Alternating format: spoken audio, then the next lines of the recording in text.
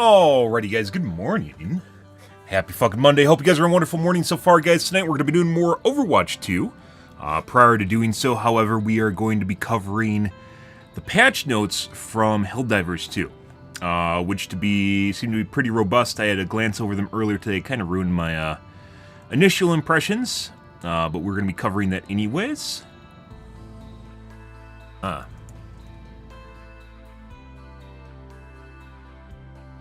Good. Happy fucking Monday, guys. Got my coffee, ready to go here. We'll see where things go. As I mentioned before, we are not going to be playing Helldivers 2 tonight, hence why Overwatch 2 is open right now. And because we're leaving it to fallow, because I got burned the fuck out on that game. And we need to do something different, too. And the viewership for Helldivers 2 has kind of popped and fizzled, so...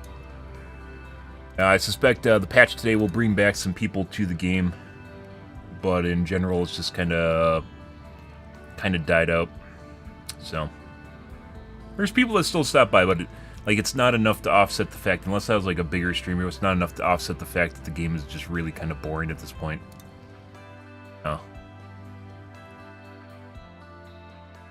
It immediately drops down to like 25 viewers, 20 viewers. This is Idle channel. It's not even Helldivers 2. So, pretty straightforward. There isn't really not much meat left on that bone, so to speak.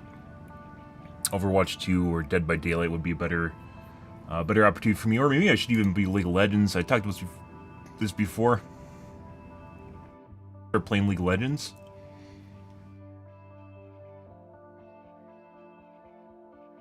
I mean, I definitely could be. I was fucking phenomenal at HOTS. Definitely could be good at League of Legends.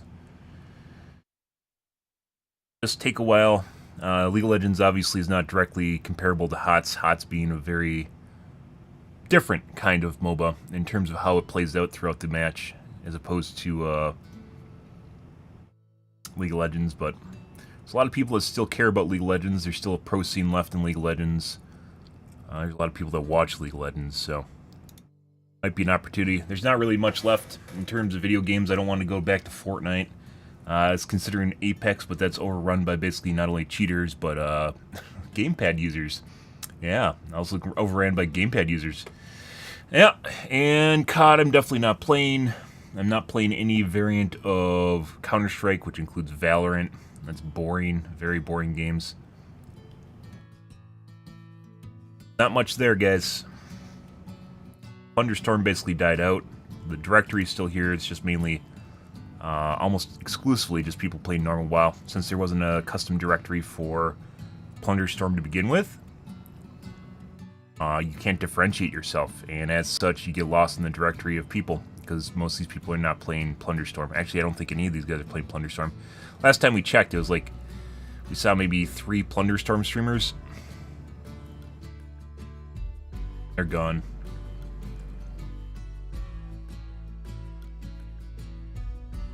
Thunderstorm itself was not actually it's not a game. It's a game mode for World of Warcraft, and as such, it's not going to see the same sort of development process that a normal game would go through. As such, like nothing. So basically, you're just stuck playing the same game over and over again. No real updates to it. Kind of sad, because it definitely could be part of their IP, and they could actually market it as such, but they just did a one and done, as Blizzard normally does.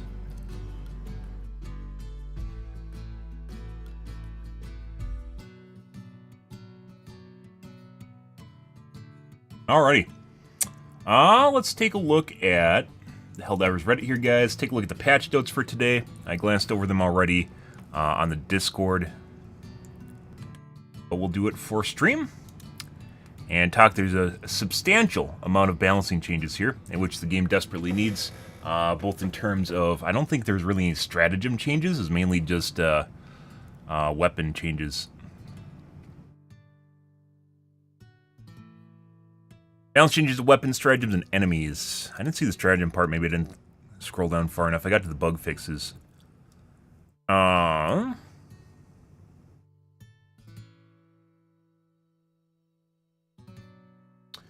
Armors with armor rating above 100 now also reduce damage on headshots. I assume this is on Helldivers and not on enemies. I'm not sure exactly how this works. I assume this is relating to Helldiver armor. And basically the ability for enemies to crit you. Damage has always been really weird. It's not just like instantly you do like 2 times the damage number. It's not a static number. It feels like sometimes enemies will do more damage and then sometimes do a lot more damage.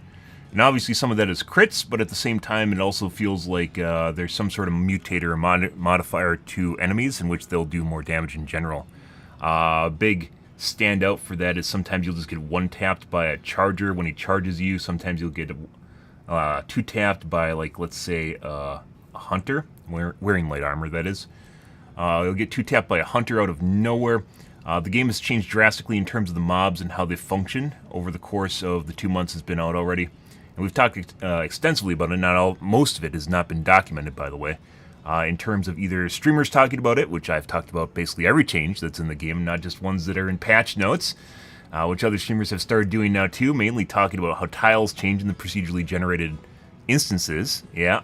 And in addition to that, talked about overall weapon rebalancing, which this doesn't really cover this. Big part of the game, once again, we've talked about multiple times, which other people apparently are talking about now, is the fact that if you have items in the game that are not, let's say, they don't need to be min-max perfect, so something that is best in slot, or, you know, it's like a min-max dream, right? It's a wet dream. You don't need to have something that's min-max perfect, but if it is generally an unusable item, it's essentially the same as having an item that you're incapable, like, it's like it didn't even exist. It's not only is it worse than not existing, you can't make a new item for it. You can't just all of a sudden out of nowhere, fucking kick put me in Overwatch 2. You can't even use the item to make a new item. So, like, if you have an idea for, like, let's say you're going to design a sniper rifle, right? That's explosive, and you already have the Ruptor that's in the game, and you want it, like, the Ruptor sucks. Ruptor does not suck, by the way. And you're like, oh my god, you know, like, let's make an explosive sniper rifle. Like, you want something to be better and actually have a slot. All of a sudden you have the Ruptor that already exists that competes with it. You can't even use the idea that you came up with in the first place because it already exists in the game. It essentially puts an idea and a weapon or just something into purgatory where it can't actually be addressed or used. Which in my personal opinion is very detrimental because then essentially you not only waste the idea, you waste the weapon itself, but also the development time to make it in the first place. It is highly detrimental to have items or things that just don't work at all or well at all. And as such, it's why weapon balance is inherently very important, because you can have stuff that, you know, people, not only will it be something, you know, people can use, but also it adds variety to the game, which we talked about. It's one of the reasons I got burned out is because I'm using the same guns over and over again. Adds variety to the game and makes things more interesting, because you can kill bugs in different ways. You can do different things. Even if it's not min-max perfect and not best in slot, a biz is not a biz. It doesn't need to be a biz. It just has to be usable. And most of the guns, a lot of the stratagems are just unusable. They just aren't good. And I'm not saying like, oh, it's not a Eagle airstrike, but it's not even in the ballpark. Like a Gatling barrage isn't even in the ballpark. And the difference between an Eagle airstrike when there's a dispersion that moves it around, and a Gatling barrage is a Gatling barrage when it moves to the outer edge of dispersion is basically worthless. And that's putting into effect that it is going to be not nearly as good in the first place because the damage it does over time isn't even that great. So it changes it from maybe you can use this ability, you know, every minute and a half or so, 70 seconds or whatever it is. You can use this ability in this one slot as area denial. All of a sudden it moves over here, or worse yet is when Joel trolls you and it throws it basically 0 degrees forward exactly on your position, which for a while there was a mutator. It is 100% a mutator where it would just, if you had dispersion, it would just move your orbital on top of your face. And it's like, if you have a circle, guys, you have a perfect circle, there's 360 degrees in which something can move away from the center, in addition to it actually moving to the full distance inside. So like it can appear in infinitesimal ways inside of the circle, right? Depending on how it RNGs. But if it always lands 0 degrees right on your face, it is not RNG. And we knew that. We talked about this a couple times. It happened so much that I knew it was not just random luck that was causing it to happen. Because it happened too many times. It happened way too many times. So that seemed to have gotten toned down, especially after they did the nerf to the debuffs, stratagem debuffs, so like it's like 25% now instead of 100 or 50 or whatever it was prior. After they did that, it seems as though they toned it down, because prior to me quitting the game like a week ago, stopped playing it, it definitely seemed like the amount of times that I was getting hit by it was next to minimal. It barely ever happened anymore. The same thing with the bots. It might have even happened at the same time. Good morning, Imperador. It might have even happened at the same exact moment that they changed the bots to be more fun. They stopped. It was the big thing we talked about on the stream multiple times, was the fact that the bots would just one-tap you out of nowhere. They do the Star Trooper aim, or Jesus Christ, Space Trooper aims, the Stormtrooper aim. Yeah, they fucking do the Stormtrooper aim, where they're like fucking shooting you all over the place, shooting the ground, shooting the fucking sky. They're shooting all around like this, and then all of a sudden, out of nowhere, they would instantly laser you and either kill you or basically do 90% of your HP and health, and just out of nowhere. And a lot of the units in the bots did that. They toned that down a lot. That changed drastically, but that was a thing for a while, and you can't fight that. You can't fight instant death. It doesn't work that way, and it makes it unfun. You know, Joel might be sitting there giggling to himself in his one hand in cheesy doodles, and the other hand on his mouse, you know, just sitting there, just like leaning back on his keyboard, clicking on the cannon turret and killing Helldivers. But for the most part, for Helldivers itself, it wasn't fun, because you can't counter it. You can't respond to it. You just die. And there is a place to be said, or thing to be said about one-shots being viable, because bots should be able to one-shot you. It should be rare. It should be telegraphed, though. Just like in an MMO, when you die to a one-tap mechanic, the fucking guy, we've talked about this immensely before they started doing this stuff, where you get the fucking, you know, like, let's say you got like a giant, he goes like, you know, he winds up and then slams down the ground. If you stand there, you're dead, right? And different MMOs will sometimes do it differently, where they'll show like outlines on the ground, they'll show where it's about to hit, they'll make warning sounds, whatever. That's telegraphed, right? It actually has a before and after. The problem is if you got your fucking ice giant or whatever, and he just, instead of doing a wind up like this, he just like goes forward, he goes boop, and just like pokes you and you die. You know, that's basically what's happening for a while on bots, and that's not fun. That was not fun. Yeah, they changed it though. It's definitely different now. Anyways, yeah, that was a big deal, and that got changed. This, we're just completely off in left field. This though, armors with armor rating above 100 also reduce headshot. We were talking about mutators, reduces damage. Yeah, I assume this applies to Helldivers. It doesn't say here, but armor rating could also be what's on bugs or bots. But I assume this is specifically Helldivers. So armors with rating above 100 is basically medium armor, or medium armors with modifiers such as padding or heavy armor or the in-between armors or whatever. Apparently now will help reduce critical damage and specifically headshots, but once I mentioned the range of damage that the same exact unit can do is widely varied. It's not just normal damage and headshot damage. There's all different sorts of levels in between here. And I assume that's also changed over time, not just by mutators or things that affect the units, but just in general has changed over time. Yeah. We'll see, though. How much this matters remains to be seen. This would be an interesting one that you'd have to basically go in the field and test the overall effectiveness of this. This is a pretty big change for armors in general. Victory poses not only play. It's kind of like, by the way, I'm going to point out, guys, that a lot of stuff that we talked about on stream is in the patch notes here. I just want to point this out before we even get started here. While I was glancing over, a lot of things that I said on stream are in patch notes, and I'm not just saying once. We talked about a lot of these immensely. If you want to go back and look at my prior patch note discussions, you can. But a lot of these things we actively discussed on stream. Victory poses will only play for the extracted. No stolen valor on my ship. I said this a couple different times, that it was weird that you got to play your victory pose. You should just sit on the sidelines and clap when people, you should be playing the clapping emote when people extract on the sidelines. I'd agree with this, and I've talked about this as well on my stream. Good. And it's important for me to point this out because I'm a small streamer, but Joel definitely watches my stream, and then, you know, Joel being just a collective term for all of Arrowhead. There's various peoples in Arrowhead that must be Joel being like Negan. Joel has watched my stream, and then occasionally he stops by, he drives up in his Ferrari, and he goes, yeah, that guy's know what he's talking about, and then drives off, you know. What is Phara? Phara is a character in Overwatch. It's not who we're playing tonight, or not what we're talking about right now, though. Or are you just memeing about the lack of a letter? But yeah, drives up in his Ferrari. It's like, hey bud, how's it going? Yeah, this guy knows what he's talking about, and he drives off.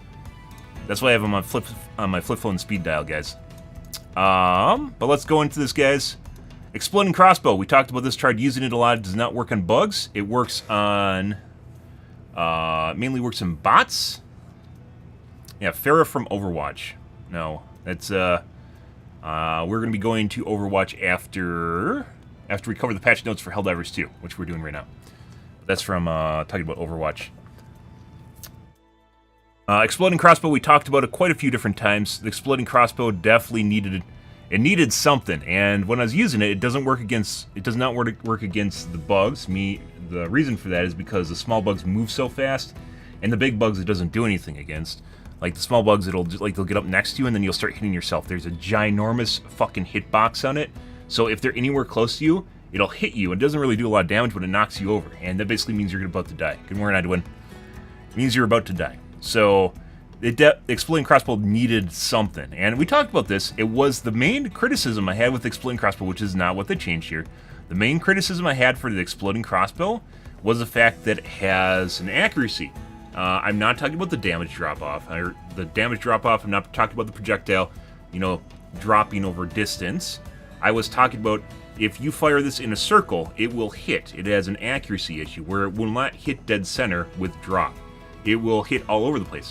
What this means was when you are fighting, which by the way, they don't actually have a lot in their patch notes, so this might be changed. This is one of these things where you'd have to test it out and see if it actually works now. Like if they actually edited it and they just didn't say anything. What this meant is when you are fighting a shield devastator, the guy with the shield sitting there, and he has like little patch here that you can shoot, this little L shape right here that you can shoot, you need to be able to hit it. But when I was playing with him, what would happen is the projectile would hit the shield, it would hit around it, and you really, really needed to hit the center. And then at the same time, they'd be pelting you with shots, and of course it throws off your aim because they aim punch too on top of it. That appears as though they did not change that. However, they have a slightly smaller explosion. The explosion radius on it was fucking huge. It was bigger than the fucking eruptor. Slightly smaller explosion, slightly being subjective, and once again, you'd have to figure this out live, and it might be worth even trying again. Increased stagger, so you're more likely to actually get multiple shots on someone that desperately needs it so you don't die. The stagger time for the robots was for the Rocket Devastator and then for the Shield Devastator. The stagger time was just enough. If you hit the second shot, right when you could fire it, you would stop them from basically attacking you. But it had to be exactly on. So, which means they'd oftentimes get a shot off on you, and it'll lead to salad being tossed and people just flying all over the place, and all of a sudden you're playing with a very ineffective weapon. So increasing the stagger, increased being subjective, once again, there's no value here. It could mean that it might be something like the Punisher probably being one of the most powerful staggers in the game. The Punisher is the shotgun. It's more powerful than the Slugger or the Dominator. That was the shotgun that they buffed as the basic shotgun. The first one you get is extremely, well, when I used it was extremely it just staggers and knocks back hardcore. So whatever the stagger amount is, if it's the same amount of stagger that you can see on the Dominator, it would be more than enough. Once again, you have to hit in that small window. If you can't hit that small window, or you can't hit the eyeball on the Rocket Devastators, then it's not going to be able to do anything. So, yeah, like it doesn't mean anything. You can increase the stagger all you want, but if you don't hit where you need to aim with the robots, the weapon's effectively dead. Decrease the number of mags from 12 to 8. The exploding crossbow did have a lot of ammo. Increased number of magazines received from resupply from 6 to 8. Slight reduction in ergonomics, which probably means that it's going to have more recoil. Muzzle velocity increase. This means there's less damage or drop. There's a lot of less projectile drop over distance. This doesn't mean that it's going to reduce the damage on it. Okay, sure. I want to also preface and talk about stuff here because of the way the game has changed over time, and the Eruptor was released, and the Quasar was released, and everyone's using the autocannon now for the bots and whatnot. I do want to mention that like a lot of my balancing advice was based on the fact that, you know, like the bugs like 2 weeks ago, right, 3 weeks ago. A lot of it's based on like the quasar, you know, being what you'd use against bots and bugs and, you know, whatnot, right? So the quasar being obviously the strongest of stratagems you could actually use against heavy units. It needed a nerf unless they wanted to bring the other weapons up to it, and it looks like they didn't. And this is one of the things I actually suggested. One of the two things the quasar either needed was it needed basically the amount of shots per minute, because EATs, for instance, is 70 seconds, you get 2 shots, so 35 seconds per shot, right?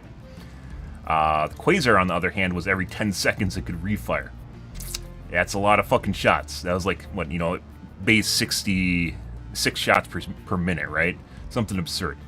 And that's a lot. That's a fucking lot of shots. Compared to EAT, which is the next closest thing, it wasn't even a contest. Putting aside the fact that you have to factor in the charge time, which I think is like 4 seconds or 3 seconds for the quasar. Yeah, it was a lot of shots comparably to other weapons of, like, you know, even the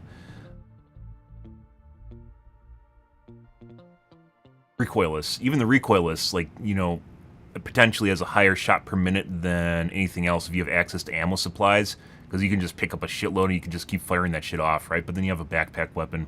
So, but they decided to nerf it, and one of the things I did suggest was either increasing the amount of time between shots, so you increase basically the cooldown on it, or you'd have to increase the amount of time before you can shoot, which also would drastically lose its effectiveness, because there's sometimes when you have to get the shot off, and if you can't get it off, it very much ruins it, which is the same way the railgun was. The railgun was not so much that they added the fact that it can explode, or that you have to overcharge it. It was the fact that you had to spend this gigantic bar of time to overcharge the shit out of the railgun.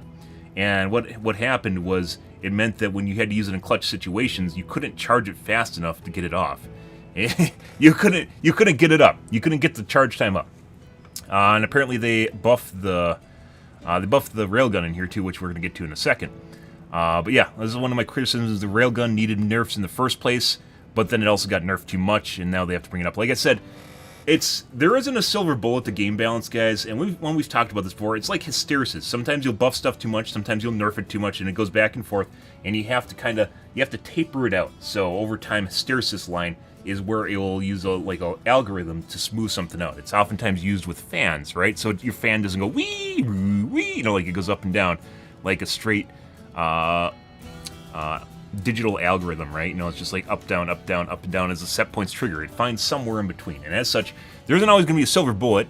And I don't know who needs to be told this, either people that play games or developers, but they should not be afraid to buff or nerf things, and people that play games should not be overly critical when something is getting buffed or nerfed, and then like make it seem like that has to be the end result. Now, things can change over time.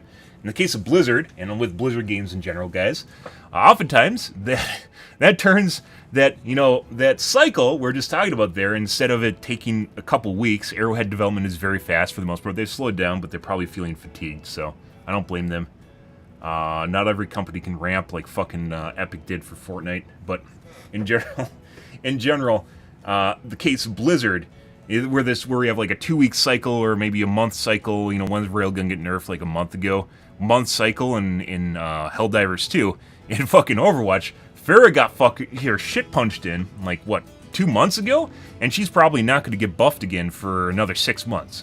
Because not only does Blizzard have to admit that they're wrong, they have to figure out a way of buffing her without looking like they were wrong in the first place.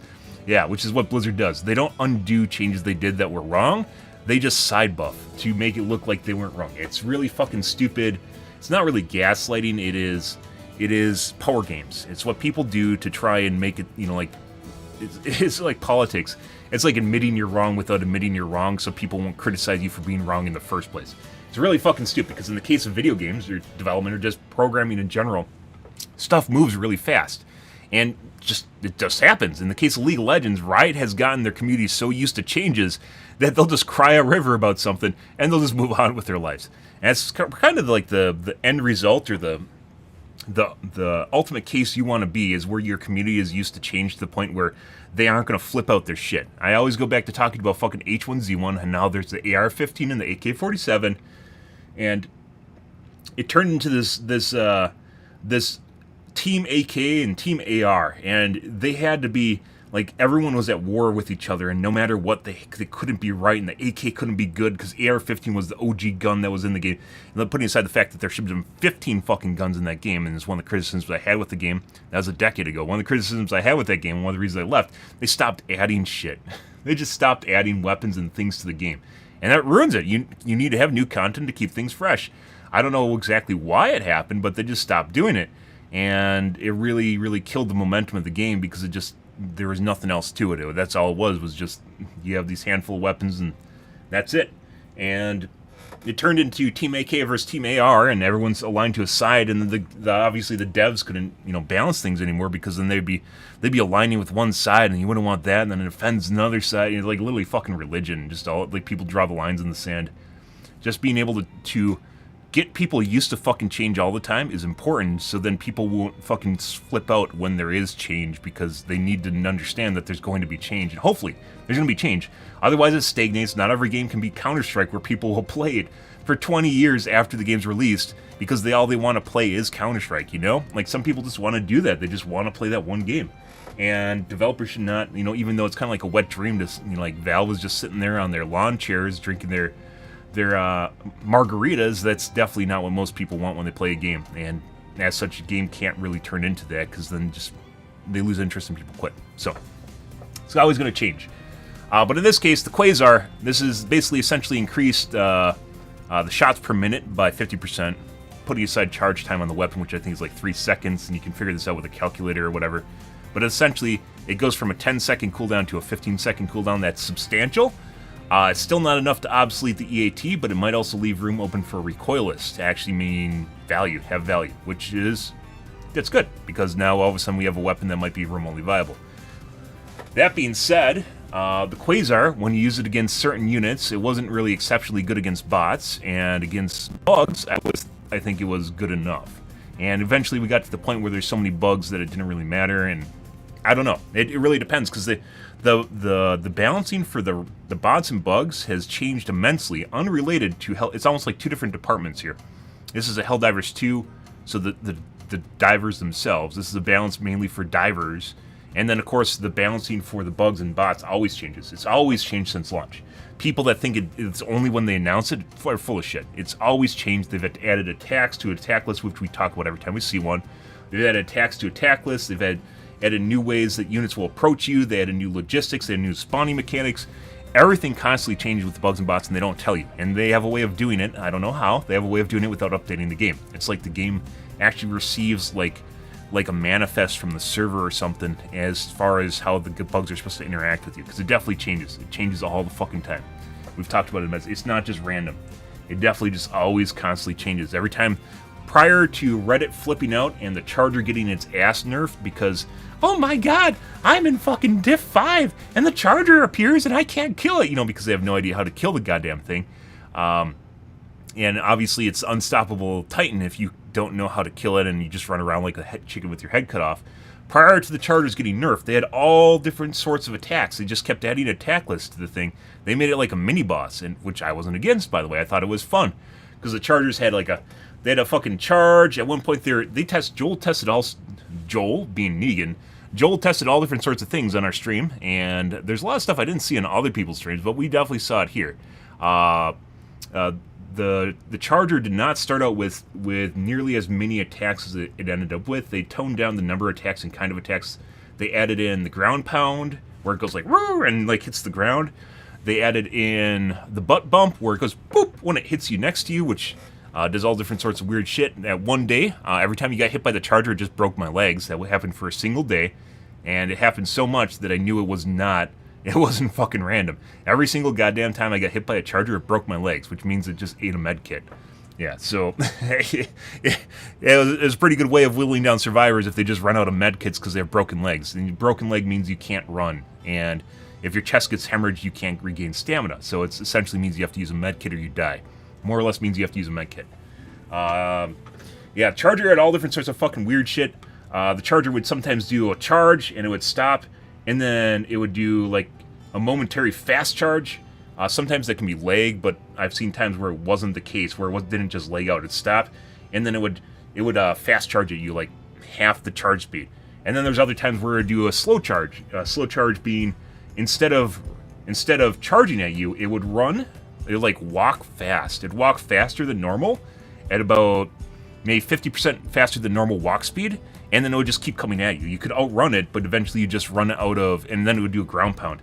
You just eventually run out of stamina. Whether or not it's bugged or not, I don't know, but it happened a lot. And this happened a lot of different times throughout the game's history. Like Charger being one I'm very familiar with because they're so prominent, right? They're just one of the more prominent enemies, like Bile Titans. They had a weird-ass fucking Charger where it would charge through the animation, and instead of stopping and then walking at you and then doing a ground pound, it would immediately ground pound. This happened for a couple days. It would immediately ground pound after the charge, which if you are near it, like it's like having a cleave. So if the charger is like this, the effective kill radius of the charger, instead of hitting you with the initial charge, the cleave radius would be like this. So instead of, having to dodge the side of the charger, it could kill you if you're in this radius around it, because it would just turn and immediately ground pound you. At one point, they were testing some sort of fast turn mechanic on the chargers, where instead of having to stop, like you could turn around the side of it as a Helldiver, you could turn around the side of it, and then it would just slow, like stop and then turn around and start to charge again. It would actually make a U-shape, come back at you, and then do a ground pound, which was actually extremely effective, but next to impossible to outrun basically two charges when they started doing that shit. And that was for maybe 2 days in the game. But either way, the chargers have changed immensely over time, constantly changing them. And I'm not against that, but it's not found in the patch notes. And as such, right now, even though the Quasar Cannon in terms of Helldiver balance, the Quasar Cannon was very powerful compared to other stratagems, is it actually needed now because of the way the chargers interact with you and the number of chargers? There's no way of telling unless you play this live at this point, whether or not this is going to mean that you're going to have a lot of problems with bugs now. I don't think so, but it depends. The mutators that they throw on the bugs constantly, where the number of bugs and number of spawns varies drastically, and you'll have something in the case of we've had purely fucking grasshopper and beetle spawns, which was bad. It was so boring. It was absolutely boring as fuck.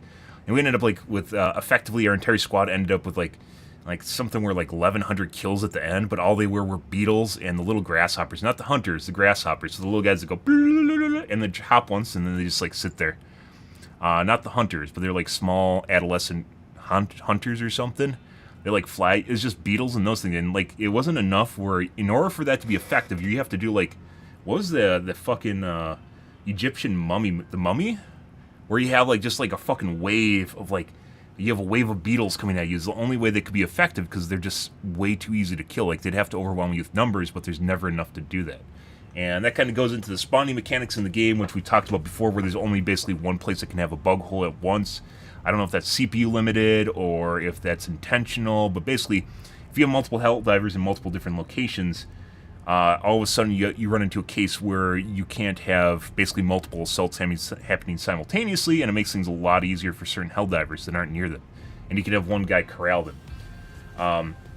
Bots are a lot more difficult to do because they have basically the bot drop happens once and then it's over. It's bot drop happens in 30 seconds and it's done. Where the bug hole's open and they're open for 3 minutes or something where they just run at you. The bots, on the other hand, drop bots in fucking 30 seconds, and then they're all dropped and they're all there. And that means that the refire, so the reability for the resupply of enemy reinforcements for the bots is much higher. They can easily overwhelm you, and that's putting aside the fact that they can do that anyways. It makes it very, very difficult to deal with sheer numbers of bots. But that's another just issue in general of the game. So I don't know. It's gonna, whether or not this is gonna matter remains to be seen. This, in terms of balance, needed to happen for the Quasar was just much better than all the other anti-heavy stuff in the game. I'm gonna have to look up the weapon names because I know what the guns look like and I've used them, but I don't remember the full names.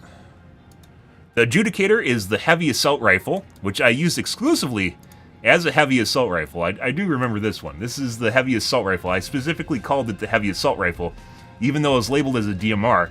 And we went on a long rant and talked about this, how even if an item is in a different category, it doesn't matter.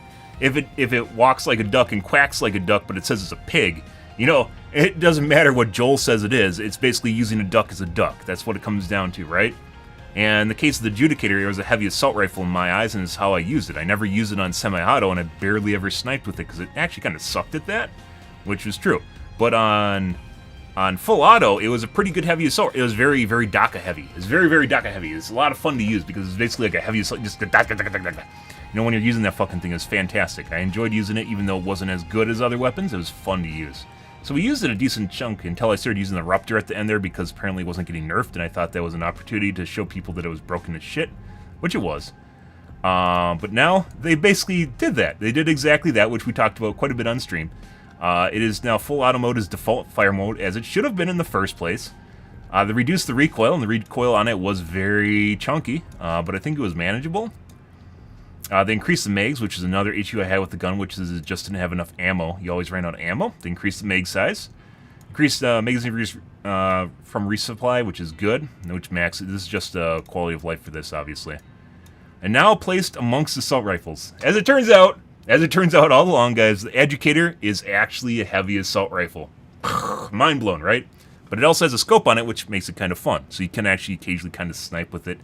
The big problem with it, though, is it's not very effective against bots. It works against bugs, but it doesn't work against bots at all. The penetration on it doesn't seem good enough, so you can't pop heads. I don't know why, but you can't really pop heads at all. It doesn't work. So I don't know if there's some breakpoint that this thing needs to cross in order to do that, but the penetrator, the normal Liberator penetrator, is actually better than this against bots. So it might still not be effective against the bots. It's one of these things where you'd have to try it. Maybe it was a recoil issue and this might fix it. You'd have to try this out. But overall, very good, and this needed to happen to the Adjudicator. Laser Cannon. Laser Cannon, also pretty good. I'd say it was a pretty good spot. I don't use it at all, but I think it was in a pretty good spot. I did use it after it got buffed. It's pretty good. It's just I chose to use a Quasar because you can't peek with the Laser Cannon. So when you're playing against bots, and you can peek out right as you're about to fire, you can't do that with the Laser Cannon, and that's pretty big deal. When you're playing against the heavy devastators, the guys with the shield, or the rocket devastators, if you peek out there and you sit there and go like that, you know, you have to sit there on target, and that gives them plenty of time to shoot back at you, and that's more than enough time to toss your salad, and then you're fucked. So, while it is good, one of the reasons I didn't use it is because you couldn't jiggle peek with it and actually stop from just instantly dying. Slightly increased damage, slightly reduced damage versus large volume bodies. So this is making it less effective against the fatties, I believe. Once again, one of my 17,000 upvoted posts on Reddit, where we talked about the laser cannon, I think they missed the mark on this, which is the fact the laser cannon should just do increased damage the longer it's on target on a specific spot, which someone went and turned into a Reddit post. So there you go, which we actually talked about it quite a bit before that happened, including in my patch videos. If you guys are curious about that, it's there. So yeah, they went and took that and turned it into a Reddit post. It got 17,000 upvotes, which I still think is a good idea, and not just for the laser cannon. I think it should apply to all laser or light-based weapons, is changing how... Let's go with the triad. Let's go with the triad here, because triad just sounds cool, right? You have ballistic damage, you have rocket damage, and you have laser damage. You have light-emitted damage, right? So you have 3 different damage types. How they apply to each of the character, or each of the enemies, would change which weapons you use against what, and how you choose to damage them. So, you could have a ballistic thing where you're poking the eyeball, right? It's all about shooting the slit, poking the eyeball, poking the hole, you know, all different sorts of innuendos for there. And you have the explosive, which is about hitting, you know, maybe the squishy parts. So, shooting the pooper on the Bile Titans, or on chargers, shooting the charger and the pooper, which autocannon kind of does. It's not really penetrative as much as it just as much as it's about the explosive damage on it. So shooting the pooper, and these things are kind of in the game right now, but not really, and not really in the form that I'm talking about. And then of course you can have units that it might actually have resistances to it, depending on what kind of armor they have, or what different sorts of ways. This is basically like from Mech Warrior. Mech Warrior was basically a triad game where it had 3 different weapon types, where it had laser damage, basically rocket damage, and then ballistic damage from autocannons, right? It's kind of the same thing, and how they interact with the characters, or with the mechs, would change based on this. So you have something that's more about shooting squishies, and obviously would work well against crowd clear, right? So against small units. You have a third one, which is more like the first one, but it's not the same, where it could actually, even without having access to the poking the hole, poking the slit, sticking in the hole, you know, one of those things, you can create your own hole, or a prolonged period of time will create basically stress on an area. So you can effectively create your own weak spot with a different kind of weapon, and it might work against, you know, enemies that might be more well armored, or maybe they're less likely to aim at you, or maybe you will have an off angle most of the time, so you can't actually get in can't get in the hole. You know, there's cases you can make for all three of these things where they might be effective against certain things and not against others. And then, of course, you can add other things to them too, like refire rate or whatever. But right now, basically, this game comes down to basically two different types of damage, which is explosive and hole poking, like, and penetrative, I guess you could say. Armor penetrative. There's all different sorts of ways you could tweak this, but it's more easily understandable if you have, like, real life or reasoning mechanics behind them, right? In a case of laser cannon, I still think that they could have done basically like making your own hole. You can make your own slit to shoot if you wanted to. Visor, obviously, right? Your own visor to shoot, depending if you're on target and on that target, and you have to stay on that target, and it creates a weak point, which was turned into, once again, a 17,000 upvoted post on Reddit. I still think that's good. The Punisher Plasma has always been meta, basically since the game released, and I didn't really think it needed a nerf. It kind of fell out of favor just because there's other things to use, and everyone was using it, so I don't really use it, or I didn't really use it. Mainly because it was just meta, and it wasn't fun because it was meta. And I really didn't think it needed that much of a nerf, but I guess the developers did, and it was a very good gun. Decreased mags by 12 to 8. The gun itself already had problems with ammo, and this is going to make it even more strained on ammo supply. That being said, the game has changed drastically since launch in terms of the amount of ammo you can find on the ground. So this, in general, means even if you're going to have less mags, you can still find mags for it. So maybe this isn't even bad. This might just be kind of shoehorning up the ammo. Increased amount of magazines received from resupply from 6 to 8, so now you need less resupplies to refill everything. Increased projectile speed, but will keep a similar range, which is damage fall off, I believe, is a similar range. Not overall range, but damage fall off. Increased projectile speed, so it's easier to hit on long-range targets. Decreased damage fall off on explosions, so it's more consistent explosive damage. Now placed in the energy weapons category. Bravo, Joel. You learned. That was kind of a weird one too. You got that. You got it, Joel. Oh no. No, the Punisher Plasma is the plasma shotgun. Never mind. Okay. Pump the brakes here, guys. I'm thinking the original plasma gun. This is the plasma grenade launcher, which is called the plasma gun, which doesn't actually... I was like, wait, isn't the plasma gun already in the energy category? This is the plasma shotgun, which was basically a energy grenade launcher. Okay. Yeah, so this is that energy shot... The fucking plasma shotgun / grenade launcher was absolutely terrible. It definitely needed to be buffed. It's like, this sounds kind of weird. No, this is the plasma grenade launcher, because it basically shoots a ball of plasma, which is a grenade launcher, and it has an arc. So yeah, they made it less arcy, so maybe it's less like a grenade launcher, more like a rocket launcher. Decreased damage drop off. This actually matters a lot more, mainly because this gun was, it had a pretty big radius on it to begin with. So maybe this will actually make it better. The gun itself, the Punisher Plasma, was just fucking terrible. It was very, very bad. They moved it to the energy weapons category. Bravo. So they moved it out of the shotgun category and put it into the energy weapons category. Good. Arc 12 Blitzer, I believe, is the energy shotgun, the lightning shotgun. Which I thought was... If you're into that sort of thing, it might be for you. Check just real quick here. Yeah, it's good for crowd control if you get overwhelmed. Yeah, this is the lightning tickler, I used to call it, because all it would do is just tickle enemies around you. Yeah. So I didn't really use this a whole lot because it's, once again, another weapon that really fucking sucked. Remember what we're talking about? Basically, if you have weapons in a game and no one uses them, it's effectively the same thing as not having the weapon in the first place. This is an example of that. Where you had something in the game and just no one would use it. Because it honestly wasn't that good. I mean, if you're into crowd control, it was alright. Blitzer increased shots per minute from 30 to 45, so that's an instant increase in DPS by 50%, right? Now place in the energy weapons category. Bravo, Joel. Bravo. We're cleaning up those categories. Good for you. R36 Eruptor, arguably the most powerful fucking primary weapon in the game, and essentially a stratagem weapon that is a primary weapon, and I still believe so. It is extremely, extremely good. And I don't know why people didn't become meta in the first week, and that's one of the reasons I started using it, but it didn't, and all of a sudden,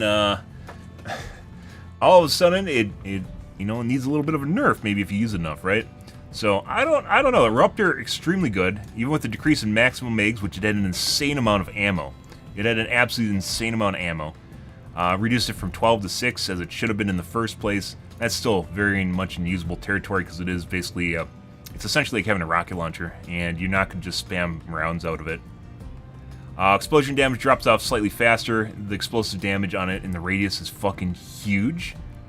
Whether or not this is a meaningful nerf remains to be seen. You'd have to use it. But in its current state when I played it last, slightly might be not fast enough. It was just extremely, extremely good. Alright, the sickle, decreased amount of magazines from 6 to 3. The magazines on the sickle were weird to begin with, mainly because you have energy weapons, and the energy weapons are supposed to be about managing the amount of energy you use, right? So you aren't supposed to overheat them and change out the magazine, otherwise it's just an assault rifle. And weirdly enough, the sickle just came with a bunch of assault rifle magazines, and it didn't really matter if you overheated or not. You didn't even really need to play around the mechanic. Whereas the scythe, I believe, if I remember right, only had like one mag. It had one extra mag, and if you used that up, you're just fucked, right? So you had to actually min-max it a little bit. But the sickle was basically just a better liberator. It essentially just amounted to a better liberator. That being said, it's still worse than the fucking shotguns. Once again, we're talking about gun differentiation. Shotguns are a do-everything weapon. They're just good at all ranges and do everything well. And as such, while you can make claims for certain things in the game, they don't have the damage fall off, for instance, at longer ranges to make them a CQB to short-range weapon, or maybe a CQB to medium-range weapon, depending on which one you're using, right? They just turned into an everything weapon. And they still need to address that, which once again is going to involve a huge, giant balancing pass across everything, which also got turned into a Reddit post, but we talked about that well before that case, which you can find in my patch note videos. Thanks, Reddit.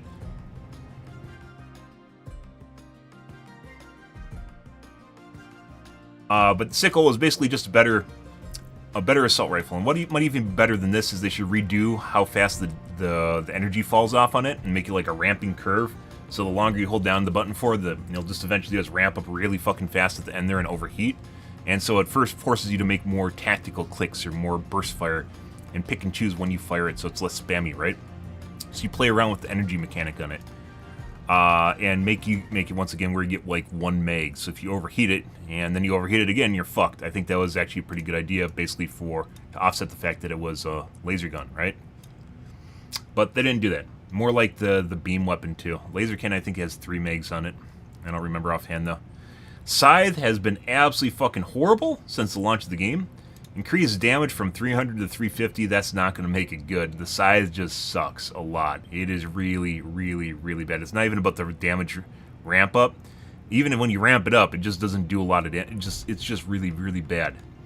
So, like, they can make it where it ramps up in a linear fashion or ramps up, logarithmically and play around with the curve a bit to make people kind of fiddle with it. People like piddly stuff. They like playing around with stuff that's kind of intricate in nature, as opposed to just using Liberator. That being said, you have different strokes for different folks, right? You have a Liberator, which is just a straight-up assault rifle. You have stuff with no mechanics on it. It's just straight to the point, right? And then you have stuff where maybe you can play around with it a little bit, and it gives people the opportunity to min-max it, and in their mind have a little bit of autonomy, or what's another word for autonomy? Self-actualization in the game, where it feels like you actually have control over what you're doing and making things better. People like stuff like that. So in the case of the energy weapons, you can actually use it and make it into a mechanic if you want to. But as it stands, I don't think this is going to fix the scythe at all. And sickle, this is still not going to make the sickle stop being useful. Everyone's going to keep using it. And it doesn't play around the idea that, like, the way the sickle was balanced in the first place, it kind of just encouraged you to overheat the thing and then just not even play around with the energy mechanic on it. So that needs to be addressed in order to make the sickle something different, right? As opposed to just a better Liberator. Liberator is the basic assault rifle, by the way, that you start with in the game. Railgun. Railgun needed buffs. We've talked about that quite a bit, even though they nerfed it and it needed nerfs. It needed to be buffed again. Instead of reducing the time it takes you to go from 0% to explosion, they just increased the armor pen on it, which they can do, but I think actually the better case for this, once again, is literally just making, or you're just going to end up back in the same place you were before, which is you just make it really effective at lower charge levels, which is the same thing as decreasing the amount of time it takes you to charge from 0 to explosion, right? It's the same thing. It's just instead of having to get right here to make it really effective, you now only need to get to here, which also decreases the charge time, right? It's the same thing, but at no risk of exploding. So you can do it this way. It's just we're going back to the old railgun, and maybe that's not a bad thing, and you can find somewhere in between. But I think it would actually be better to make it more of a fun snap, popple, crackle sort of ordeal where you are at severe risk of killing yourself, but you can do good amounts of damage. I think that's a fantastic mechanic, but Arrowhead can do it in a different way, right? There's tons of different ways of balancing things in the game. All right. The heavy machine gun. Heavy machine gun really didn't have any problems. It didn't have a third-person crosshair, and I talked about when I used it. It's a fun gun. Fun gun, but fun doesn't mean it's something you can use in your Swiss Army knife. And the reason for that is because it didn't do any damage to heavy units, and you'd have to sacrifice your back slot, your heavy weapon slot, to a gun that's just for fun. So we used it a couple times and then threw it away, because every time I don't take a Quasar or EATs or something to kill Bile Titans and Chargers, they overwhelm our position and kill everyone. Because as it turns out, that's my kind of luck, is where I roll into people that literally will not cover Bile Titans and Chargers, and I have to do it. And if I don't do it, they're just everywhere. So can't use it just like the LMGs. I mentioned this before, but I really think that you should be able to have two back slots. You should have a left and right back slot, and that would allow you basically to have more opportunity to use a backpack weapon. And at the same time, you could also take a different weapon at the same time. So you could use a fun gun like an LMG, and then you could even use, you could have a backpack and two non-backpack guns. You could have an LMG, and then you could have an arc rifle, and then a shield pack, right? And the thing is I don't think it would be that OP, because you need to have the option. You can only use one at once, and you need to have the option to call them in, so you lose another stratagem slot. I mean, you could juggle with your teammates. There's all different ways you could work around this, though. You could juggle your items with your teammates if you really, really wanted to, but I don't think at the end of the day it would actually be that OP. And would allow people to use the heavy machine gun. It would allow people to use LMGs in general. It would allow people to use the flamethrower. The flamethrower, being said, it does work against Chargers.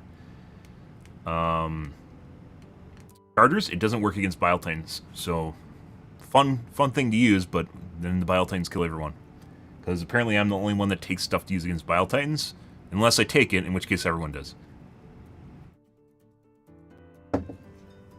So, fun gun, still not something people are going to use because you can't Swiss Army knife it. You're going to end up in a scenario where you can't kill big units. You can take all the railguns and all the fucking 500 kgs you want, and you'll find out that the cooldowns are not fast enough to keep up. We've tried. Diligence counter sniper rifle, still shit, so they're buffing it again. We've talked about this before. If you buff the primary weapons too much, they end up as stratagem weapons, right?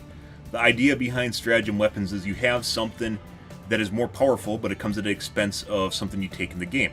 So if you want to have an LMG, you want to have a heavy machine gun, you want to have a beam cannon, you can't get that as a primary. The exception being is I'd say the Ruptor is very much a stratagem weapon, and people would take it as a stratagem weapon if it was a stratagem weapon. It's actually really good. It's better, I would say, than the anti-material rifle. It's just better in general. The only thing it has problems with is poking eyeballs. It can't penetrate eyeballs, but for the most part, it doesn't matter. It is on par.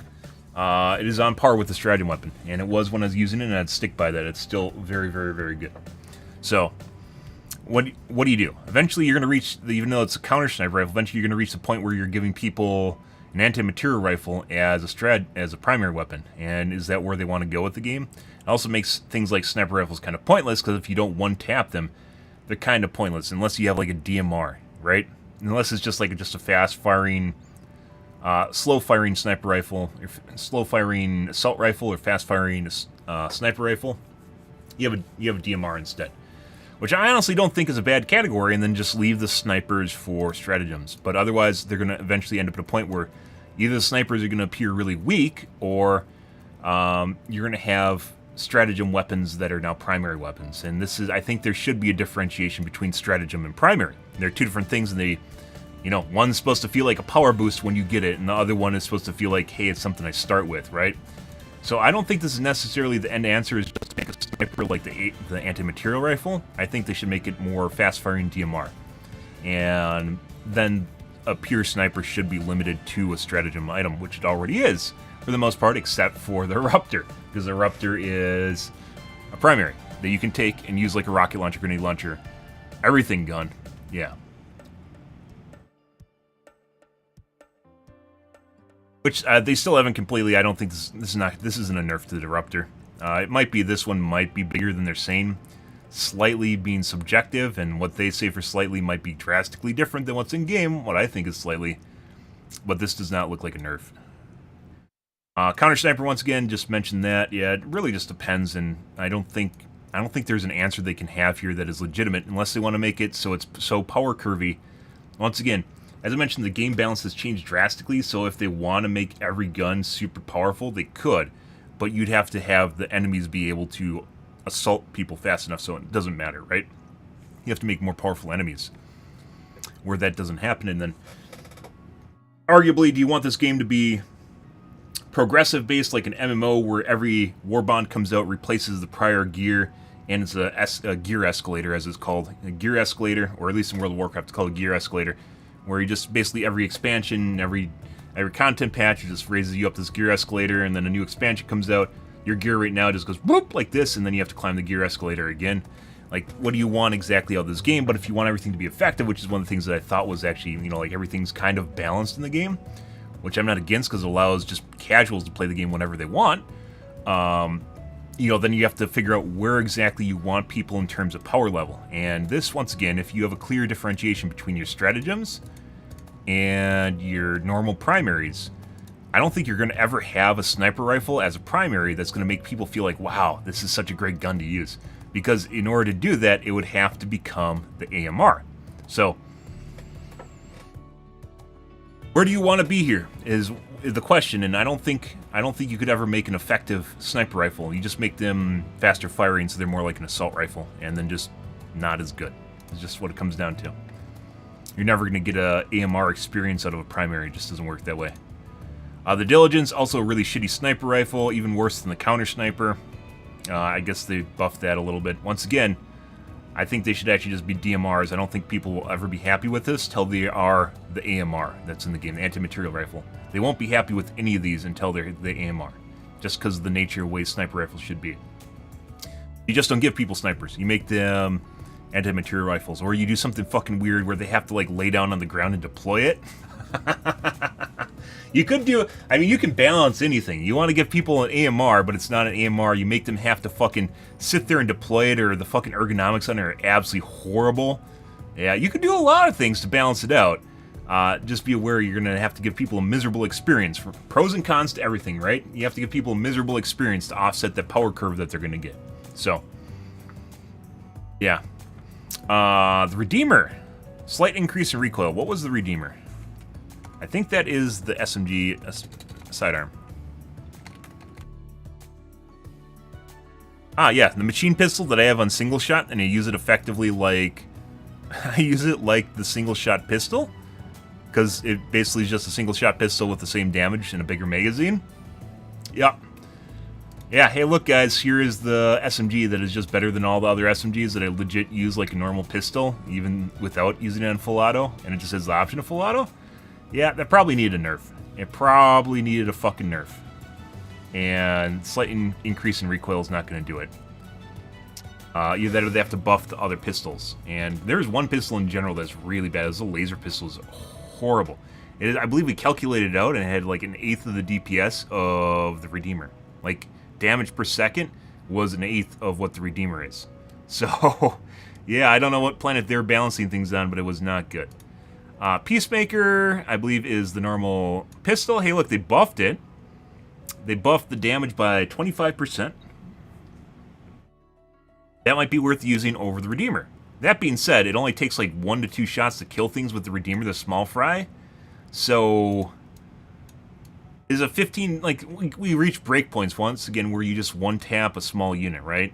That's a breakpoint, and if you have to multi-tap them, then it's the same thing as not being one tapping in the first place. It's just like on or off, right? So in the case of the Peacemaker, even if you buff the damage by 25%,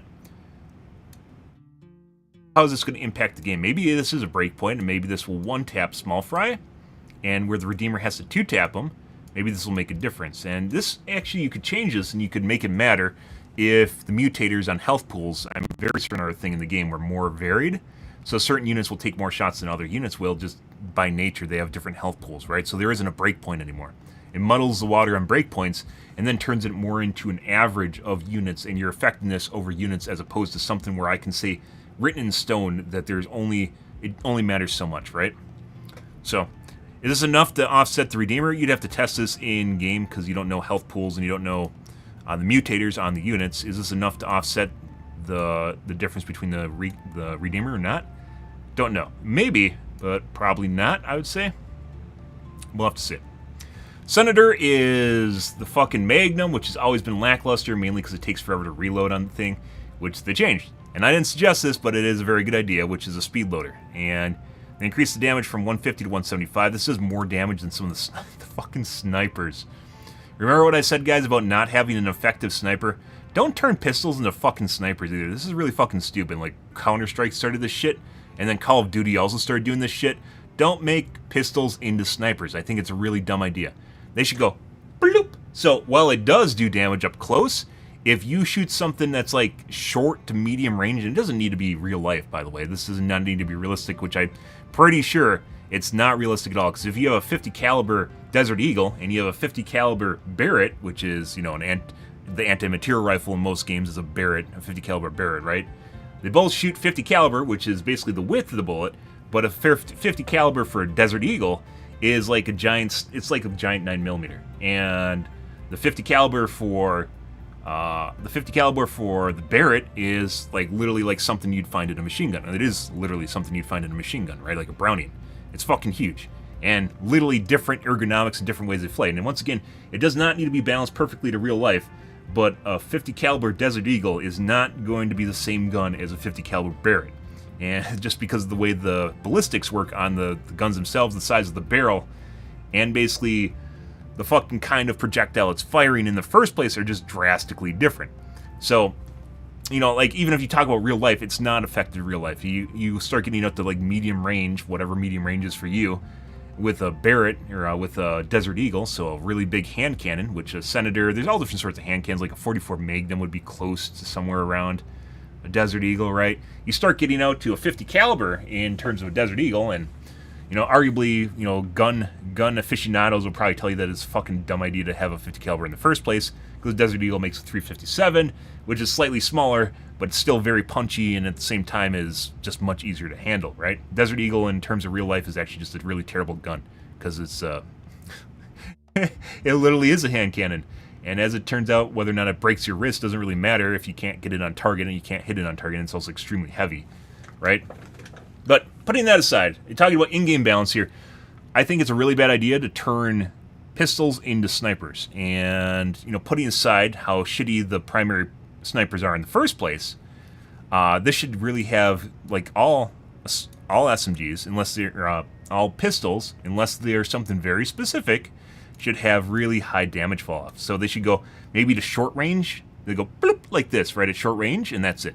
Because of the size of the barrel, you can make up whatever bullshit story you want to tell yourself. But in terms of realism, size of the barrel is going to matter a lot, and then accuracy is going to become a factor. So you could either offset this with accuracy or size of the barrel. So while it can do 175 up close, which would actually be very fantastic for weapon differentiation, because you got like a goddamn what do they even call it? The fatties, the brutes. You get a fatty fucking walking up to you with his flamethrower, and you whip out the fucking, you know, Desert Eagle, or I guess in this case more of a 44 Magnum. You whip out the 44 Magnum, and you pop it in the eyeball and it dies. That feels fantastic, right? Right when it's about to kill you. But you can't just sit there at long range going pew pew pew and like one of these things and it's being 100% accurate.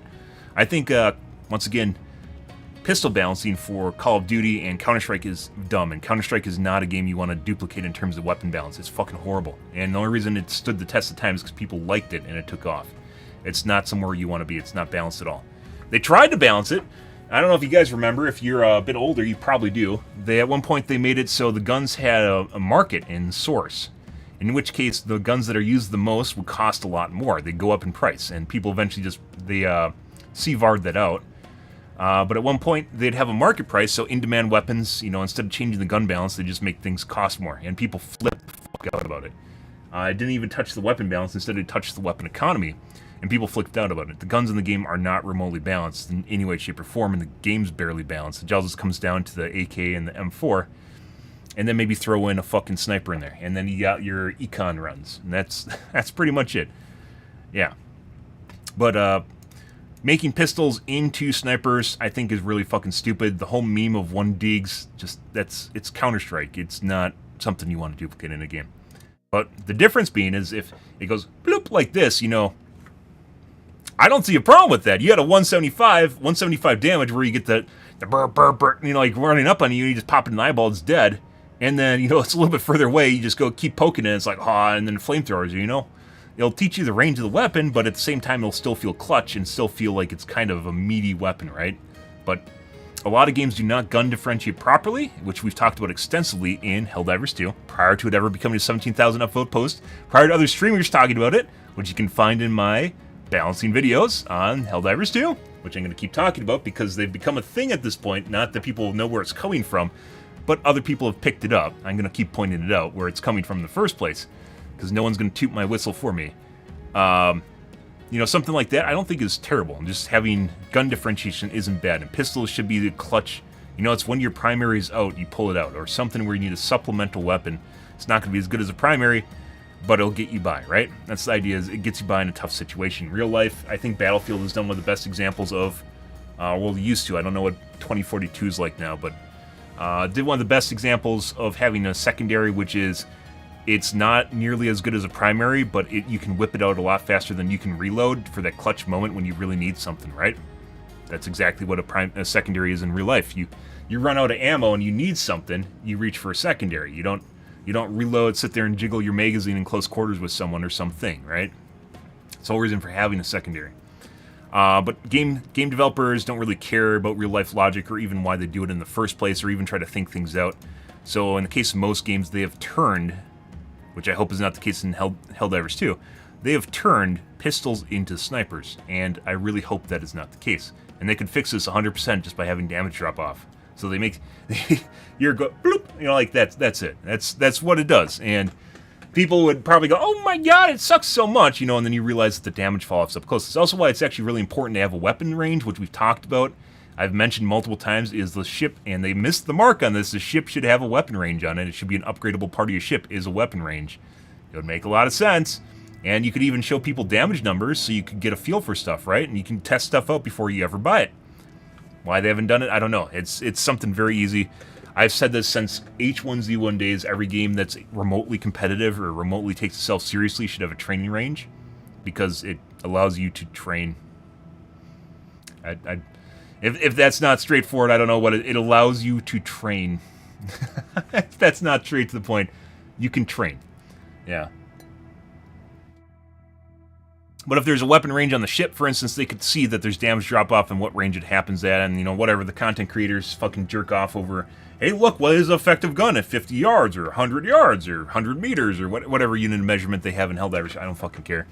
Oh my god, look at the effect. What is the most effective at these 3 radiuses, at this breakpoint, and things, whatever.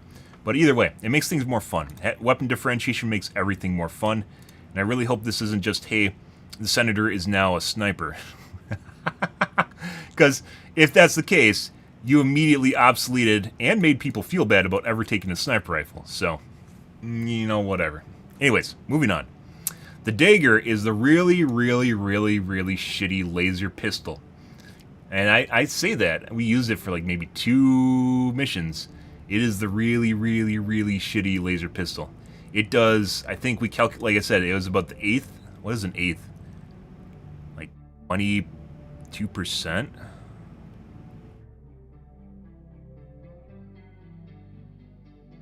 No, like 18? 12. It's 12%. It does like 1/8 of the damage of The Redeemer. And it's a sustain. This is apples comparison here, guys. This is a sustained fire SMG. This is a sustained fire in the purest sense laser gun, and it does horrible DPS. So 150 to 200 is not going to fix the gap that was in the game, and this is not damage per shot. This is damage per second, I believe. Yeah, damage per second, I'm pretty sure. And it is. They aren't. Like, you literally can figure out DPS by, and they have RPM on their guns. You figure out the RPM of the weapon, you multiply it by the damage, and you divide by 60, right? It gives you the damage per second.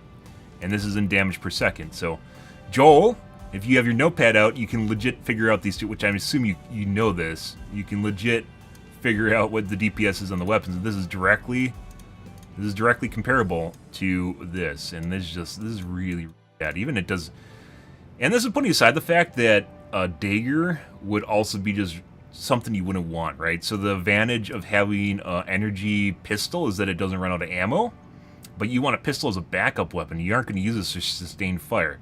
So the whole idea of this gun existing in the first place is kind of ludicrous, because like, why do you want an energy efficient pistol? Like I said, they have to kind of go back and rethink the whole ideas of what their energy weapons are and what they want them to be. And this doesn't make sense at all. This doesn't make no sense in any way, shape, or form. They could make it more like a laser dick if they wanted to, which we were talking about the Peacemaker or the Senator. You know how people like getting really close to you? You can make it where this thing is only effective. You could even see like the laser dick only goes out so far. Well, if they get up right up next to you, you could go up there and like laser rifle them in the eyeball or something and make it more like a sword. Possibly. Although there should be a chainsaw sword and not an energy sword. You know, you could do a lot of different things here to offset this, but as it stands, I don't think the dagger is ever going to be effective as a pistol. It's just not good.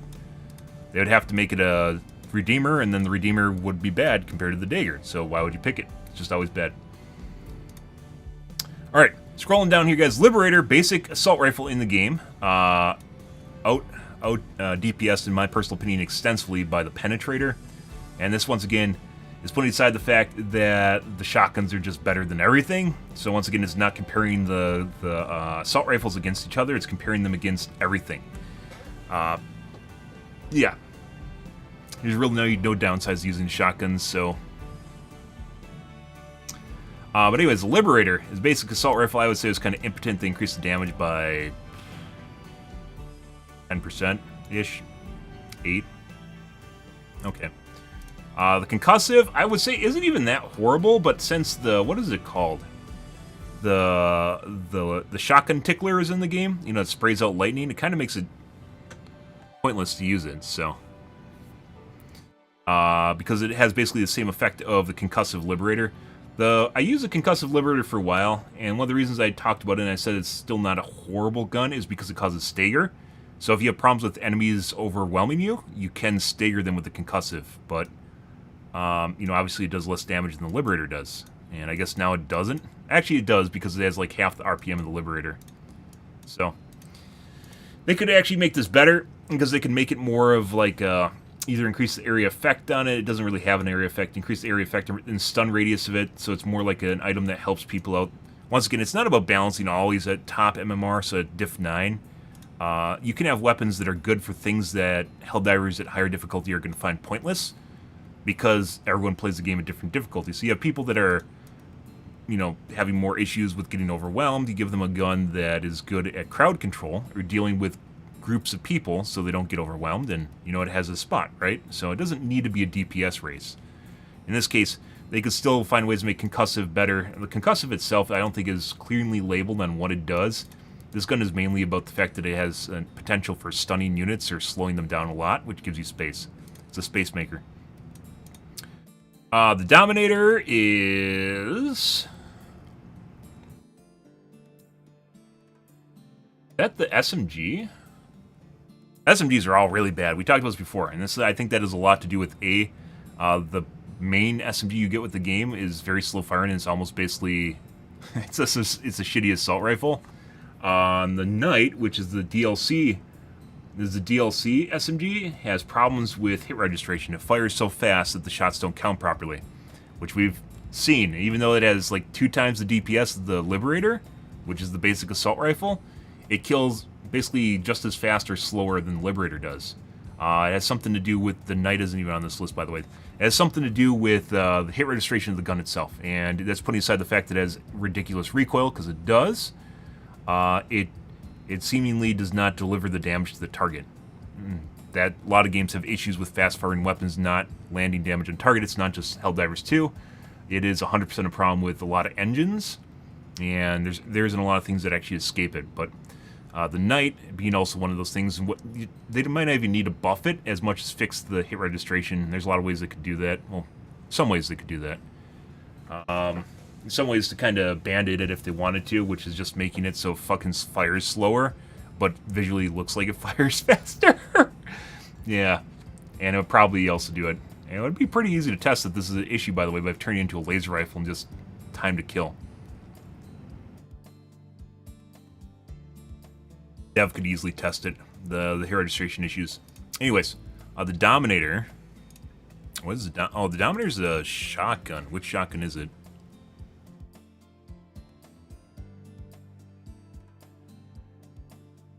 Oh, it's a Jar 5. Ah, the gun that they buffed, and they didn't need to buff it. I mentioned this before, when they nerfed the Slugger, they buffed the Dominator, but the Dominator didn't need to be buffed, because it was already pretty good. It's just a faster firing version of the Slugger. It has higher ammo efficiency, too. Yeah, so it's an alternative to Slugger. I used the Dominator extensively prior to them buffing it, and it didn't need to be buffed, and they buffed it anyways. So it's like a sniper shotgun, which it was already to begin with, and it got buffed, and it didn't need it. So now they got a slight decrease on it. They could revert the changes on it and it'd still be useful. People that weren't, it's still like 2-tap big heads. So the, what are they called? Not hive guards. The big head bugs. It basically 2-tapped it where the Slugger 1-taps, but it fires so much faster and has so much more ammo that it was pretty good at what it did. I used it a lot. Just as an alternative gun, it was actually very good against the bugs. But didn't need a buff, and slowly reverting that buff. Once they could revert it completely, and I think people would still use it if they know what they're using. The Guard Dog Rover, guys. This is the AR Rover. I don't know why they nerfed it. They nerfed it, though. So, as opposed to the Laze Dog, I didn't even see anyone using this. I don't know why it got nerfed. The Guard Dog Rover had issues, which is ammo. Where it wouldn't always reload properly, and you wouldn't always pick up ammo properly for it. And even then, it was just kind of a shitty version of the Laze Dog, which is this guy, I believe. No, maybe the Guard Dog Rover is the Laze Dog, and this is the normal Guard Dog. So they're trying to tone down the effectiveness of the dogs in general. Guard Dog Rover. Yeah, it's the Laze Dog. The AXLSA5, which would actually be easier to figure out. Yeah, so this is a Laze Dog. Laze Dog is always extremely good, so it didn't. I don't know if it even needed nerfed as much as the Guard Dog needed to be buffed, which the Guard Dog got nerfed too. The Guard Dog, this is the basic assault rifle Guard Dog, is actually really shit, which we just talked about. This, very good. I still think it would be effective to take. There isn't any touching the shield pack here, so if they actually just nerf the backpacks enough, you aren't going to take them, right? You're just going to take something else.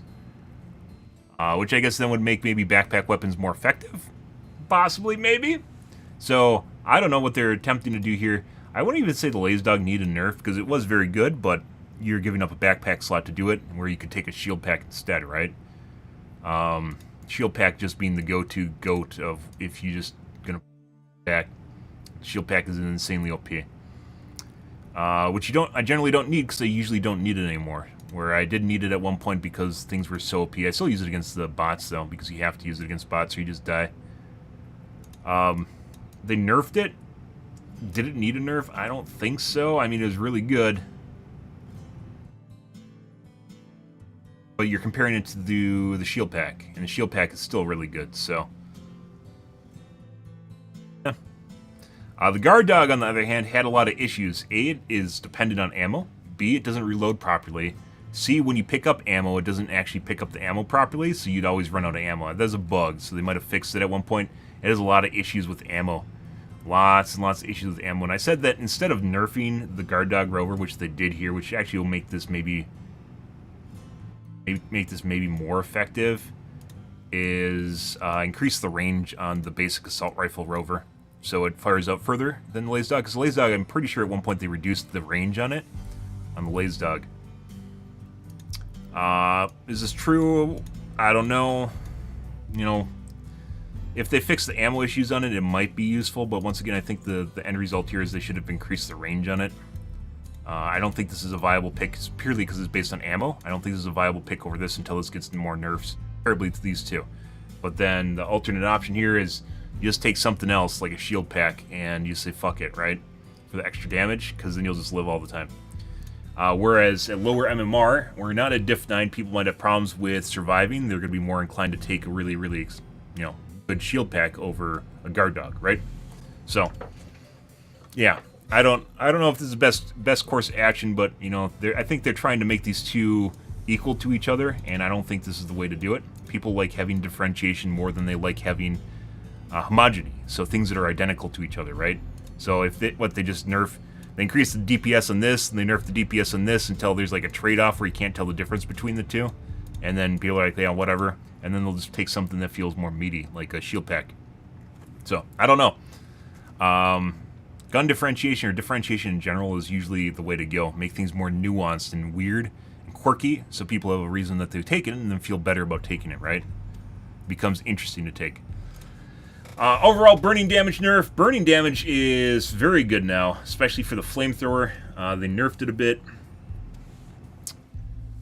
We did take, well, as last playing, we did prior for, like, since they buffed the fire damage, I was taking napalm strikes instead of eagle airstrikes. And it wasn't because eagle airstrikes were bad, it's just napalm strikes were something different. And end of the day, where we talked about game balance, end of the day, are you just going to make did you want to buff the napalm to the point where it was basically an eagle airstrike? Or do you want to make it more of an area denial weapon, which is what I think fire should be, or corrosive, or whatever. Caustic, I believe they have eventually planned on Helldivers 1, so they're probably going to have caustic weapons in this. Like, do you just want to make it another Eagle Airstrike, where it's competing purely on DPS, or do you want to make it where it's more of area denial, right? Where you set the ground on fire, and the units take damage over it, even if they walk out, you know, they'll be much, they'll be softened up quite a bit, right? And maybe that's what they're going back to, but there's no changes to the Eagle Airstrike here, so, or the Napalm Strike here, so just straight up reducing burning damage. I didn't even take the flamethrower, because even if you do take the flamethrower, it comes down to the same basic thing, which is you can't kill the big units. So you can't kill the Bile Titan, and obviously they don't do anything against the robots for the most part. But I guess here we are. I think they're trying to figure out what to exactly do with the fire damage, and that's where they're at. Let's take a peek here, guys. Keep going on. Lots of changes here, guys. Most of them pretty good. I'd say most of them are in the right spot. Like, overall meta picture of the primaries as general, we're covering, just like zooming out a bit and taking a look at the overall weapons, is still something they have to nail down, which is where they want the shotguns to be, as opposed to an assault rifle, as opposed to a DMR, as opposed to SMG, and the effective ranges or handling characteristics of the weapons. There's a lot of ways to balance it. Need to be more solidified, so it's not just balancing one stat stick against another stat stick. Stratagems. Machine Gun Sentry. Increase the health to match other sentries. I didn't even know it was lower. I didn't even know it was fucking lower. That being said, sentries fucking suck. The reason for that is because in order for them to make up for an Eagle Airstrike, they effectively have to kill basically the same number of units as an Eagle Airstrike over their lifetime. Over their lifetime, prior to dying, to be anywhere, shape, or form close enough to actually, you know, be different than it. I talked about increasing the number of charges of the sentries, and I may use them if that was the case, or reducing the cooldown. Either they need a lot of help. Either increase the damage, increase the health of them, or increase the number of charges you have of them. But as it stands, sentries, just like minefields, are not effective. They just fucking suck. If you have a machine gun sentry, instead of a machine gun sentry, I can take an Eagle Airstrike. And where is a case that a machine gun sentry would be better, or a minigun sentry, or Now, autocannon sentry, where is a case where that would be better than an Eagle Airstrike? An autocannon, maybe, and that's putting aside the fact that it'll probably kill your teammates. Maybe it'll eventually be better, but it has a longer cooldown. Eagle Airstrike has 3 charges, and then it has to kill, once again, it's not just the same amount of units as 1 Eagle Airstrike. It is 3 Eagle Airstrikes, which I believe is about the same cooldown. It's 3.5 minutes for the Eagle to reload, right? So the end-all be-all of stratagems, guys, is the Eagle Airstrike, and that's eventually where we're going to end up. So, where do they want their sentries to be is a good question. These are going to be... I'm all for having sentries in the game, by the way, and maybe having ways people can repair them. There's all different sorts of things they could do to make it more tower defensive if they really wanted to. They don't, though. So, what is this? What does this want to be? Maybe make it so after it's destroyed, you can actually reset it. Like, you can go back over to it and maybe, like, do a little animation on it, and then it pops out of the ground again. There's a lot of things they could do, but they don't do it. And this is not going to make me take sentries.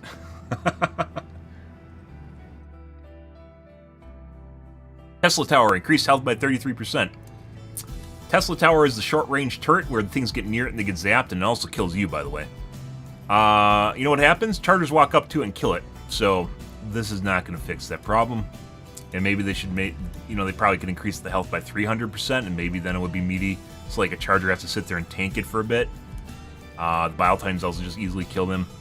So I'm definitely not taking a Tesla tower, but you could.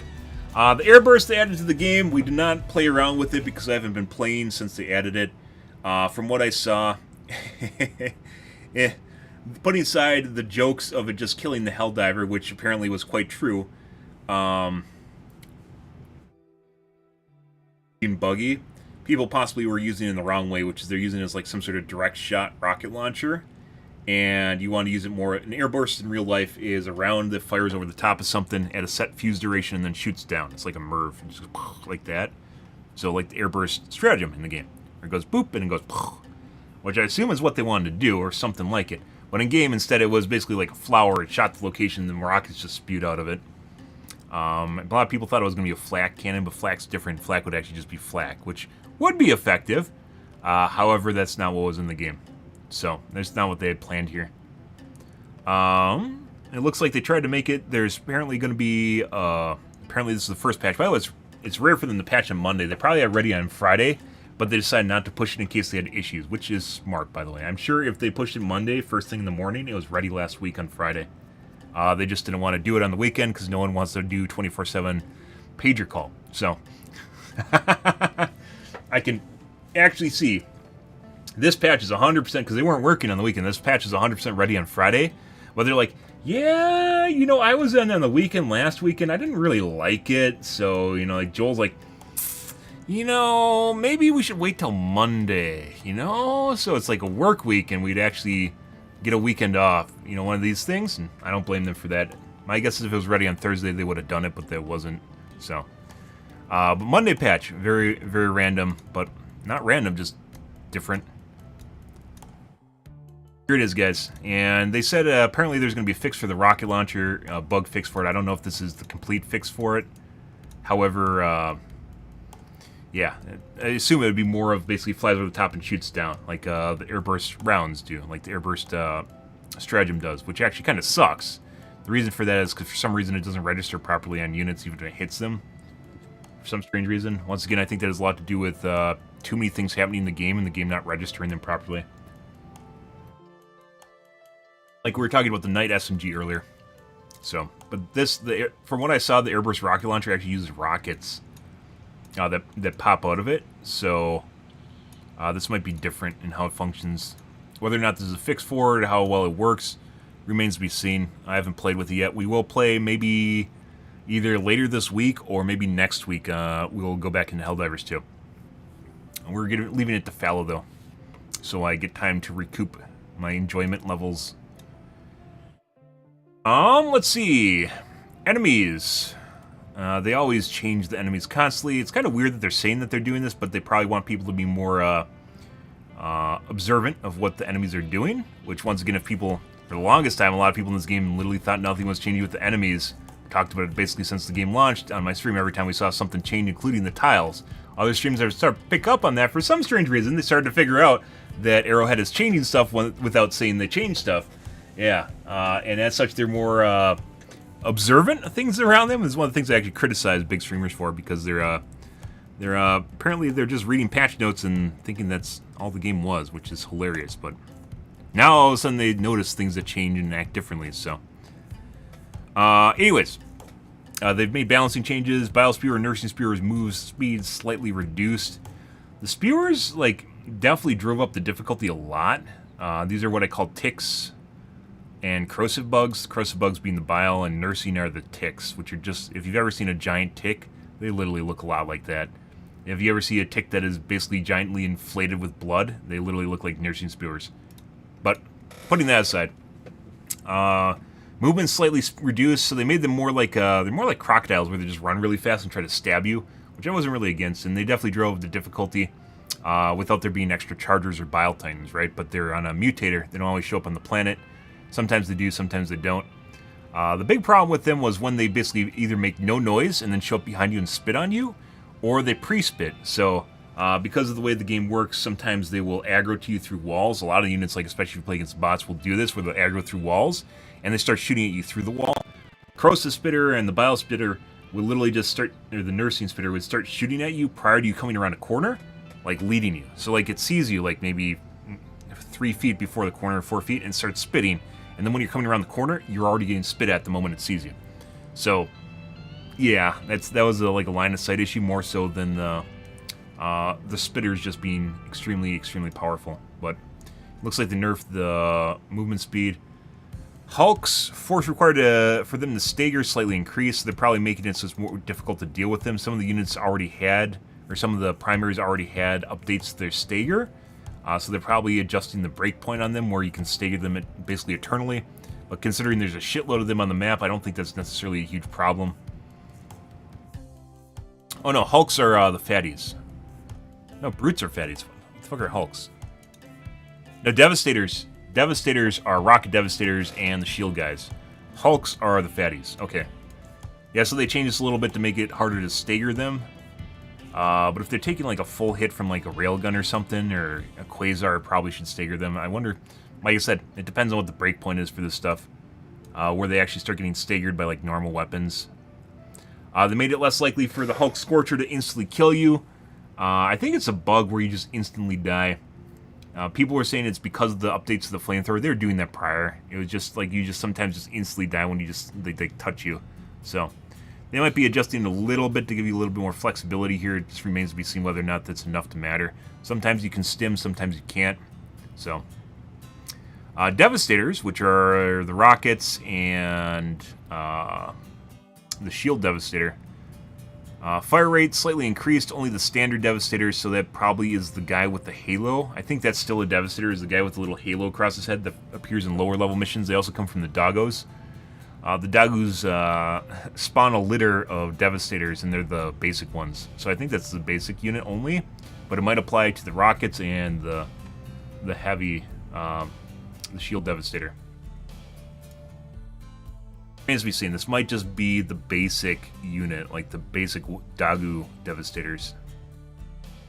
Gunships, sideways movement slightly increased. Gunships are very difficult to deal with if you got teammates that can't deal with them. I'm usually alright at dealing with them, but whenever you get the gunship factories that spawn 2 units, and we've seen it happen twice. The first day it happened, there's no way my teammates could deal with it. I was the only one shooting them down, and you can't miss. Even if we miss, while we're missing, we basically had 2 factories spawning basically 4 gunships per wave. And I was using a Quasar, and there's no way to shoot them down fucking fast enough, assuming you don't miss a single shot, to keep up with the production. It just didn't work out. No one else on the team was shooting them. But they all wanted to go do the gunship factory, so we all ran over there and died. We got overwhelmed and died. I was the only one shooting at them. Gunship sideways movement slightly increased. They do dodging. I think it's the bright light that makes it very difficult to shoot them. When you're aiming at them and you get blinded by the light, so you can't see exactly where the engines are or where your shot misses. So you can't balance things out. But usually you can hit them. I don't know if they need a buff. I always thought it was kind of weird that the gunships, instead of being a stronger unit, one really powerful unit, or like two really powerful units. They're more like creatures, the flying bugs, which were, you know, like they're in numbers and then you have to kill all of them. You hit the gunships with one quasar and they die. And it's very easy to blow them up if you have an autocannon. So, I don't know. They need a buff? I don't know. The biggest buff that they probably need for the gunships is the deployment range. And if they deployed further away, much like the Screechers, or whatever they're called, if they deployed further away, the Screecher nests are fucking the Shrikes. The Shrike nests are dumb because you can blow them up with the Quasar prior to them ever spawning units. If they receive a hit, they should 100% start spawning units, but they don't. So you can actually outrange the Shrike's nest, Shrieker nest, prior to ever being anywhere close to it. So, you know, that's kind of a big deal. That's kind of a big deal because the units basically never spawn. The gunships also, like, you have to be very close to the factory for them to actually spawn. I mentioned, even outside of discussion here, multiple times while we were streaming, that it would be nice that they would have, the game would be more RTS in aspect, meaning the majority, instead of just having random bot drops that come out of nowhere, there's actually mechanics behind the unit spawn. So, you know, if you have certain factories on the map, they'll spawn units that come at you like they kind of do with stalkers, right? Apparently, there must be something to do with CPU cycles, or CPU utilization, because the game is peer-to-peer, where everything's just basically spawned in. It's like they spawn a patrol, it patrols over the top of you, it goes out of line of sight, it despawns, and just keeps doing it. It's a spawning mechanic in the background. So even if there's factories on the map or something, that's not really where all the units are coming from. They're coming from a magic unit generator that has no mechanics to it besides what, you know, the developers say or the rules, you know, govern it, right? It's not something you can change on the map, besides maybe the placebo add-on, the booster that reduces the spawning frequency, which no one can really test effectively. But, yeah, it would be nice, for instance, if the gunships would just spawn and then they just, like, fly at you. Obviously, it could eventually overwhelm you, but it'd also give incentive to go and blow up, like, the stalker nest, go and blow up the gunship factory. And then they could reduce the number of spawns and how fast they spawn so they don't become overwhelming, which they kind of already did. Scout Striders are now less vulnerable to explosions. I don't know if this is a breakpoint, because there's definitely a case where I was using the Ruptor and the crossbow. You just shoot them in the dick and they fall over, which is... Yeah, Striders are very, very fucking annoying. The fast pursuit walker, as I call them, because they literally just run up to medium range and just sit there and look at you. Very annoying to deal with unless you get up next to them. And even then, even when you get up next to them, they just they'll turn relatively fast, and it can be extremely annoying to kill them. So you just shoot them in the dick with an explosive, and they usually die. They might be trying to change that. Whether or not that is a Ruptor, enough to break their Ruptor, or the crossbow, I don't know. But it seems like they're trying to address that. Fog generator health and armor increased. I don't know what a fog generator is. I assume they mean the spore spewer. Are they actually trying to make them something you have to deal with? Just like the Shrike Nest, the spore spewer, or the poo-poo tree as I call it. The poo-poo tree, like, you literally can just shoot from across the map. Not really much of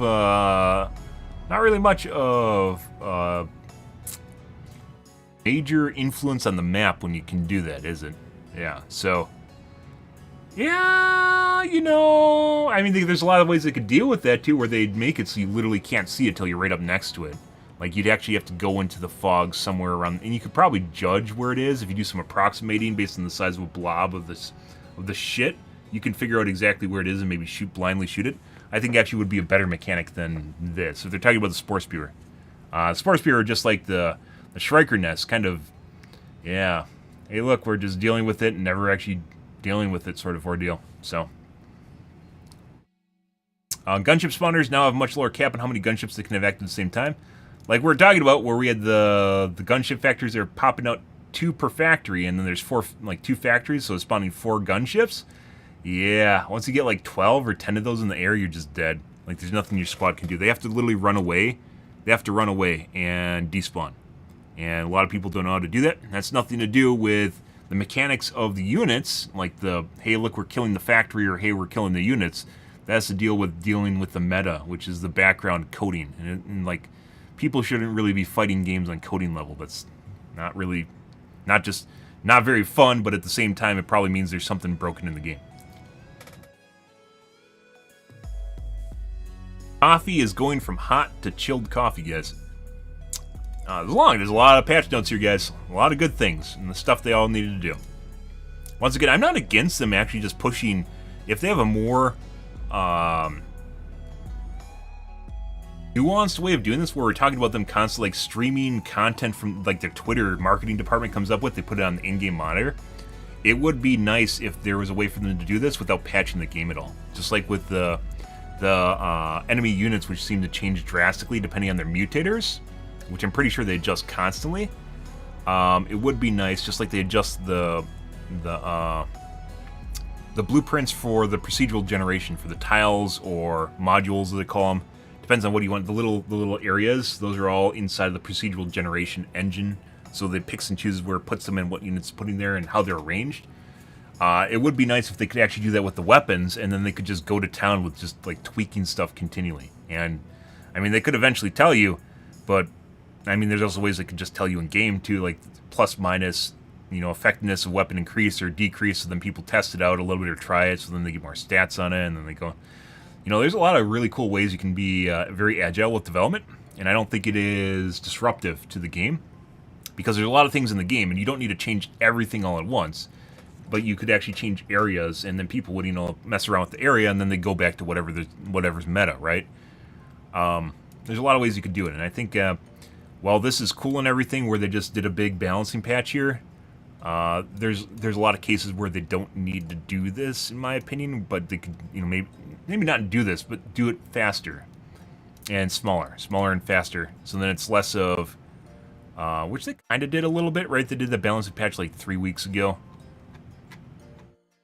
Then again, there's also things you have to do in overall patch where we're talking about weapon differentiation, and this doesn't address that, right? You still basically have shotguns doing everything. And apparently they're trying to nerf down the guard dogs. Probably saw too much of them in bug missions. The assault rifle guard dog generally being terrible unless they fixed it. Anyways, gunship spawners now have much lower cap. I don't know what the cap was, because I've seen some screenshots with a lot of fucking gunships, maybe like 20. Either way, it's way too much, like 10's enough to kill all your squad mates. Because when it gets that much, it means you're basically already overwhelmed. If there's 20 flying around, it means you're already overwhelmed to 12. Balance adjustment to patrol spawning. There's always been balance adjustments to patrols, so I guess they just want to tell you that it's, patrol spawning is being increased where there are fewer than 4 players. The fewer the players, the bigger the change. For 4-player missions, there will be no change compared to before. Yeah, so we've talked before about how aggressively the game scales up and down patrolling, or just escorts in general, which is why this game is soloable on solo, but it gets to the point where I guess there's none, and they don't like that. I almost exclusively play on 3 and 4 players because it increases the number of units, and that's a lot more fun. But apparently they didn't. They want to buff that a little bit. 2 players is basically not even worth playing. It's almost easier than 1 player, just because you have 2 people and there's no units. So I guess they want to change that. Wouldn't be against that. I think that's actually a good idea. But then again, I also don't play solo, and if that ramps up too much, then you can't play solo. And there's some people that don't want to play with people. So having an option, just playing alone, is something people want to do. Let's see, gameplay. Made minor level generation improvements, so procedurally generated engine, to how we distribute locations throughout the mission map. This should improve variation and distance between objectives, and objectives will likely not spawn as far away from each other as often as before. I guess. I didn't really have any problems with that. I don't think ever, but, They saw it as there's a change. I guess they wanted to do it. The maps in general are really fucking big, so you have to spend time running across them regardless. I never thought this was a huge issue. Added setting in the options menu, gameplay section to disable automatic climbing of... Oh my god. It's little... Like, Joel was watching my stream. He waited. Pills, you said here, he waited to do the things I wanted for the game until I left. He did. He waited. He's like, yeah, this guy's been gone for a week. I think it's fine. He won't even remember this game exists. Let's do the patch. Turning off auto vaulting. Fantastic. Well, not completely. Instead, added a setting option menu gameplay section to disable automatic climbing and vaulting while sprinting. So it's still not a manual. It's not a manual vault. What if you remapped the vault key to spacebar and you would only vault when you hold it down? I mean, guess. I guess maybe there was an internal struggle where Joel was like, no, no, no. Automatic vaulting should always be good enough. No. And people are like, maybe we should stop people from climbing on the ammo container. No. Yeah, you know, they could just, instead of trying to make this nuanced vaulting system, they could just make it so there's manual vaulting and automatic vaulting, and if people want to micromanage it, you can literally push spacebar or whatever your assigned key is to vault. And only when you're holding the key down. I don't even know if there's a disadvantage to do a manual vaulting system besides programming it. And it's pretty clear that they can change it. It's not like hard-coded. Maybe it is hard-coded and I don't know it. But this is always, the whole vaulting, the automatic vaulting just always being on has always been really weird. But here it is. At least they kind of addressed it. Sort of. The Spread Democracy mission, otherwise known as Raise the Flag, can now be enjoyed on higher difficulties for maximum freedom spreading. Good. Apparently, a lot of people were really into this, and they really wanted it. I've never played Raise the Flag on lower difficulty, because I just went right up to high Helldivers as fast as I could when I was like 17.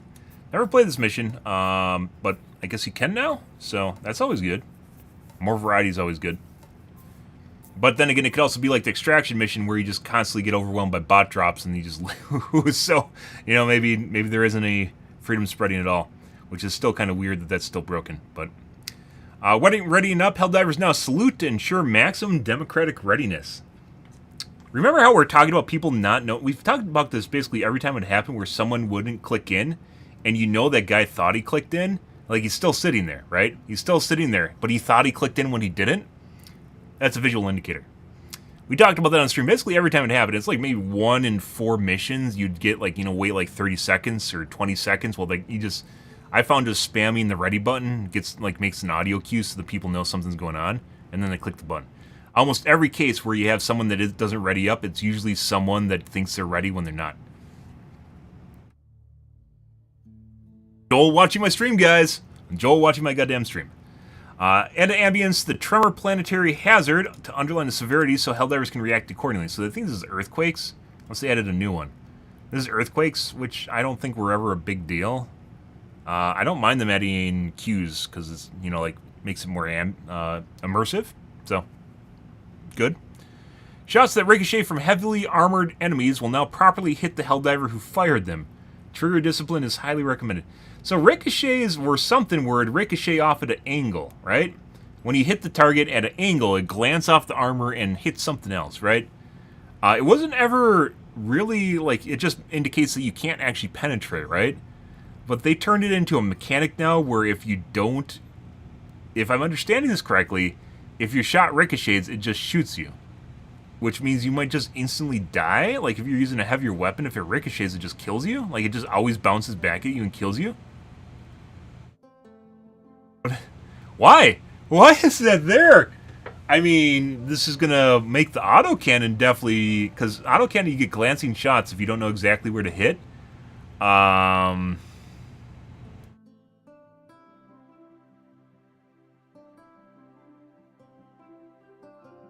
Yeah, I guess. I don't know what this must be some way of making the bugs and bots more difficult against certain ammos or certain guns. I don't know what exactly, assuming this just fires back at you if you hit a ricochet angle. I don't know why they're doing this, but I guess Joel, remember how we were talking about bots just like one-tapping you out of nowhere? This kind of feels like whoever was the dev that really likes the idea of stuff one-tapping you out of nowhere just came up with this. Like, why? What is the reason for this, guys? What is the rationale and mechanics behind this update? I don't know. I don't know what this is. This is one of those things where you probably have to test it out to figure if this is occasional or this always fucking happens. That's an interesting interesting mechanical change there. Fixes, crash fixes, okay. Crash fix.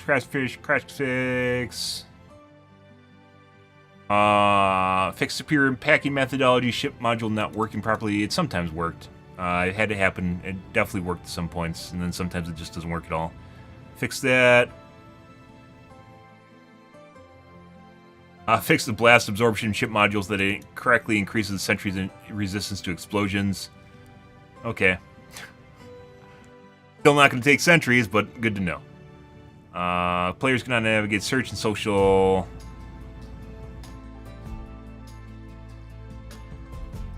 Fix an exploit that allowed overly eager Helldivers to use grenades successfully. I think that was in the game, like, for over a month. I thought they fixed it already.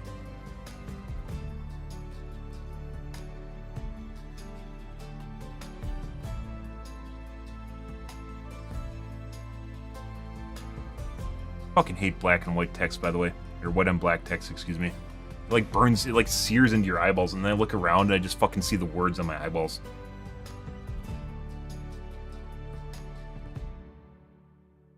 By the way, if your monitor is too bright and you need to use dark mode, turn down your monitor brightness. Your monitor's too bright. Just an FYI. Why I don't use dark mode.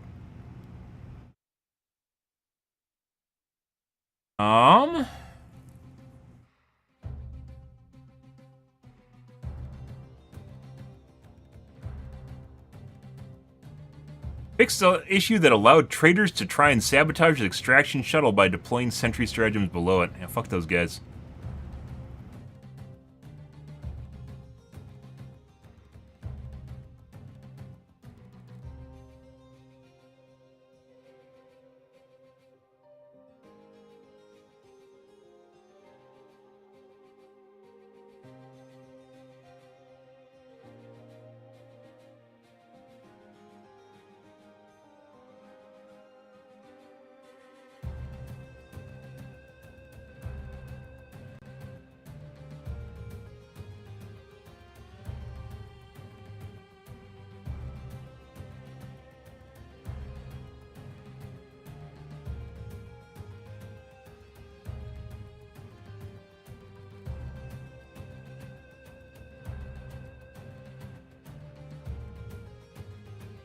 Fixed issue where stalkers became very visible in fog. I always thought the opaque stalkers was intentional. They were extremely visible in fog, though. Maybe it's just fog. They're always kind of opaque as opposed to translucent, which I think is alright considering how broken, or how good they are as far as killing enemies. Killing Helldivers, that is. Killing their enemies.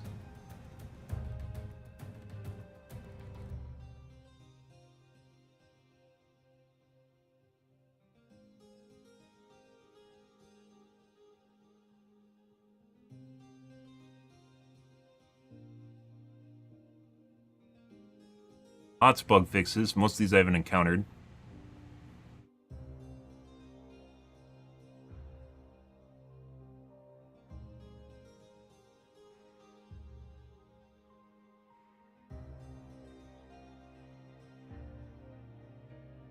Explosive weapons such as the R-36, the crossbow, the Ruptor, the crossbow, the grenade pistol no longer pulls players inward from the blast.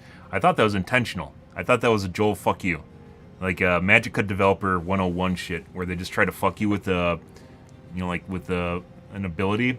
Obviously, a blast should push you away, and it is the crossbow makes you fall over all the time if it gets anywhere near you. Change that.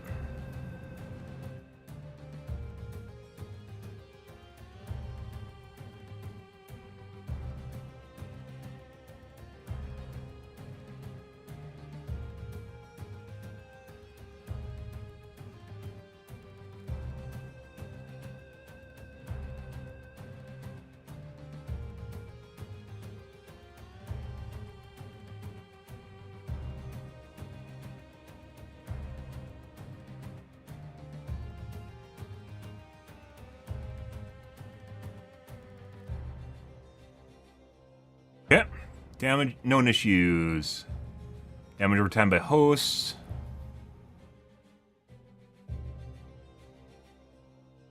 Helldiver may be unable to stand up for crouching when surrounded by enemies. I thought this was intentional to kill you.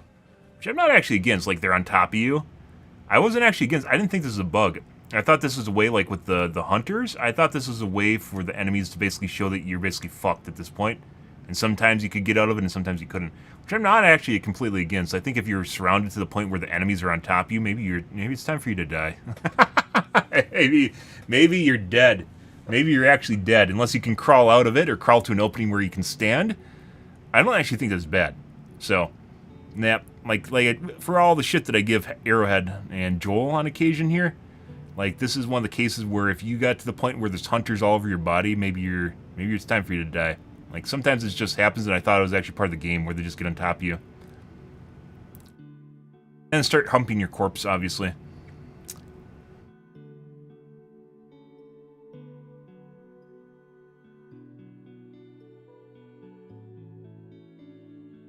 Crossplay friend invites.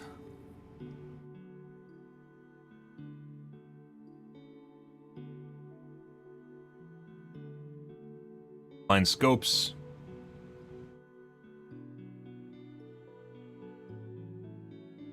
Spear's targeting is inconsistent, missing it, making it hard to unlock or to lock on to larger. It's just lock on to enemies. Just lock on to enemies. It basically makes the gun broken, by the way. That made the spear broken. It's been like that for basically since the game launched. And I mentioned before, it's kind of weird how the spear got through QA when basically it doesn't work.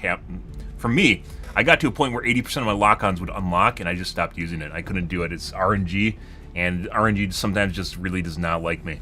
And that's when I stopped using it, was when it basically I could lock on and unlock, and lock on and unlock, and lock on and unlock. Yeah, I actually read that on Reddit. They said that they had this fixed like a week ago or a week and a half. It was something insane. It was like 15 days ago they fixed this, or 17 days ago, and it never made its way into a patch, which is weird because it's actually Spear's a pretty good weapon, assuming that you can actually fucking lock into the target. I don't know why they never pushed it, but they didn't pushed it live. But apparently they said this was either going to show up in the patch this week, which I guess is once today, or I guess later this week, so probably a Thursday patch to fix all the shit that's going to break now. Is my guess they're targeting a Thursday patch to fix the small issues that pop up surrounding this now. This is a big one, because basically the spear is unusable. It's unusable for me, and I can't even use it. It just doesn't work. It's not even like, oh, 1 out of 10 units won't lock. It just doesn't work. So, spear in general is pretty good, and the only downside to it being obviously is that bigger units, or smaller units.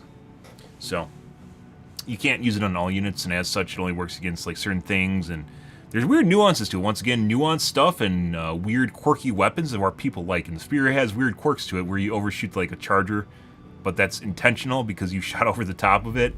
The spear needs to have an arc distance, right? I mean, there's a lot of cool, like having skill-based weapons too is also very fun, and not talking about just aiming. Like having tactical knowledge is important. Weird though. Like I said, like we saw the Reddit post where it said they fixed it like 14 days ago or something absurd. And just never went live.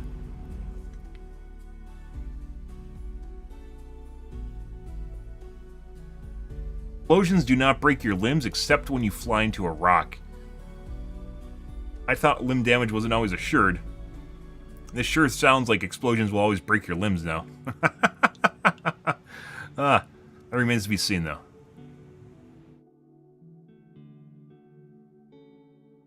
Automaton detector tower makes stratagems bounce. Yep. Alright, I'm gonna grab a soda, guys. We're gonna cover the comments here too. There's a lot going on here. This is why it's taking so long. Which I'm not against, because I enjoy this. We're back.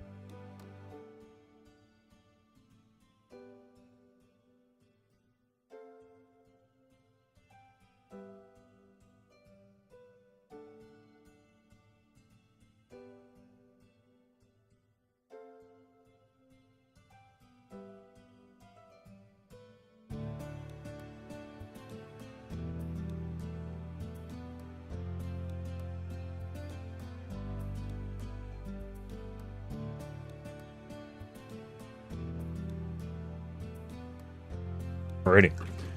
So while we aren't going to probably not going to play this week, it's good to see that they're making massive headway, especially with the weapons. Weapons are something. It's almost like teasing people. Because you have something there that looks fun and it looks like something you might want to use, and then you're like, nope. It actually sucks dick. I completely forgot that the plasma shotgun even existed. Yeah. Uh-huh. Yeah, the grenade launcher plasma, whatever they fucking call it. Yeah, I completely forgot about that. Alright, let's take a look at the comments here, guys.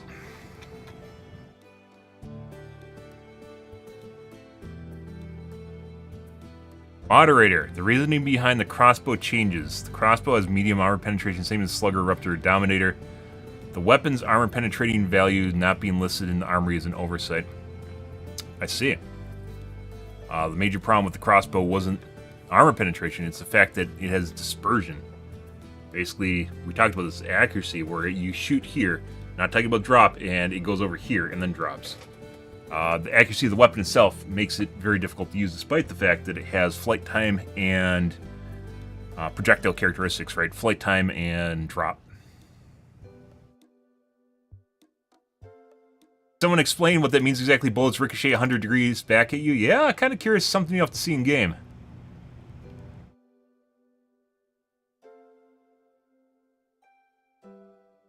Sounds like any bullet you fire that ricochets automatically flies back and kills you. Yes, it does.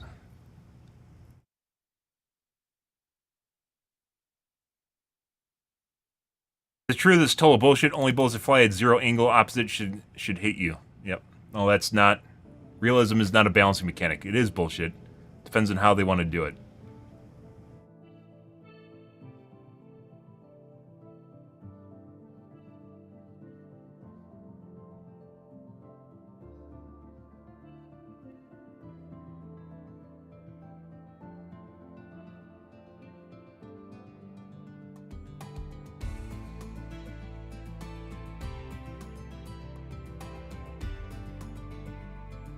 Yep, you are correct. Enjoy bot front Helldiver, where you have to shoot the eye of everything from the Devastator tier in order to not kill yourself. Better bring a sniper and be 100% accurate. Well, that's the question here. I mean, did anyone try it? Better question. Or you pick a weapon that doesn't ricochet. Talking about the Senator, we covered this once again, and I really hope that they just don't turn it into a sniper rifle. Sniper pistols are dumb. Memes, like the fucking... It's like seeing a movie where they have a giant fucking, like, 44 Magnum with a giant sniper scope on it. The reason you have barrels is for expansion of gas and to make them more accurate as well as faster. Yeah. Not that real life is a balancing mechanic, or a in-game balancing mechanic, but, you know. Sniper pistols are dumb. There's a lot of ways you can make pistols fun, and that's not one of them. That's 1D dumb shit. Logic right there. Which is fine if it's like, you know, 10 feet away from you, or 5 feet away from you. You know, 10, 5 feet away from you, sure, 1D. But if you're talking like you're 1D'ing things at like fucking 100 yards... Maybe that's not really where we want to be.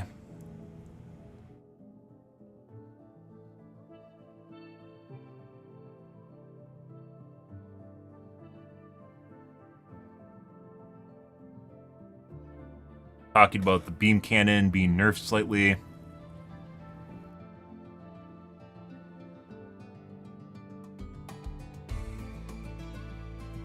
The auto-vaulting option means we won't auto-climb supply pods anymore. Well, if you're close enough, you will. However, you have to manually climb obstacles now. Enough to hold space when running? Yeah. I suspect this is more complicated for controller players. They can 100% fix it if they wanted to.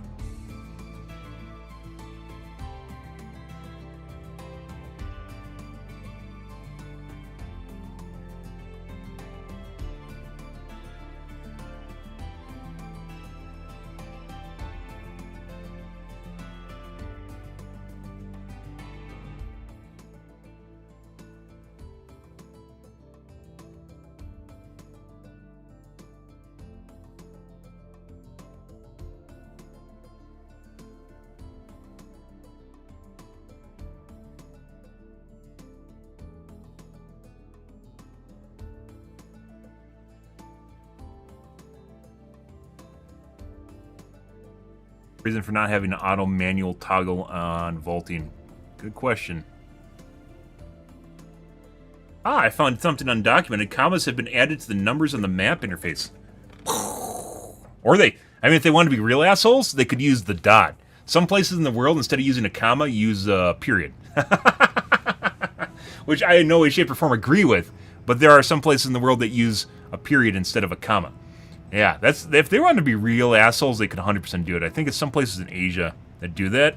Yeah, and maybe parts of Europe. Yeah, that's the real asshole thing, is where you use the dot instead of the comma as a comma. Because the dot actually has a place as a decimal. But, you know, like if they just want to be weird and different.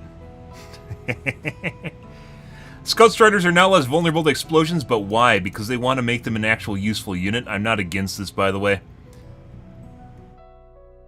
Because, yeah, it like depends on how resistant they are. If it's just a Ruptor, if it's a crossbow, or it's the autocannon. Scout Striders are actually very fucking annoying, where they get out to that medium distance between you, where you're behind a rock, and just far enough into the field where you can't go around the backside of them and without exposing yourself to a shitload of enemies. They get right into that spot, and they just fucking pelt at you, and they don't move. And it's like, they went through, Striders have went through a couple different iterations since the game launched, and that's probably one of their most effective iterations. And then they also have like a pursuit mode where they just run after you really fast. Very fucking annoying. And then they just stop at like that medium range, and they like sit there. They could even make them more obnoxious if they wanted to, where if you start approaching them, they start backpedaling. Like, if they really... Like, there's all sorts of cool shit they can do with this game, guys, but if they made it where those fucking Striders just start, like, walking backwards while firing at you, yeah, like, slowly backpedaling, would be hilarious and fucking obnoxious at the same time. I'm not against that, by the way. I think that's fucking horrifyingly terrible, but you could 100%, like, it would just... It would add... You could even make them run away, but, I mean, if they turn around, they're just gonna get shot in the back, so... You know, just making them backpedal slowly would be very, very fucking obnoxious.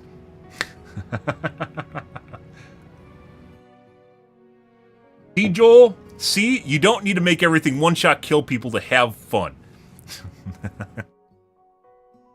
That, like, they're the Scout Riders, yeah, the Pursuit Walkers, as I call them, are, yeah, they're very annoying now, and I think this is actually intentional, so that they're even more annoying. It did. When I started using the crossbow and I realized I could shoot them in the dick and just instantly kill them, it was like almost like, oh my god, that's so much easier. But then you had to deal with all the other shit. And once again, this crossbow usefulness comes down to the fact that when I shoot a fucking shield devastator and I have this little window, this L-shaped window, and the fucking round hits here, not because of bullet drop and I'm aiming wrong, but rather because of the dispersion or the cone of fire in the weapon, it basically makes it unusable. You just can't do it. And that's putting aside all the other problems with, the, you know, like the nuances to using the crossbow, the downsides to it. Senator Speedloader, my body is ready. I hope they added like the actual little thing. Speedloaders are actually a thing, if you guys didn't know, and they're actually pretty cool for magnums. I use them in competitions all the time. I'm sure you guys have seen them. This. They're actually pretty cool. They have like a little thing and they just go poop and then puts bullets in it. It's still not as good as a magazine, but they tried. Like they tried to make magnums kind of as effective as like a mag-fed pistol, right?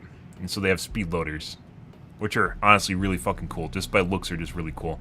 And I hope these are actually in the game because they look cool when you use them. So, assuming you just don't go like this and push all the bullets in, having a speed loader animation where you just take it, and especially if you like flick it away or something, that would be fantastic. Like, people love nuanced, weird shit. They love it, especially when it comes to video games. They love this shit.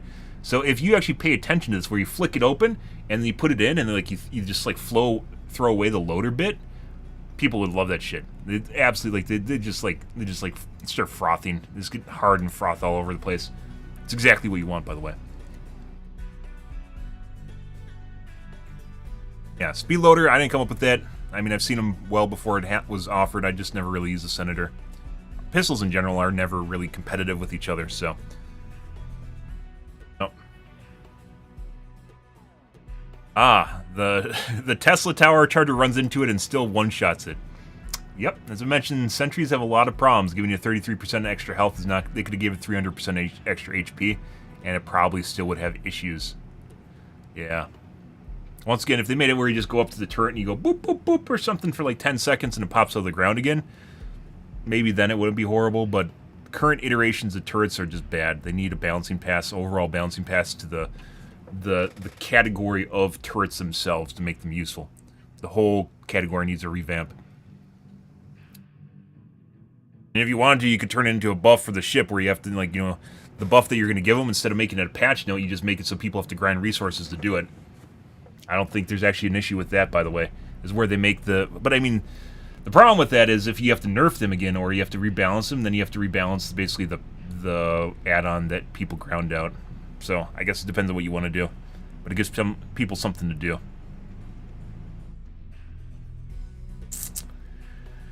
Patrol spawning has been increased when there are less than 4 players. We're talking about basically the aggressive ramping of the difficulty. Increased by how much? Yeah, we talked about this before. Considering the magical popping behind you in an area you just cleared out less than 100 meters away from you too much. This is the way it always works. This is the way that patrols have always worked in this game, which is you can sometimes even see them spawn in. It comes from the fact that this game is not completely simulated, or it's not an RTS with mechanics where the units spawn out of a factory and walk across a map or meet up. Eventually, I hope they do that, but I think this is partially part of the downside of basically being peer-to-peer and having to run on people's ship boxes. Although if they want to take that further, and they still don't want to do dedicated servers, you know, with like 16 cores or whatever they're paying from Amazon, which generally are pretty affordable because a lot of game companies do it, they could make it so it's more decentralized, where it's running on everyone's shitbox at the same time. So depending, we talked about this before, but in-game, like EVE Online is actually, instead of it being like one server as a sector, you have like areas of influence that are basically controlled by one server and then by another server. So like the whole area is like decentralized, but at the same time like shares data with it. So they could actually make it where the game's hosted by everyone, and depending on the strength of your processor determines how much of the simulation you are running. And then that would increase basically the amount of CPU cycles they have available to them. So they could do more things like more bug holes and more bot drops and better logic and less issues with pathfinding, which are fucking... You'll just see the bots that are just stalled on the map. Joel, look into flow field pathfinding. It was apparently a thing. A guy wrote a book on it. I tweeted at you guys. Flow field pathfinding. They use it in Supreme Commander. Apparently pretty... easy computationally on your computer, that is. But I haven't programmed it in, and it looks like gibberish to me when I look at it, so.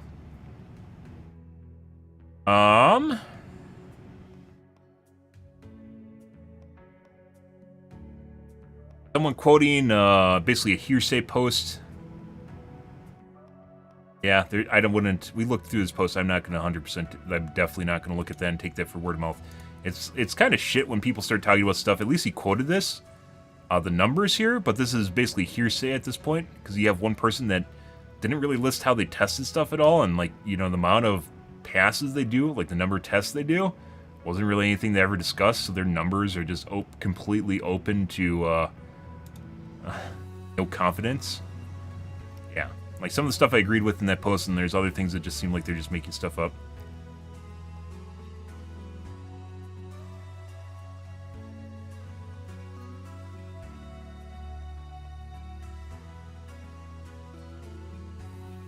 That sucks. I just completed a level 7 mission alone, and it was quite a thrill.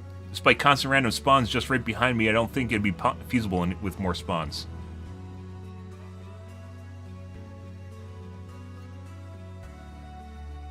Yeah, and then you got the guys that are saying you're getting punished for not being in a group. As I mentioned before, we're playing on Helldive, and when you have 2 people, the game's basically easy mode, and 3 people is even not super difficult. So I'd only launch with 3 or 4 people. Bunch of people that are soloing, freaking out about it.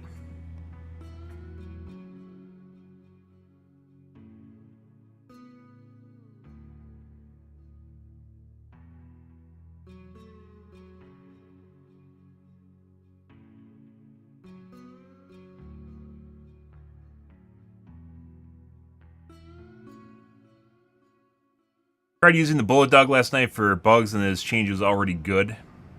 It does more damage than the laser dog, but it was never enough to offset the fact that not only would you have to reload, but the reloading mechanics were janky, and you wouldn't get the right amount of ammo back for it, which are pretty sure bugs.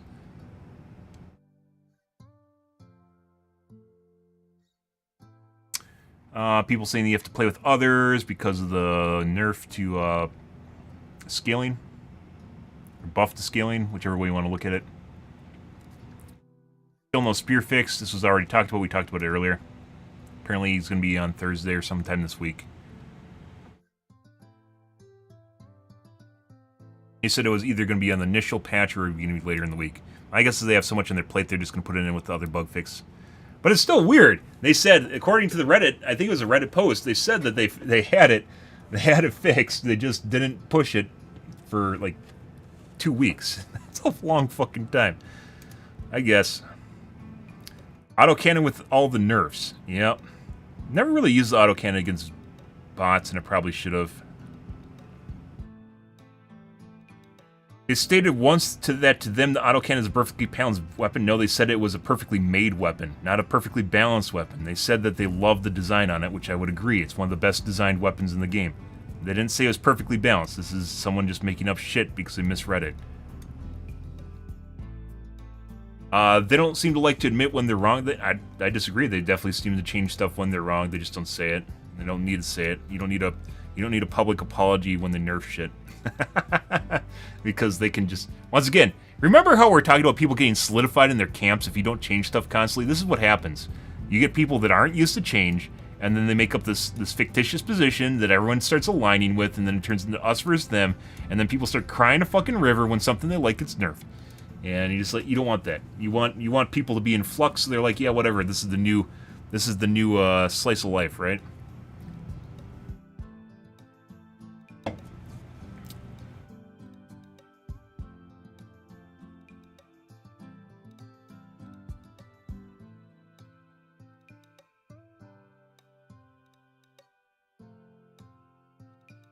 People talking about Raise a Flag. I am interested in playing that, but if they don't scale it properly, it's going to turn out like the fucking extraction mission, and that's fucking horrifying. Wait, they nerfed the crossbow? That thing needed a huge buff. It got some buffs.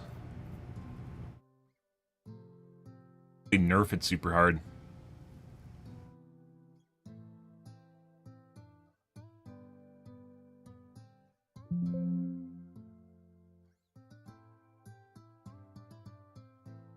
Was like they nerfed one part of it, but then they buffed a part. Yeah, so they slightly made a smaller explosion, increased the stagger, decreased mags, ergonomics, muzzle velocity increased. So it might be side grade. I mentioned this before. The biggest problem with the crossbow was accuracy.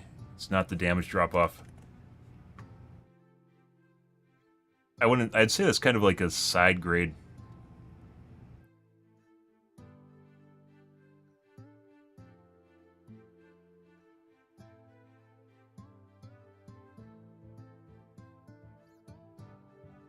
PSA, do not use the Plasma Punisher in combination with the shield backpack. Apparently the shield causes the plasma round to detonate early, aka in your face. That Thursday bug fix, guys. Thursday bug fix. Oh. Cool. Shield backpack is very, very common. Talking about ricochet. It's only bullets that ricochet straight back at you. This is written as every single ricochet. A bullet will never actually ricochet straight back at you. It might come back at you, or the shrapnel might come back at you, but like for it to hit something and like literally just bounce back at your face, like it would need to have some ridiculous like ergonomics for it to come straight back down the barrel. Just everything will just deflect. But the shrapnel from it, so when the bullet hits whatever it is, can actually just like deform and shoot back at you.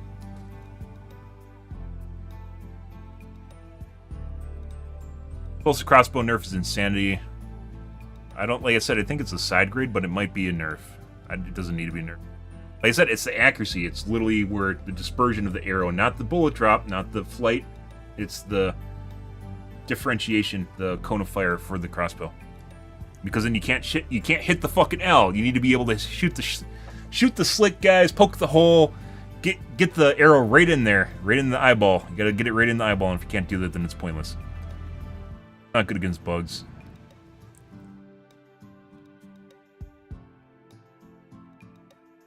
Diligence, now one-shots Devastators in the Dome, extreme-based. See, once again, we're starting to talk about... See, now you have a primary weapon that can be used instead of an AMR. So we talked about this earlier, guys, where there should be a differentiation between the two, and people will never be happy with the sniper unless it's an AMR. So the stratagem, the anti-material rifle, right? People will not be happy until they can do with the sniper that they can do with the anti-material rifle. And I don't think that's the case. I think a stratagem should always be just the better option if you have it, right? It's the better thing. And it shouldn't. And people are saying good, felt like a semi-auto sniper in the first place, getting low, good to hear. How does it feel to use? Exaggerated, cream my pants. See, people love buffs. They love being overpowered, guys. Everyone loves being overpowered. But they're like, hey, what about the AMR now? Is anyone in the comments here, what about the AMR?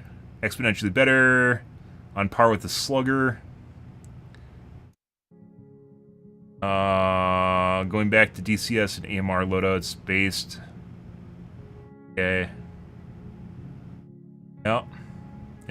You basically, in this case, they gave them a stratagem weapon that is now a primary, and people aren't gonna. If you're gonna nerf this, people aren't gonna like. You got the sniper guys here all jerking off to it, but if you're gonna nerf it, which it probably shouldn't be the AMR, then you're going to end up in a snare once again like this. So, where people are going to be super disappointed because you gave them a little shining of hope, right?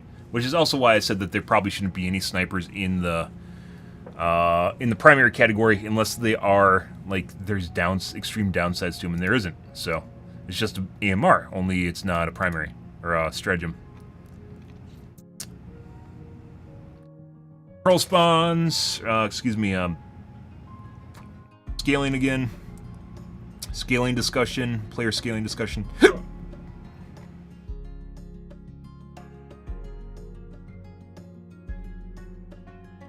People talking about the heavy armor. Yeah, depending on how the heavy armor might be, or the 100+ armor rating, it might actually be kind of cool. We'll have to see. That's one. It's not. You don't need to wear heavy armor. You just have to wear medium. Decrease the number of megs from 12 to 6. Eruptor. As an Eruptor enjoyer, I actually understand this nerf. The number of megs really seem large compared to other weapons. That's a guy that actually, most people are not very objective, and they're actually admitting the Eruptor's kind of broken. Yeah. Never went below 7 to 8 megs with the gun. Yep. Like I said when we were talking about it, if they nerf the megs down to 4, I'd probably still use it. Ammo nerf isn't that bad, but what they actually gutted was the AoE size. Having multiple kills per shot is much rarer. Yeah, they said slightly, but that's subjective. There's no number there. Why nerfing solos? Plasma Punisher can have smaller megs on top of dog shit damage. Just why? Here's the damage was 250 now, if I recall, is 100.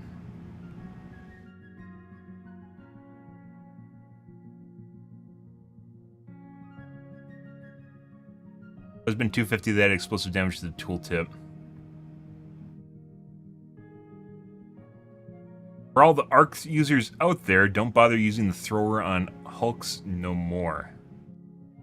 Arc thrower? You know, the lightning bros?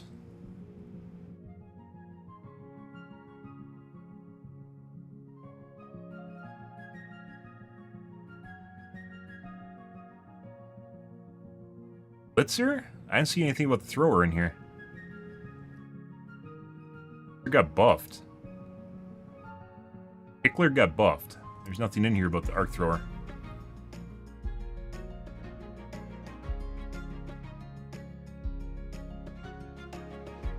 Power the dot, bug spear, and AMR misalignment, 3 misuse not fixed. Shut the fuck up. Suck a dick. Oh my god, they haven't fixed the thing that I need to talk about right now! My lord and savior, the AMR, and the fucking, oh my god, the spear lock on bug hasn't been fixed. Putting aside the fact they said that there's going to be fixes coming week. It hasn't been fixed yet! You know, shut the fuck up, let them cook. Like, it's one thing if they don't, like I mentioned before, it's one thing if they don't say that there's issues with it and it's a long-standing problem, which I criticize them for. It's another thing if it hasn't been fixed. There's a lot of shit going on if you couldn't see that from the bug notes here, the patch notes. Yeah. I don't... Like I said, Karens like this can suck a dick. People like 244 upvotes. People like this can suck a dick.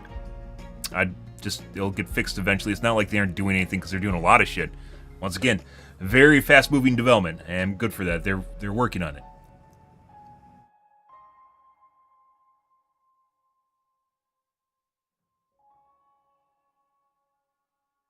You think the Scythe and the Dagger buff is enough? It's 20% and 33%. It felt like you need more. Yes, it does. Unless they've changed something that I don't understand in the game. Those buffs were not in any way, shape, or form meaningful. That being said, the pistol, the laser pistol is never going to be good.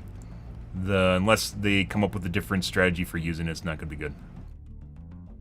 Still a few spear fix. Don't care. Suck my dick.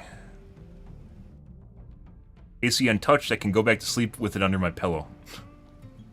Yeah.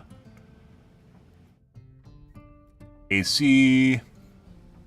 Like I said, I never really used the AC, even against bots. Maybe I should have. I've watched people use it, by the way, and I know it's good. Use it. I like having a shield pack, because otherwise the bots really toss your salad. Talking about things that they haven't fixed. Don't care, don't care. Don't care. Yeah, I get that you know that there's a bug and you want it fixed. Don't care. Thought they were done with nerfs. Why would they ever be done with nerfs? 247 points. Suck a dick.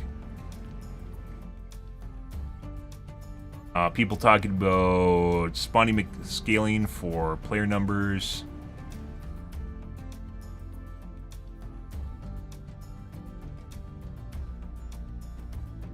Bugs that exist. I think there's literally just people going down the list and just upvoting stuff that says there's a bug, then it still exists. Like they have this 2 tick boxes in their mind that says bug, not fixed, and then they click the upvote button on it. Like that's it. That is their only criteria in their mind is bug, not fixed, upvote. There's like they're all saying the same thing, and it's just like each of them has like 200 upvotes. It's just the same people just upvoting it. I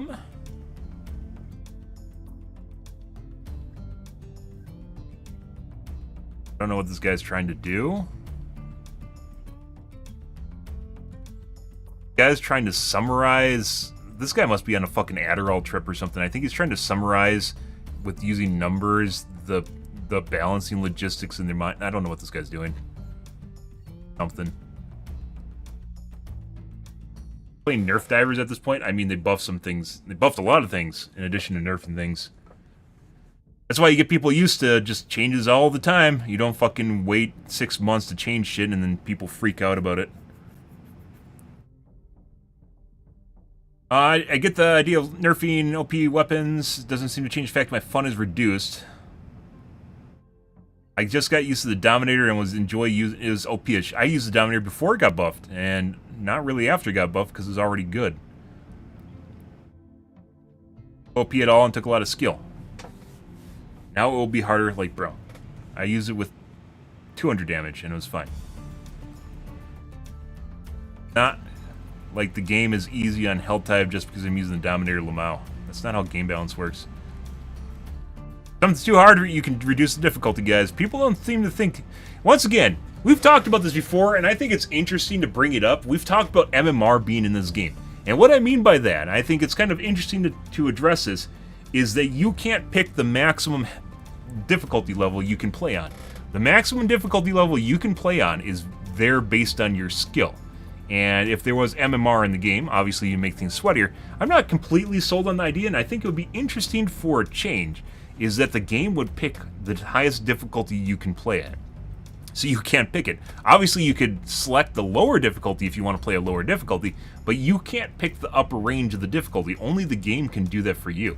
So what that would lead to is groups of people could only play at a certain difficulty because the game thinks you are incapable of doing so. And obviously, it'd probably invite a lot of controversy, but at the same time, it would mean there'd be more consistent matches, the people in the matches would be more capable of actually achieving the end goal, and the balancing for the game could actually be made more difficult, and you wouldn't have to worry about fucking Karens coming on Reddit and then complaining because their favorite weapon was nerfed, and apparently that's the only reason they can play on Helldive. So, like, I don't think it would actually be horrible, and we've talked about this a couple different times in the stream. I don't think it would be horrible if there was actually MMR in the game. and maybe just as a experimental change of some kind, but where basically you could only, and it allowed them basically to scale up the difficulty more too. You can only pick up, like you can only pick the difficulty the game allows you up to a certain level, and then basically you'd be stuck playing a lower difficulty. It'd take one of the options out of people's hands, where these people on Reddit seem to think that like they freak out because they can barely play on Helldive, and they don't want to turn down the difficulty because they can't in their mind apparently to enjoy themselves. So then they just complain whenever basically they can no longer play on Helldive, and they have to be able to play on Helldive. Like everyone has to be able to play on Helldive. Arguably, you should have like a little bit more, like normal distribution where the majority of players are probably playing on diff 5 to 7, right? And then things start to fall off. You get something like this, where you got a bell curve here, where that's not even a bell curve because it's a steeple, but it goes up and then it goes down. Depends on what you want your bell curve to look like. But it seems an awful like where the majority of players need to play on Helldive, and all of a sudden you don't have this drop off here, where like I want to play on like diff 13, but I can't play on diff 13 because everything's diff 9 now. And the game was more difficult on diff 9 before. They nerfed the chargers, for instance, for the bugs. And the bots have always been really fucking weird because they just one-tap you out of nowhere and you just die, and it's very easy for the bots to overwhelm you and instantly kill you, as it turns out. But the bugs, on the other hand, have had a weird nuance where they were harder before, and then they're all over the place in terms of difficulty. It also allows you for more consistent difficulty, so people can always play the same challenge and expect the same results out of it, right? Okay, this is just a bunch of repeat shit. I'm not interested in that. A lot of people complaining because stuff's still broken. Fucking suck a dick. There's a lot of stuff in here that is cool. So, I don't know. Like, of the biggest changes here, guys, of things that are interesting, Quasar is falling out. Looks like the autocannon might just be really in. It's very difficult. Like, autocannon against bugs is extremely difficult to do. The main reason for that is because you have to shoot the chargers in the pooper, and then the Bile Titans, I still cannot figure out where you're supposed to shoot them. Some people say you're supposed to shoot them in the head or the mouth, and every time I do that, I just get ricochets. So, yeah, I don't exactly know what you're supposed to do against Bile Titans with the autocannon. I guess it's one of those things that maybe you need to practice more, but I was never able to figure it out.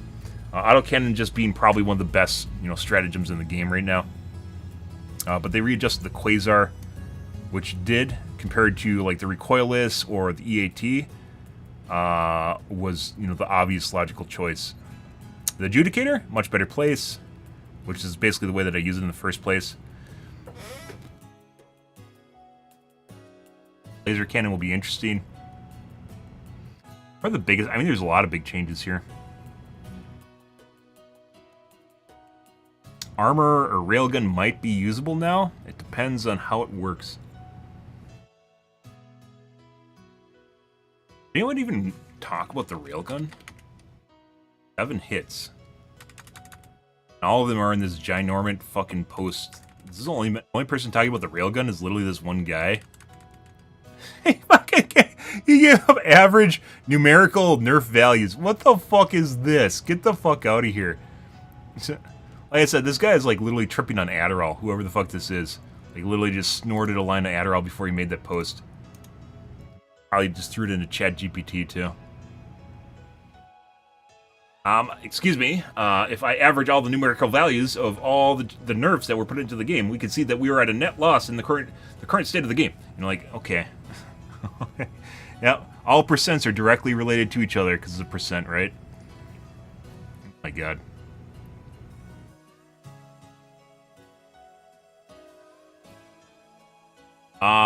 Interesting to see if the railgun is back on the table, though. Railgun was a fun weapon to use. It was very powerful.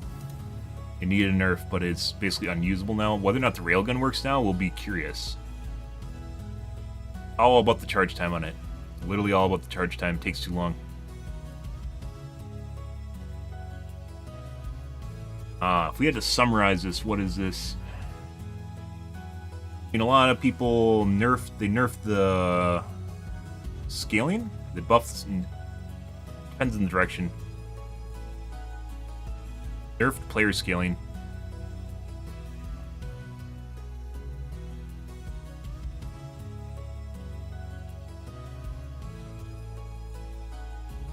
A lot of the weapons were changed, which is most interesting here. Punisher Plasma might be useful. That's a lot of times you have to test them. You have to try them out and see if they actually kind of do things. Quasar was a big nerf.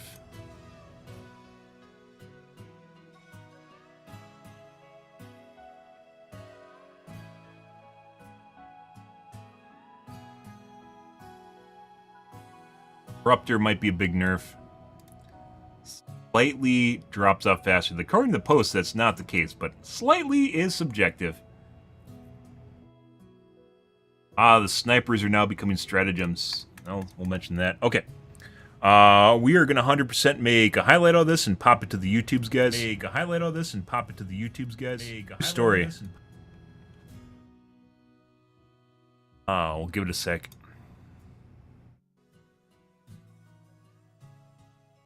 A biz is not a biz.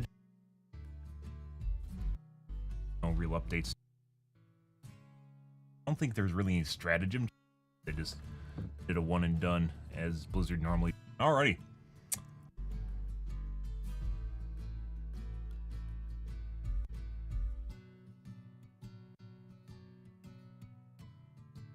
Alrighty.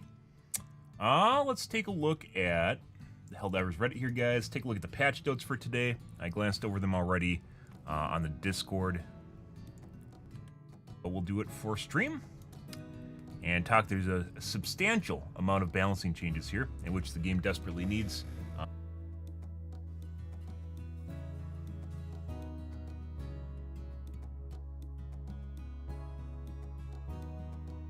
Biz is not. So you. Wow. We are gonna 100% make a highlight of this and pop it to the YouTubes, guys. Make a highlight of this and pop this and.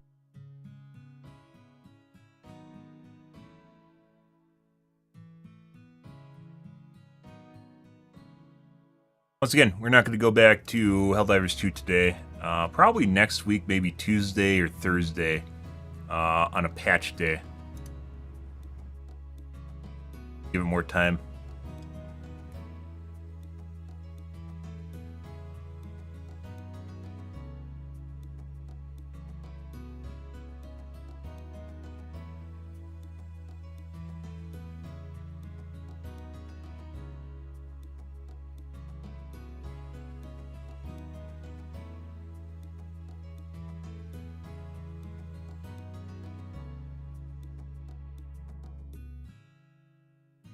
Helldivers 2.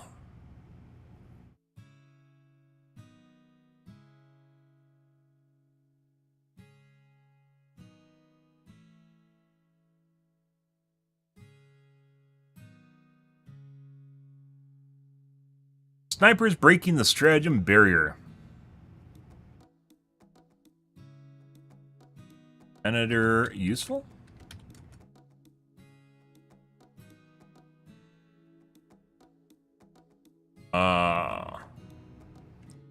And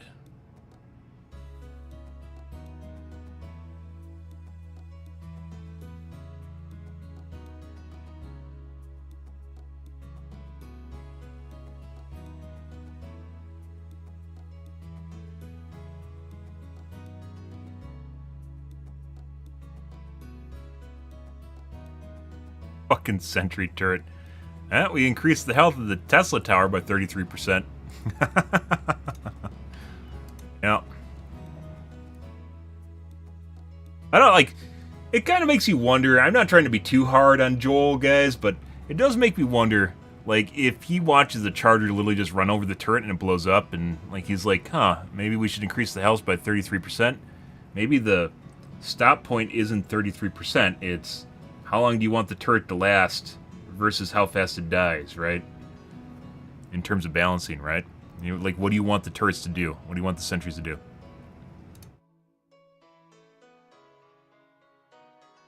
Phase nerfs.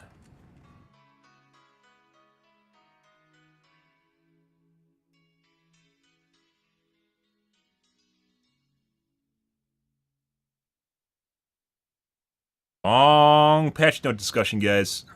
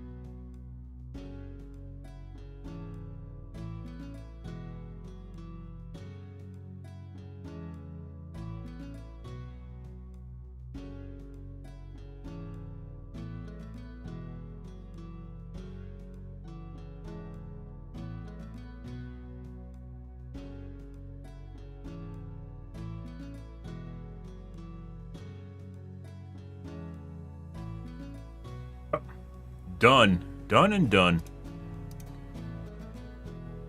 Oof. That's something like a 2-hour, guys. A 2-hour fucking highlight. I can't even do that on YouTube. Like, if I was streaming just to YouTube and not Twitch, like, I couldn't actually make, like, a 2-hour highlight just out of nowhere. Because, like, you can only go back, like, 2 hours in your stream. Two and a half hour highlight. Processing. It might take a little bit.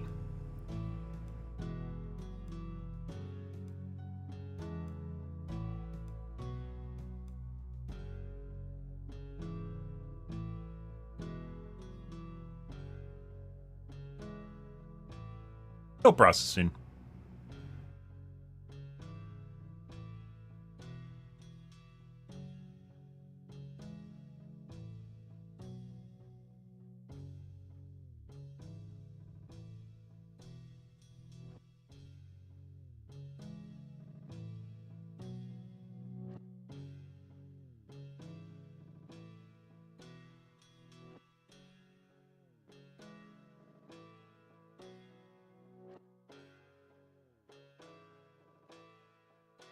Yeah? You still processing? Normally it finishes right away. Large amounts of traffic right now on Twitch. Something. I don't know. It is a long fucking highlight. Done yet? No. Get it out right now. Needs to go right now.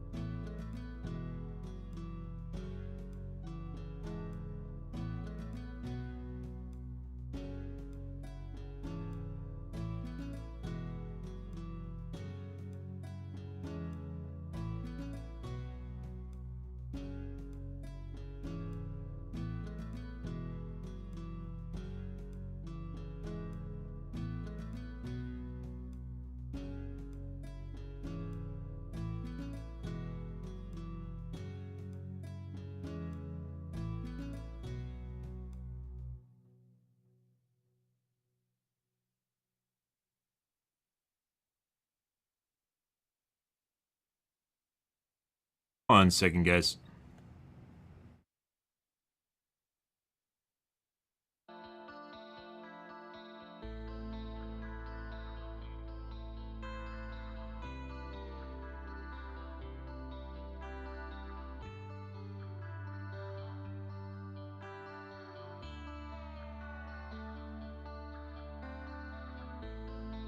There it goes. Export. Done. Fucking 2.5 hours. That's great. A lot of content. That wasn't just like talking for the sake of talking. Big fucking patch.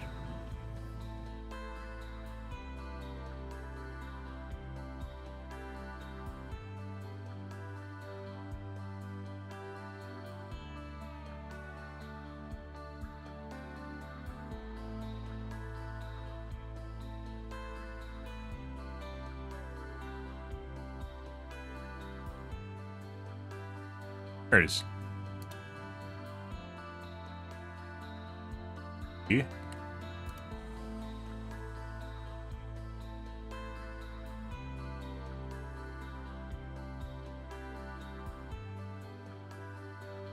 Patch.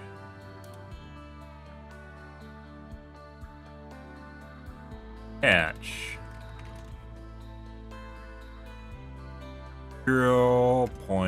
Oh my god, you're using up my characters. 0, 0, 0, 300.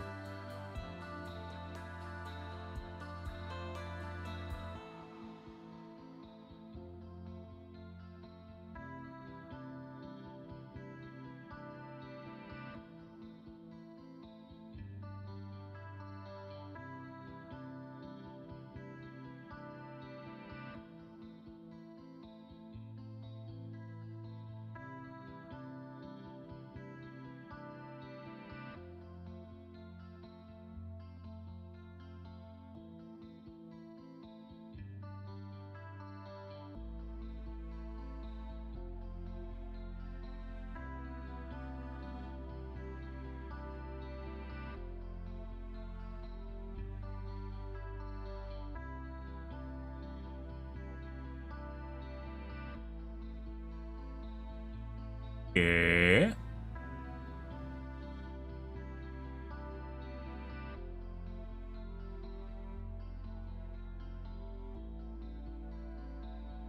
Recorded April 20.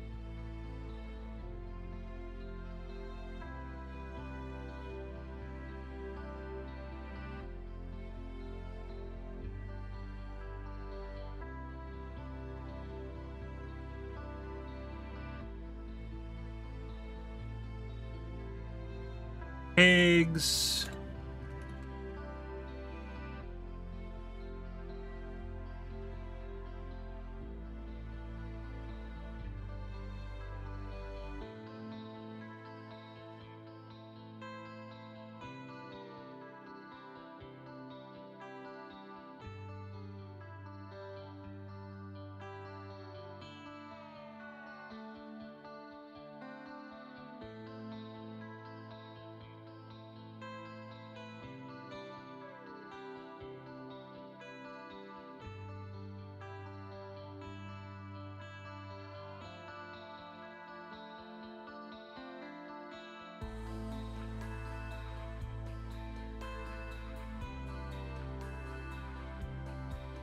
Ready.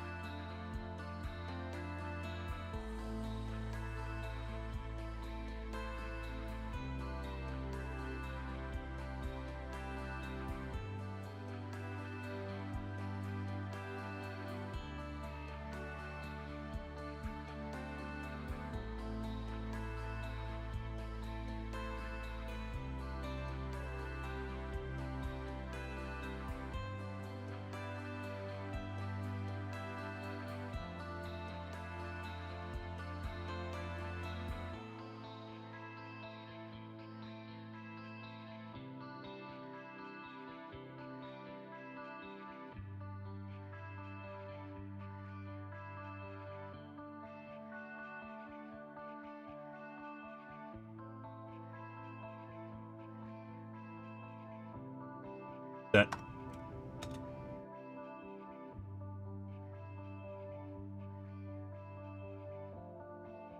Well, you make sounds at me without my permission.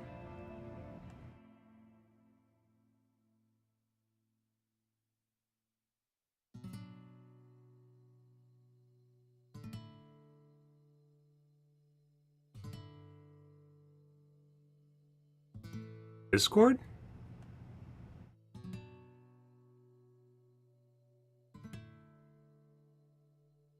Fuck is that?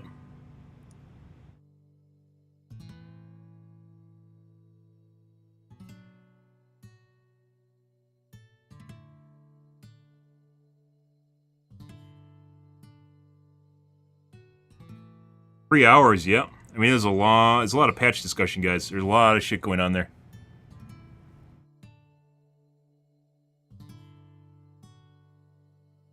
Good and very interested in the game too. Begin processing shortly. All right, public. Well, you guys will be able to see it when it goes public. It's basically dependent. Not only has to go through processing steps, but at the moment you can see it, it's live, and then it also at the same time will HD quality eventually comes up, but it takes a while. Want to watch it sooner? You can. Have fun. Okay. Good shit, guys. Alrighty. Done and done. I mean, we didn't even look at the rest of the fucking... We didn't even look at the rest of the fucking Reddit. Oh my god. Might as well explode in your face if you have a shield backpack. Bug report.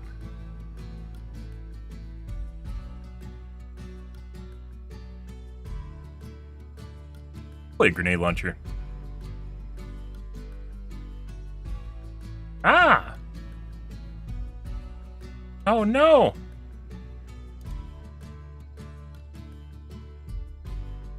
Center got a speed loader.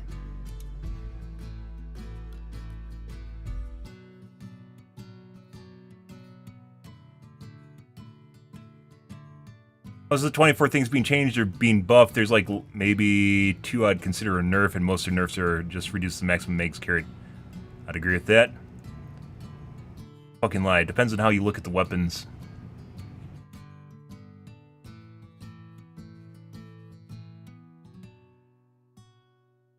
Someone else made a patch notes patch thread to farm karma. Who's this guy? Fuck this guy. Fuck Kermit the Frog 01. Suck a dick. The new crossbow changes summarized. Probably should have even looked at this prior to making the patch notes. Oh my god. That's a pretty small radius, guys. That being said, prior to this, I've definitely had cases where AoE damage doesn't register properly.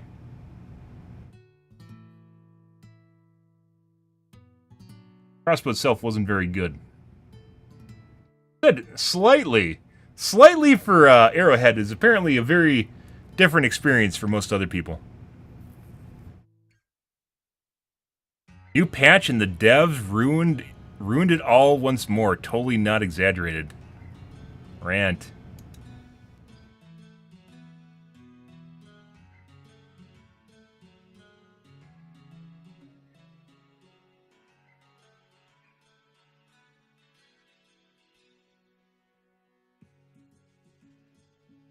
It's the opposite of rant. Folks complain for some reason the last ones, the reserve megs have been reduced, yet damage has been increased, calling the devs on drugs because they perceive it as a nerf. You're trying to tell me you ran through all ice before dying? So the magazines for the sickle. Yeah, that's probably not the way the weapon should be run in the first place, but yeah, we talked about that in the patch notes, how it's kind of weird that they don't differentiate the laser guns more, where the sickle, or the scythe, originally started with like, what, 2 megs? 1 meg? And they use it up and you're fucked.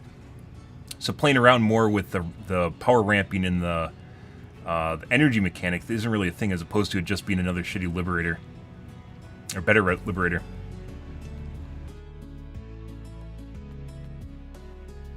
Someone defending the changes the developers made.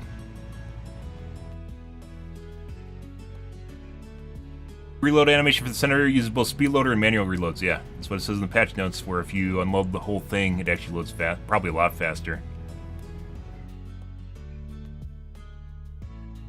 Oh yeah. Oh yeah, show us that speed loader.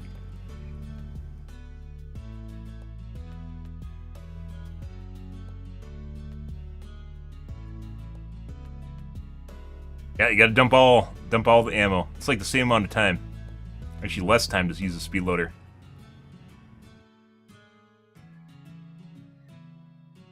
Well, I do like the fact that they kind of have a... This doesn't look like a chunky enough Magnum. If you've actually seen like a 44 Magnum in real life, they're very chunky guns. It doesn't look like a 44 Magnum. Let's see. Increasing patrol spawns for smaller squads is a dick move. It depends on how difficult you want to make it. Potential new enemies spotted. Cosplay?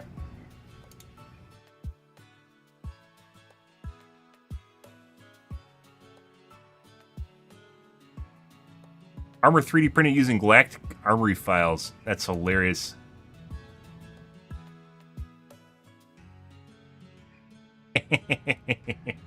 Nice. Arrowhead, that's what you want. That's free publicity right now. Right there. Quasar nerf is okay and it's not that big of a deal. Yeah, because it was needed. People don't like nerfs. They'll never like nerfs. They like being OP. They always like being OP.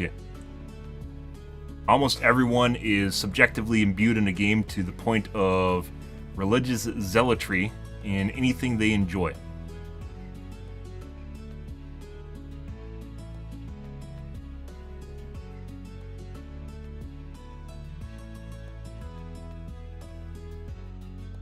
Eruptor nerf is a perfect example of why only buff is bad. Are they going to talk about how broken? It's weird how the Eruptor people people are using the Eruptor, but no one was talking about using the Eruptor because no one wanted nerfed.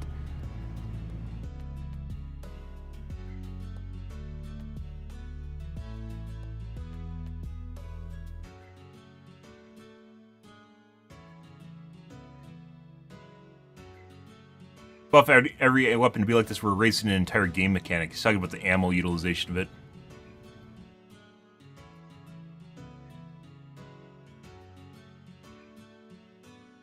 Yeah. You mean buffs and nerfs are going to come in both flavors? Helldivers 2 moment.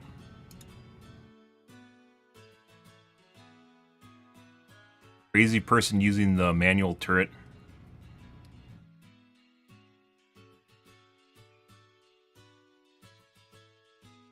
Fuck, is he not dead? Like a TV screen with recorded footage? What is this?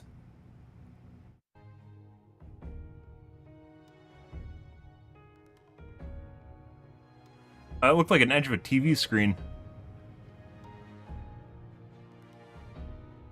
Nothing's shooting him.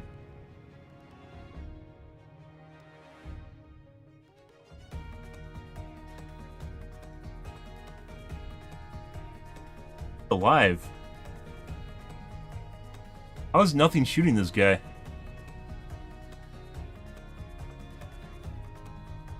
Why is there literally nothing shooting this guy?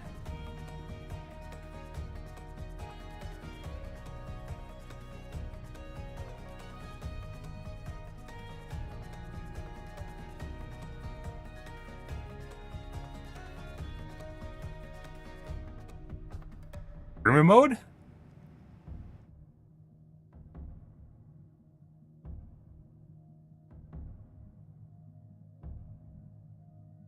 What the fuck? It's like they're all ignoring him.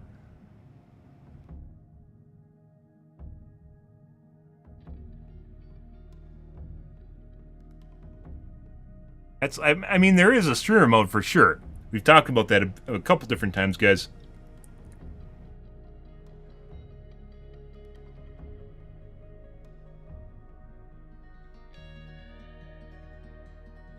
What is that? And I postulated that other people in the game, especially people cheating, have figured out how to use it without basically the developers doing it to them. What the fuck? It actually looked like he was sitting in front of like a TV, like this is the ledge of a TV or something, and it's actually not even there. Like, it literally, this just like fired over the top of him, didn't even fire at him.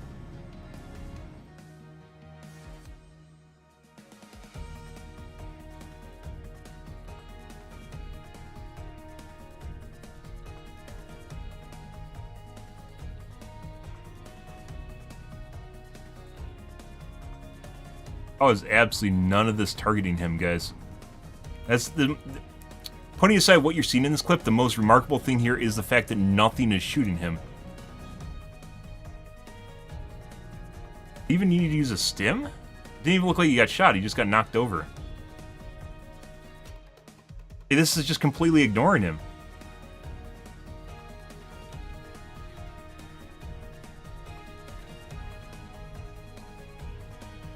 And there's like 500 kgs like dropping right in front of him. It's not even doing damage to him.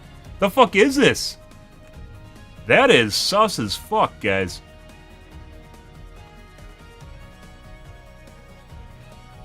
Oh, we're probably done with World of Warcraft, so I can close that. Okay. Well, as I mentioned, we're not going back to Helldivers 2 tonight, guys. We'll probably go back next week, maybe after a patch drop, so I get more time off from Helldivers 2. Leave it to fallow for a bit more. Joel can sit there and revel with his shitty beta testers instead of me. Oh, it's not the same! I can't throw 3 times as many units at you as Ben Sam! I know. I know, it's crazy, right? Alright. Let's move on, guys. We're going to go play some Overwatch 2 here. A few games here this morning. A lot. Fucking long. Long-ass fucking podcast stream here. Mainly patch notes are fantastic. Lots going on there. Lots to discuss.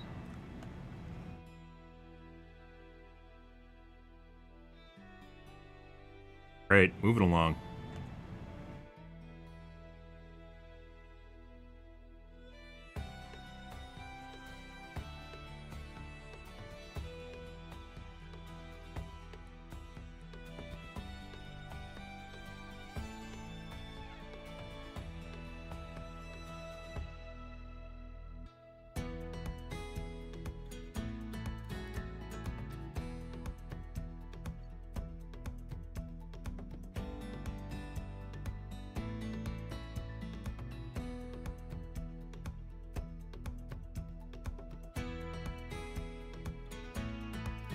Good shit.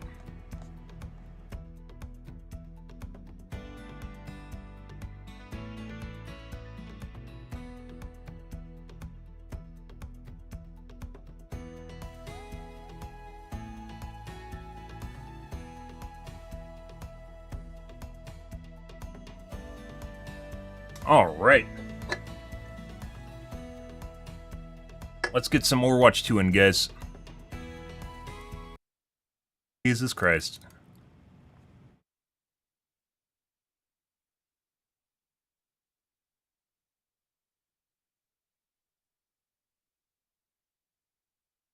By the way, this says rant, but it should be a meme.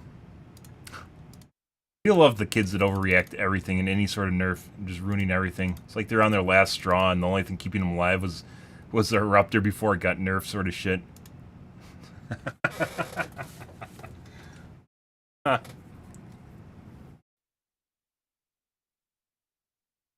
Railgun got nerfed, people started using other shit. Just the way that went. The system will heal, guys.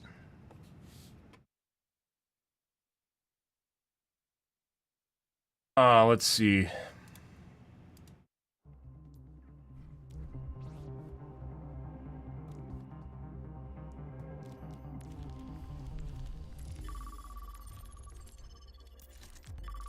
That and that. Good.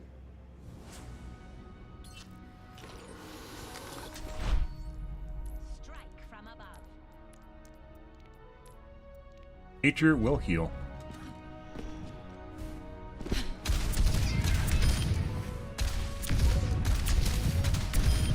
When I'm hitting my shots, you can't touch me. Double. My rockets are fuel. Double.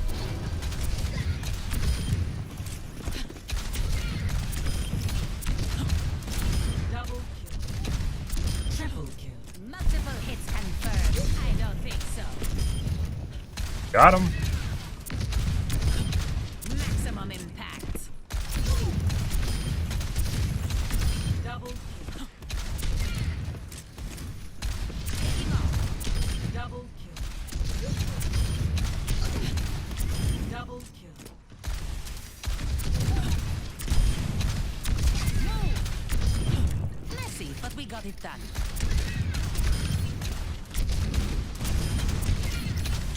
Double kill. Double kill. Blasted. Notched another.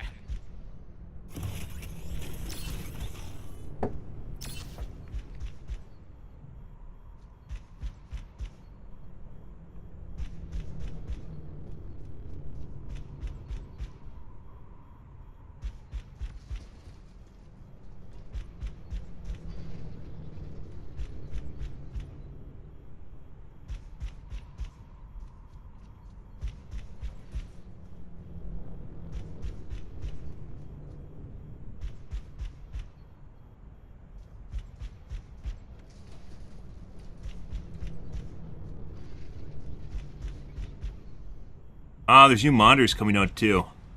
When is... Now, prepare your defenses. Select your hero. the 480 hertz.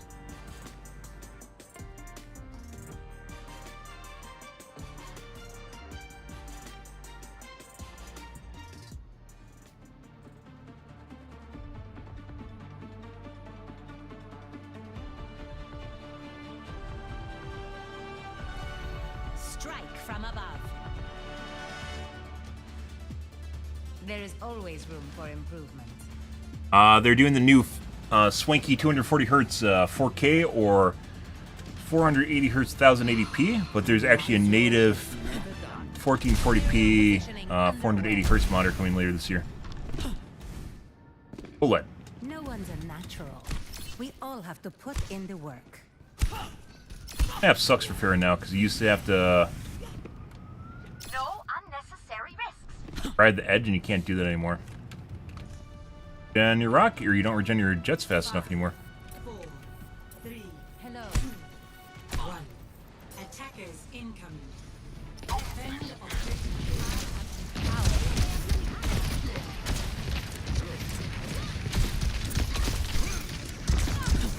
Yeah. Enemy over here.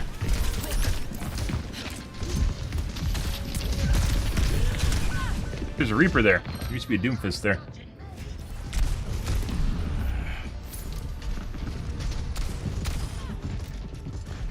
The response before I came around the corner? Kinda looks that way. We're outnumbered. Careful. Increasing altitude.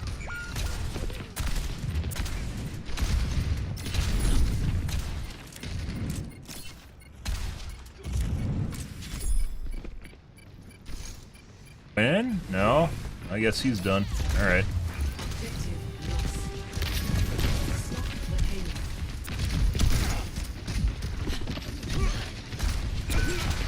Uh,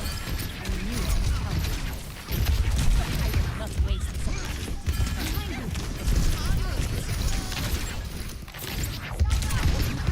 I see an enemy.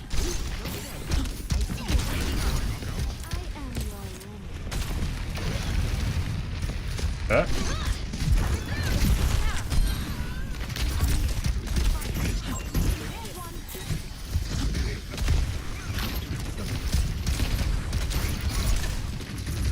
Uh.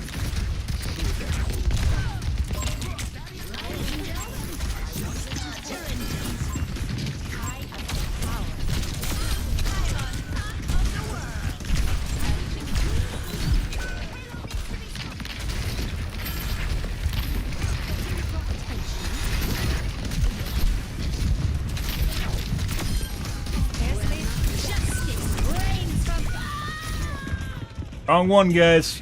Everyone just leaped away, unintentionally, unrelated to me actually coming down for a Q. We just got in a bad nuance.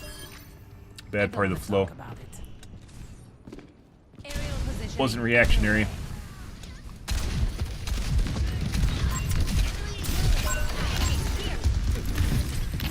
I will not waste.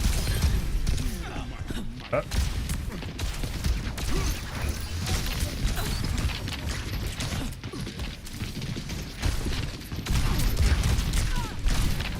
I see an enemy. Uh. Excellent teamwork. Remarkably, no hit scan yet.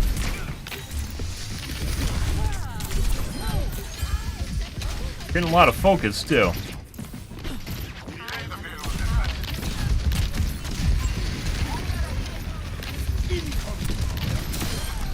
Check confirmed. Enemy over here. Repositioning. He's dueling the Reaper right now? Alright.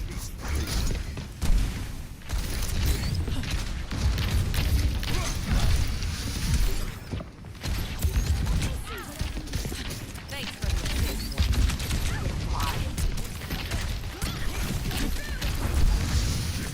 Now you want to punch me.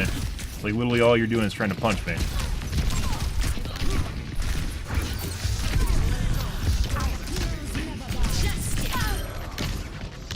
All Doomfist like doing is punching you.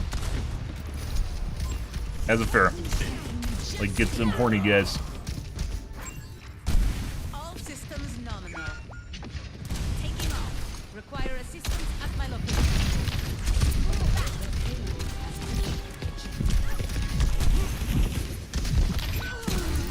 The fuck is emerging? I literally gave her a point. What is she doing? What is she doing? Like, she literally fucking flew off of me. Did she think I was dead or something? I don't know. Establishing aerial position.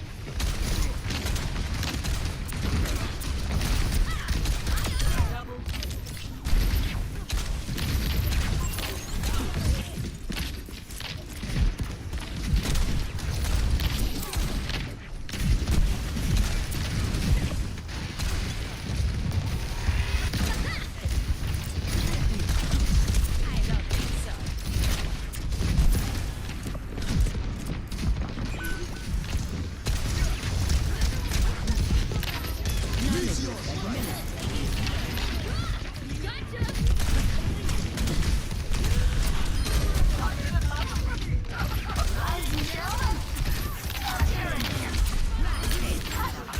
Mine! My health kit! Mine!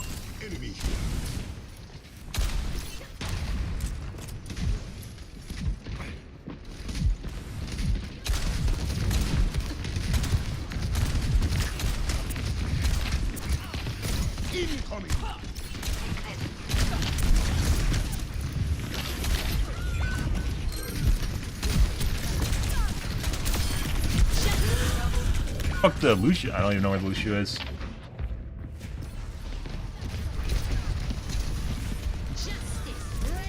Oh. He was above the little ledge, guys. That's why I couldn't see him. You could see my lower half, though. Increasing altitude. Enemy here.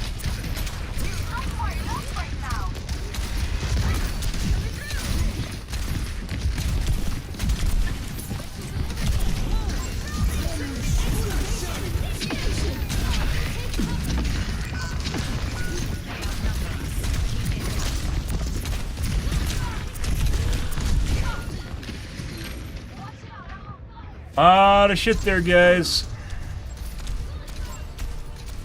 Exactly sure what's going on here. Like, our other DPS has damage, but he does no limbs.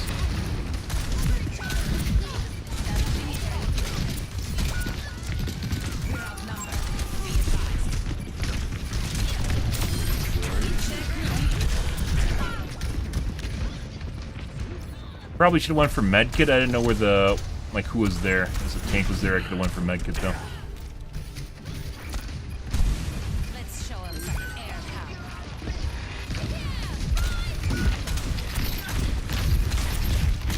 I'm taking off.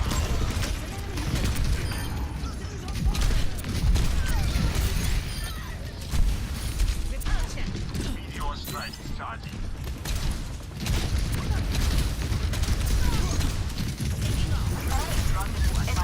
Yeah.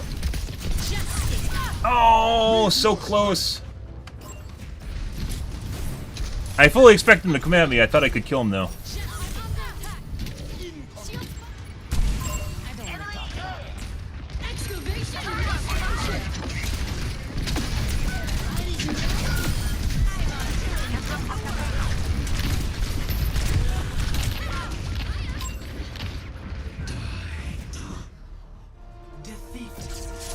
These teams are not remotely balanced here, guys. What the fuck is going on here? Like, it's normal? Like, our damage numbers look normal, but why do I have, like, 10 more limbs than fucking everyone else? Like, they weren't actually killing people, they're just doing damage.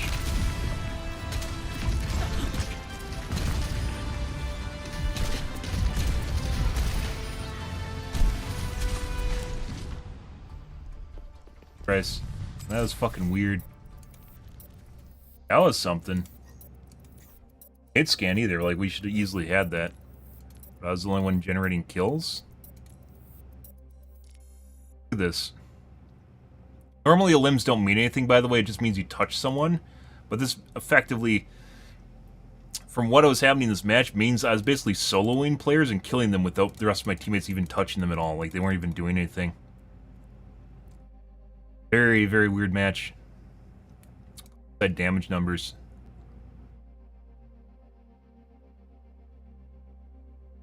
That's something.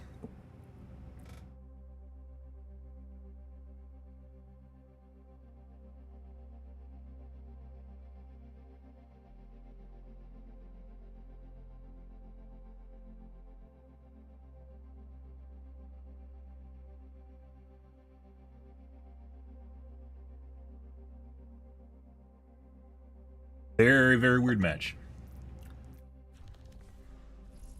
Username is bensam123. Yeah. As it turns out, anyone can be called bensam123. So it doesn't include my, battle tag. Oh. Good. True story? What is it leaking? It's my battleman name. Leaked.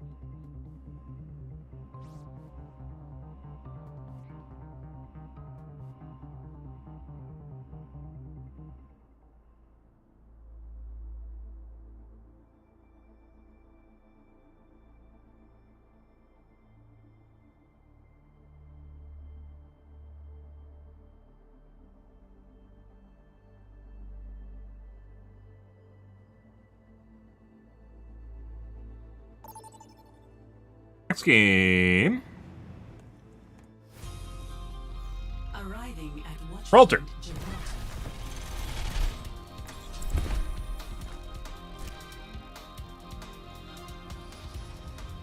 Normally there isn't that much of a distribution, dispersion difference between the two DPS on the team.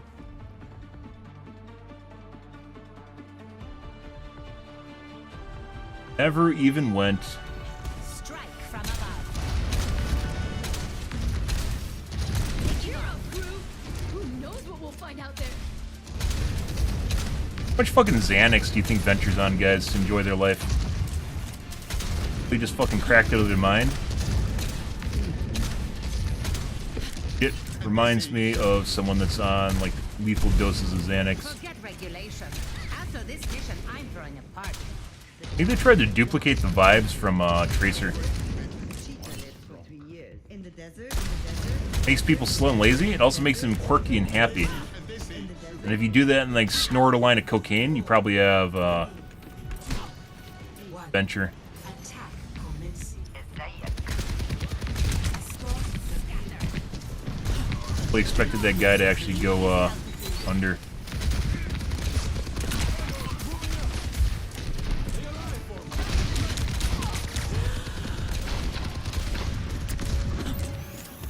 System repaired.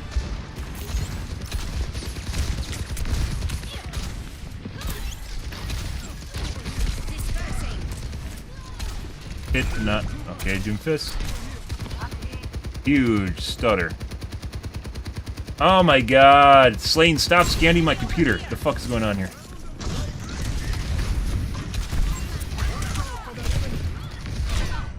A headshot. Thanks, Blizzard. Got through an entire game without that happening.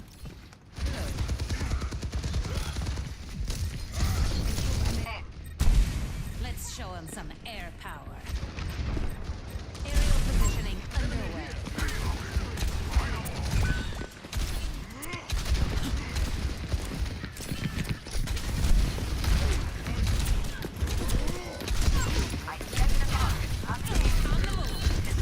I require healing. Fuck did the Anna go? I don't know. Oh, this is gone. There we go. And my entire team isn't there. I don't know where my teammates are either. The tank was up there. I don't know where the rest of the 3 guys on their team are. I have a porn folder on my computer. To battle. This cloud, brah. Do something en route.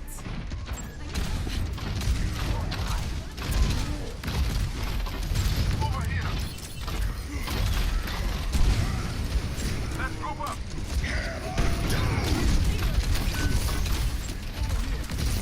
Can't fucking hit it. Spotting out the team gun. Let's move up. Move up. Justice reigns. Oh my god, I thought the Mercy was closer. Got 2 tap. Justice reigns from above. I don't want to talk. Cloud is not trustworthy. Are you trying to trust the cloud with the porn? Aerial positioning underway. I don't know why the cloud would have to be trustworthy as far as porn goes. Crystal. Got some real bad juju.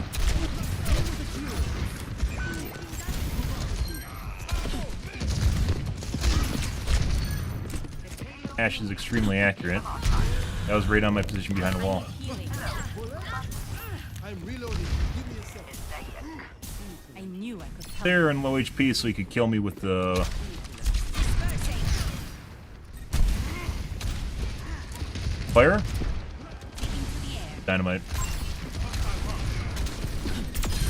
Well deserved.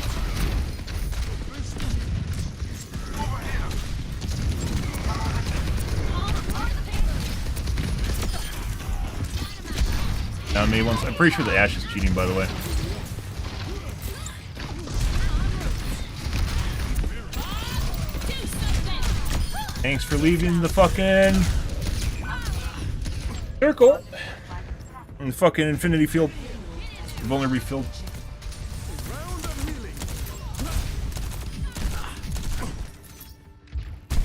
Game's consuming my CPU cycles, guys. It's not my fault. Enemy here. I'm on fire! Establishing aerial position.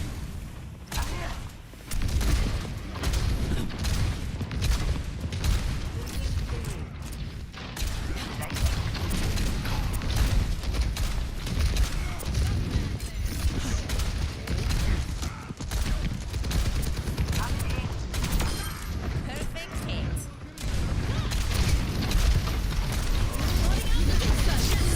Rains from above.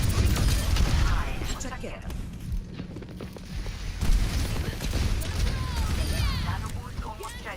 Enemy here. Oh. That's okay. I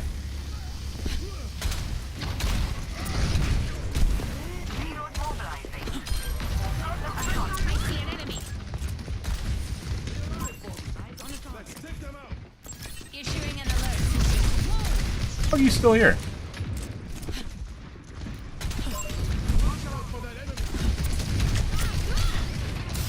Okay. Rockets on fuel. Alright. Yeah. Excellent.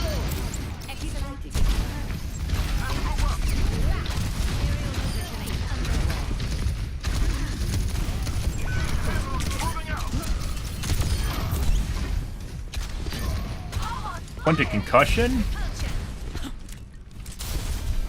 taking off.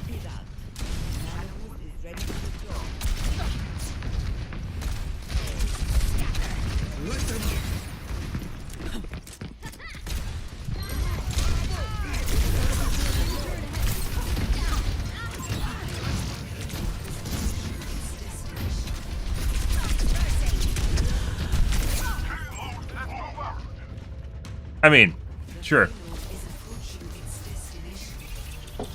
That's some very chonky looking aim going on there. And he snapped it behind the corner. Returning to battle. Very stuttery aim. Numbers are greater than ours. Positioning. Yeah. On the move.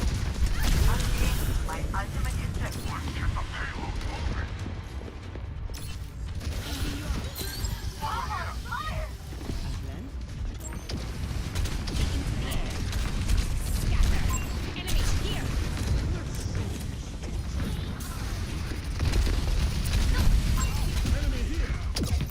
Justice rains from above. Good.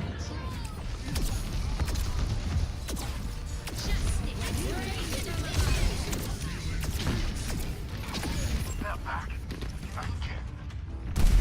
All systems nominal.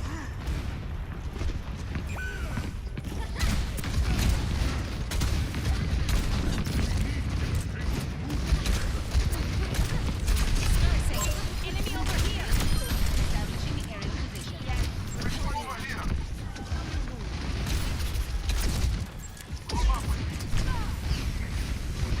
Ah, I sure love.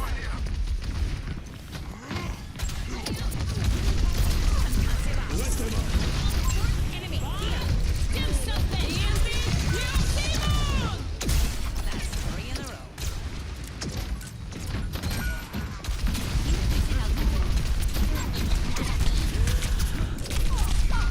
I just got stuck in a corner. Blizzard, I swear to fucking God, you make shit like that just to kill Pharaohs. No way. Well, I mean, they nerf Pharaoh, so maybe. Yeah, there's like a little niche there that you can get stuck on and not slide off of Another approach. while it's backpedaling. Good.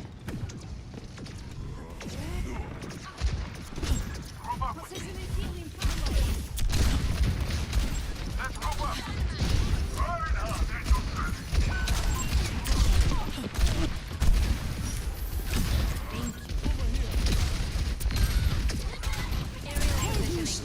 30.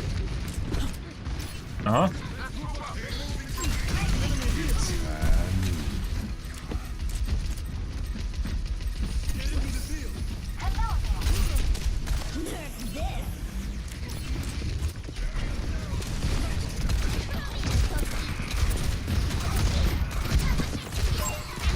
Justice rains from above.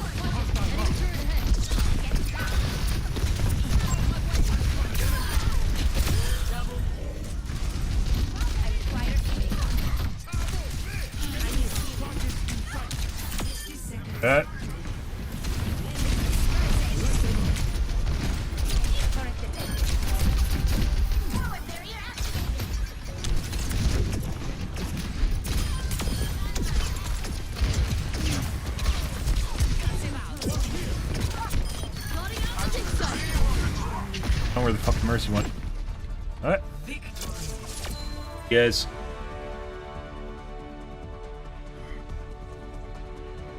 Not super shabby. Still not great, though. Play of the game.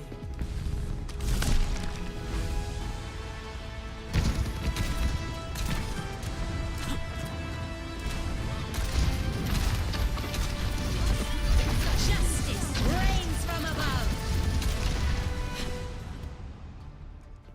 Talking about Rhine battles. I think meta is not actually a repeatable source,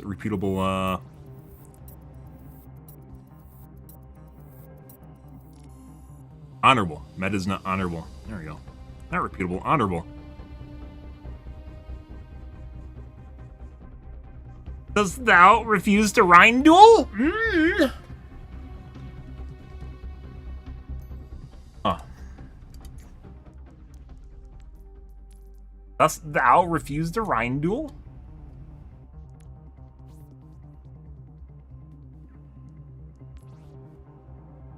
Better. It's kind of like, I really, really wish your averages were based on a seasonal basis, and they aren't. So you can't, like, all this shit is based on literally, like, my entire lifetime in Overwatch, and that's fucking terrible. That's horrifyingly bad. Because then you can't pick out the stats of when you're doing better. Especially when things change drastically between seasons, like when Phara gets nerfed to the ground. And now my flight time isn't anywhere close to what it used to be. Flight time used to be 71 to 75%, and now it's like 65-ish.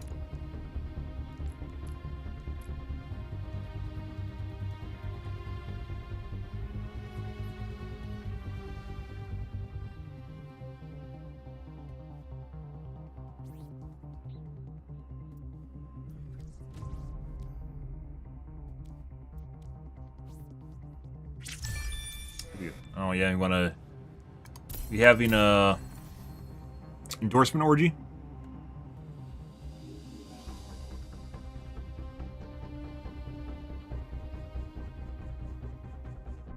Happy Monday, guys.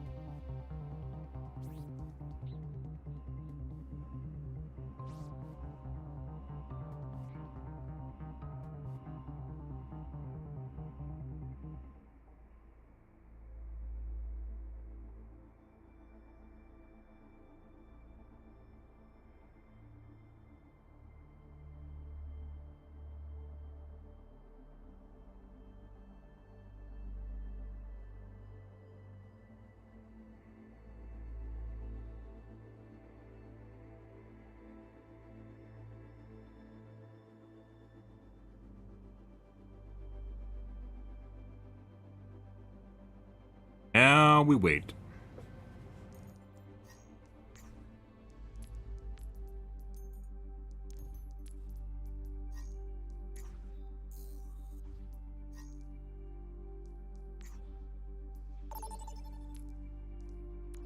Account. All right. Now arriving at Lijiang, prepare for battle. Select your hero.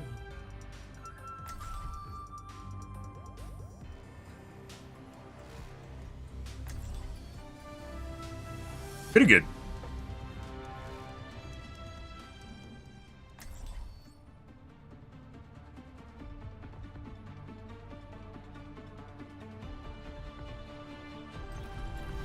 Strike from above. Just to warn you, I don't have a lot of experience healing people who fly. Just hit me in midair. How here. hard could it be? Stop. Stop that.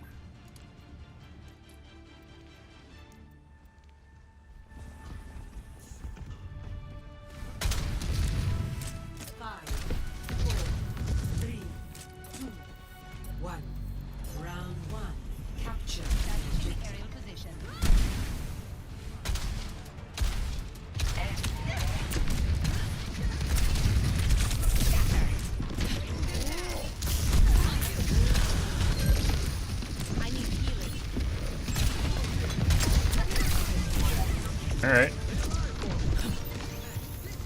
Much better. Concussive out. You were watching the sky.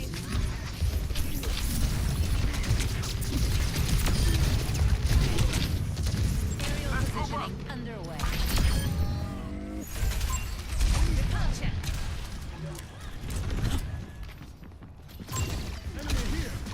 Ah. Phara's OP as shit. We better counter her. Hostile mark.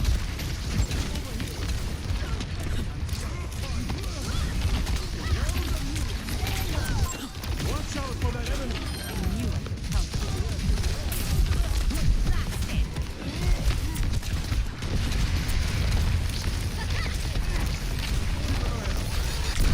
Coming through. I'm on top of the world. Enemy here.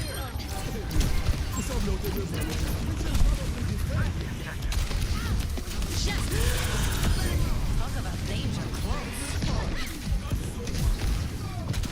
Dispersing.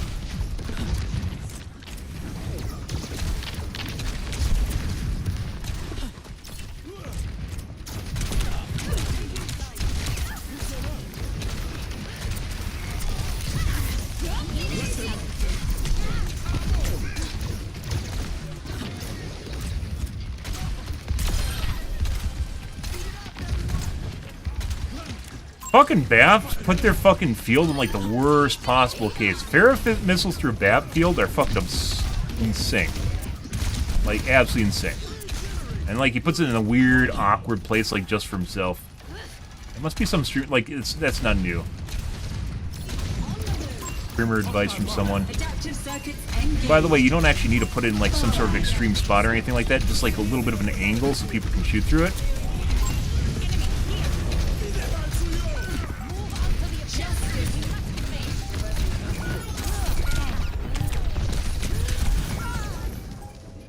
Like, just so it can angle around a corner, anything like that. You know, like, you don't need to have the perfect spot, but just kind of putting it in a decent spot.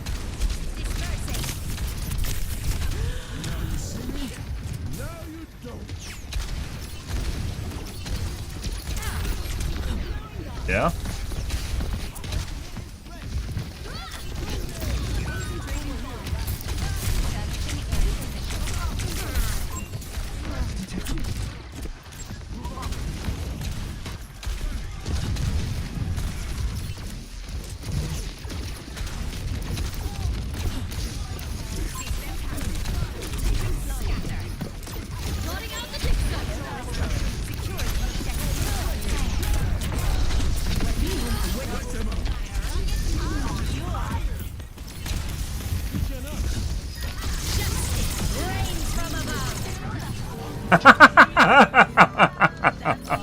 See? That's like, even if I didn't get those, like, it would have been absurd.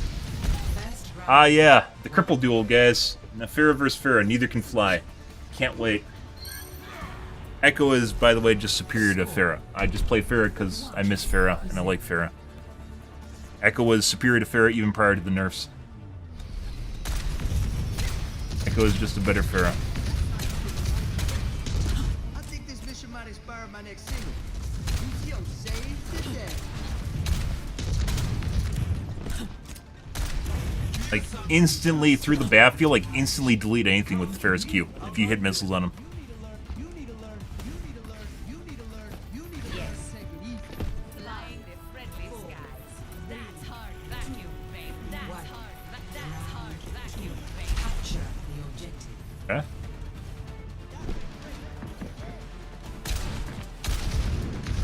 Eyes here.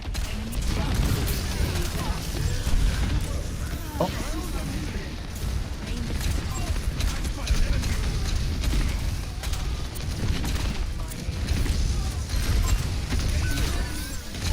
What the fuck is that? What is going on?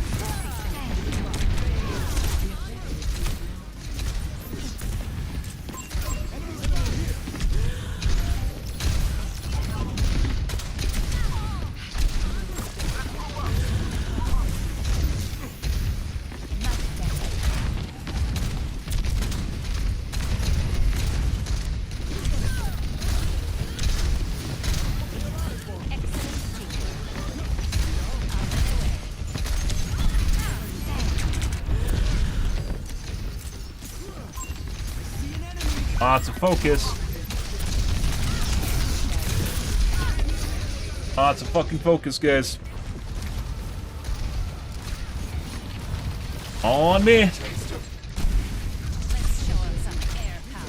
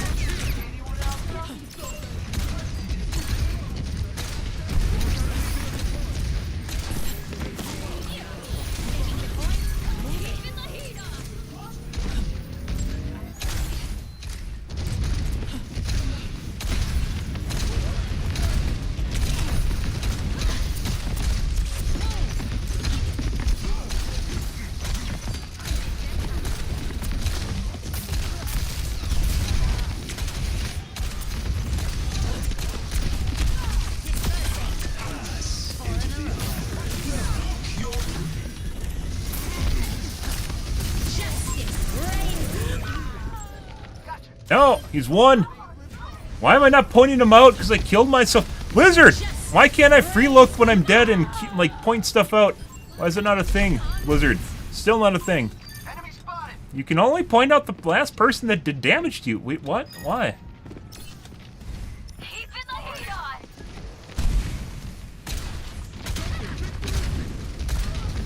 Venture honestly looks like a lot of fun.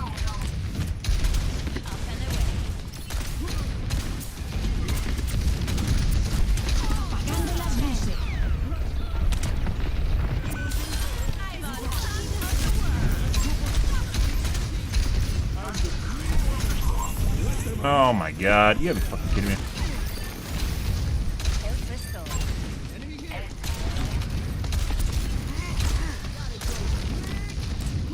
He remembers.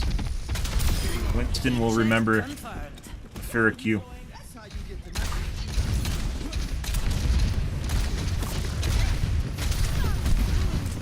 Okay.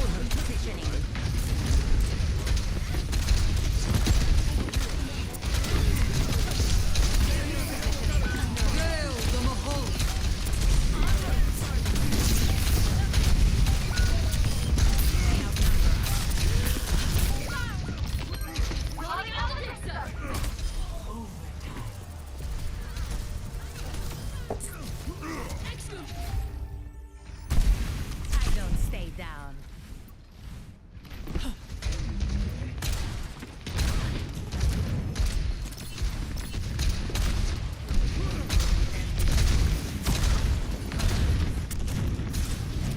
Establishing in range of the objective. That was all like body and headshots.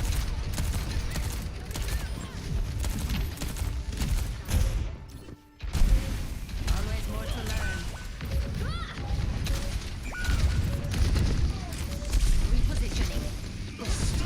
Justice reigns from above.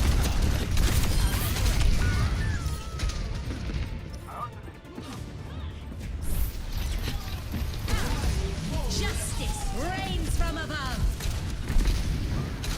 That's 3 in a row. Pick off screen. Making another approach. Round two. Our numbers are low. Careful. Good. Score 1-1. It's a focus, guys.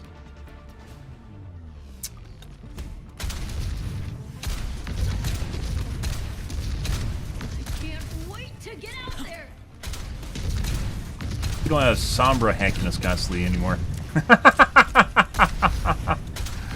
Good. Pretty good. Fired up and ready to engage. And Phara's not a counter to Phara. Phara's never been a counter to Phara. Echo's a counter to Phara. 1. Round 3. Capture objective.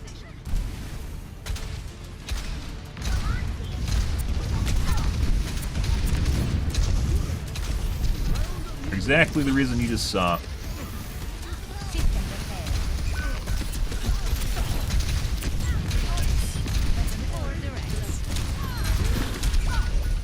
That might be cheating. Game is legitimately all over the fucking place. The app is definitely cheating. Let's show 'em some air power. So, last round too. But need more data points.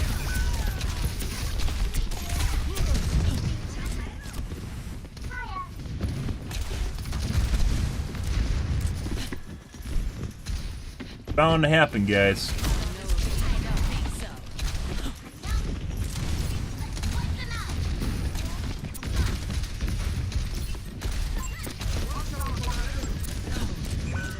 Over here.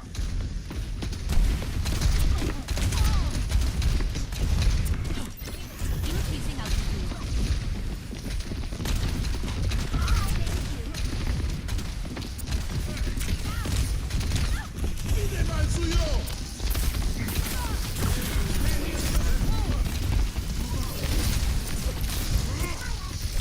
Oh, my E's down. It's gone.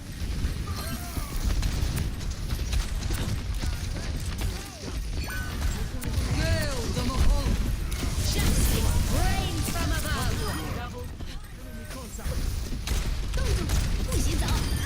I'm taking the objective. Converge on me. Yeah. Up and away.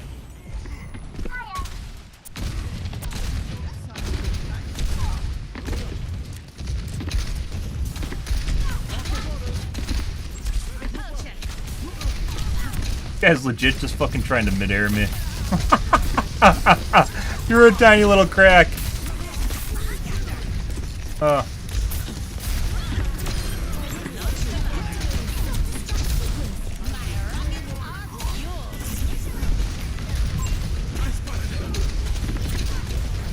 Like, what? Enemy here. I'm on top of the world.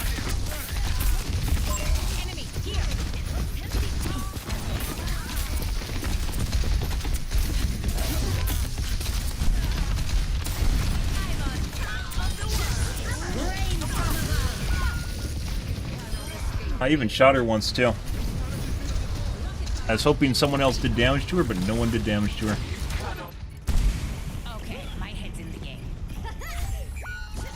Ah. Good. Let's move up.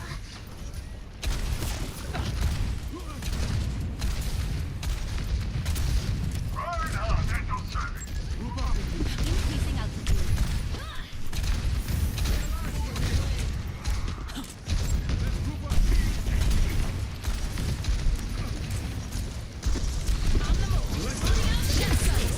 Bro. Well, there's that. Sure wish I could use the bat field. That'd be great.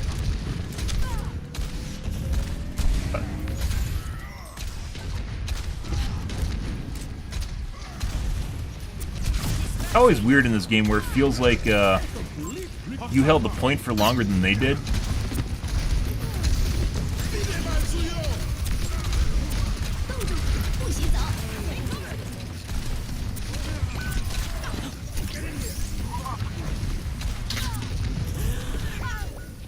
Very accurate. Watching me through the wall.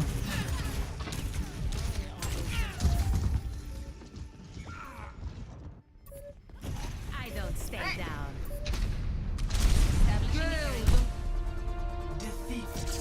Alright, Lucio. What the fuck's going on there? Oh my god. And we got a healer with 7,000 damage, or healing. Something. Their BAP was cheating for sure. I don't know about their Phara. The Phara didn't seem to know how to play their character, but very accurate.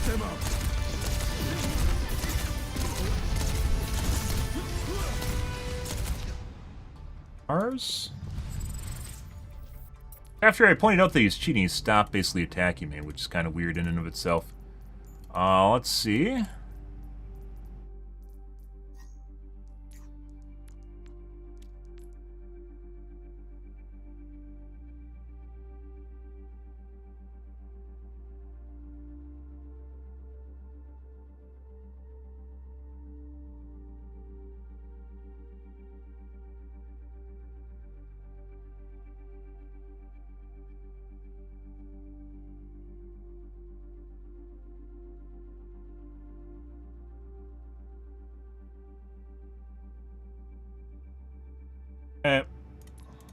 Let's take a look at Zarya at the end, too. Fun? Ready for battle.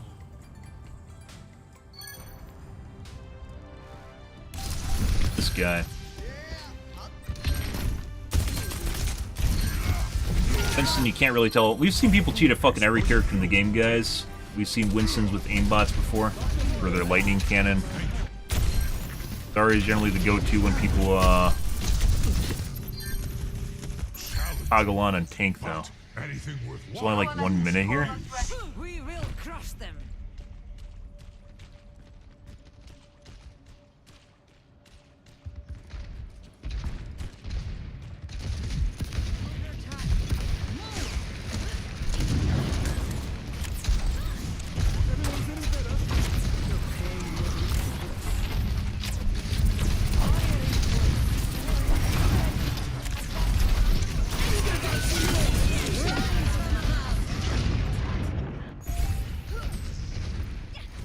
A taste of poison.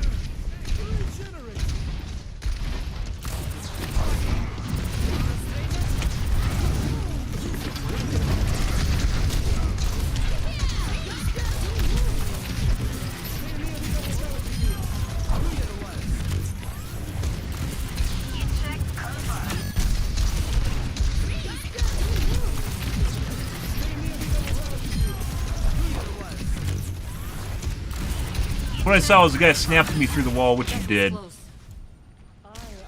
Kill cam? There isn't much else here besides that. There's only a minute of gameplay on Zarya. Right here. That's me through the wall. He can't actually see me right now. What I was talking about?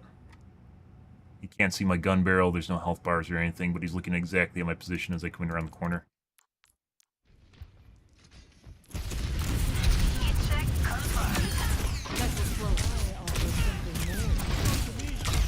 Hey. The Venture?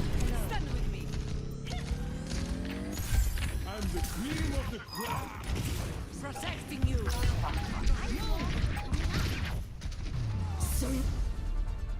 Couldn't really see anything there. Let's take a look at the Phara now.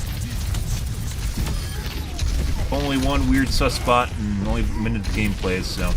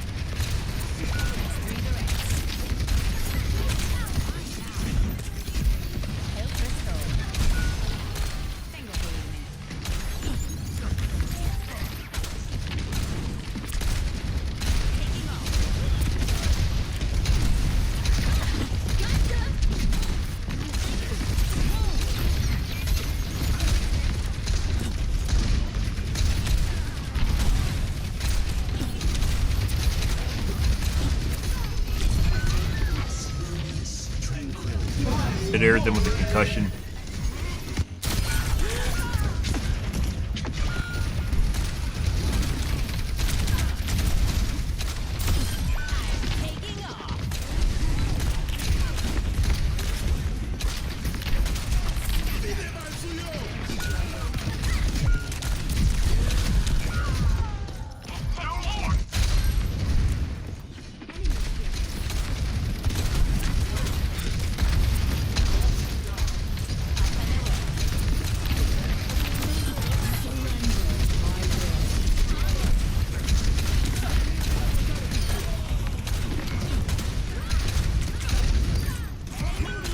Okay. See anything going on there? That guy just didn't have anyone attacking him for the most part. I had the entire enemy team trying to kill me, and that guy had no one shooting at him.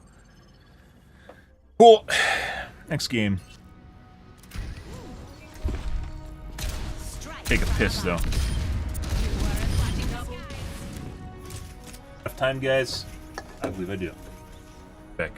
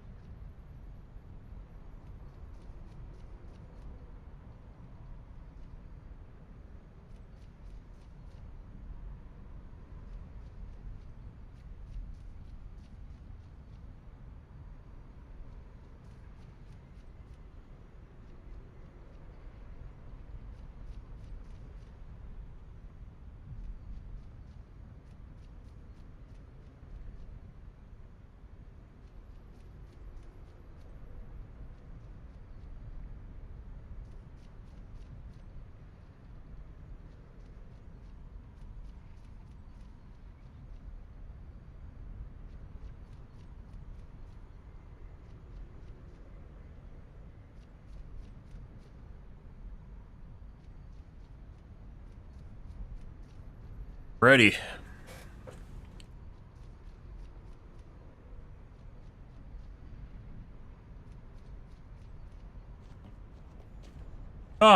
Let's see. Maximum impact. My rockets are fuel.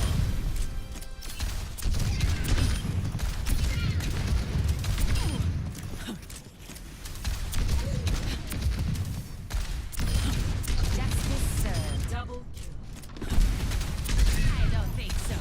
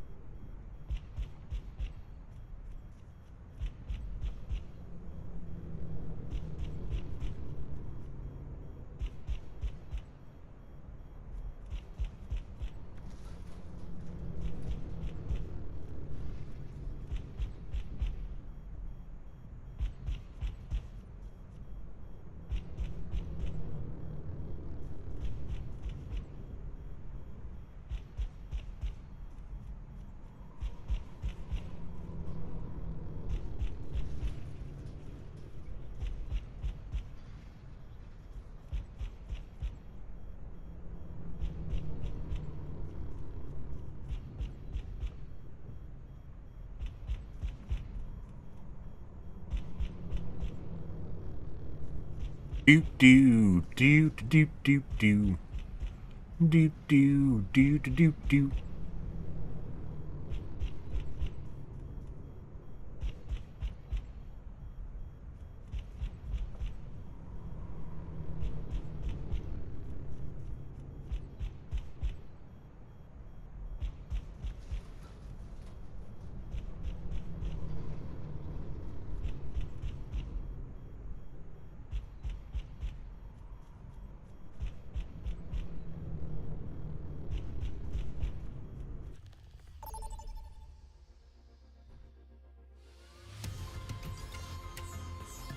Prepare for battle. Pasa. Your hero. Ready. Axerd actually cheating? Let's find out. People are kind of on the nose. They aren't afraid to put it right in their name, guys. I go, lol, it's just a meme. Yeah, it's more of a meme when you're actually cheating. Strike from above. No one's a natural. We all have to put in the work.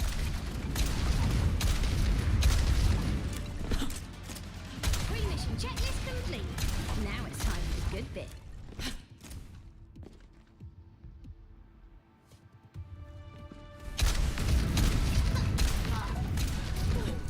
Three, two, one. Aerial positioning underway. Mark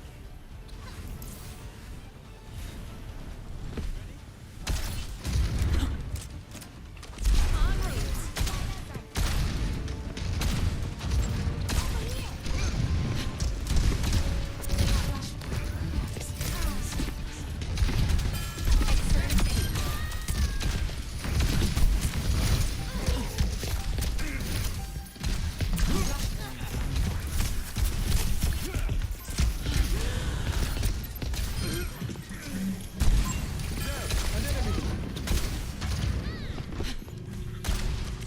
Positioning.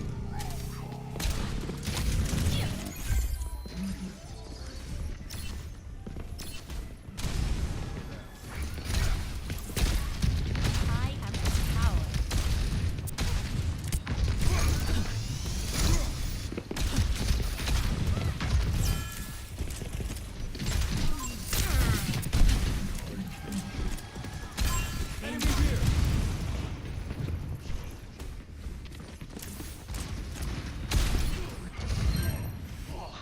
Okay. What's going on here?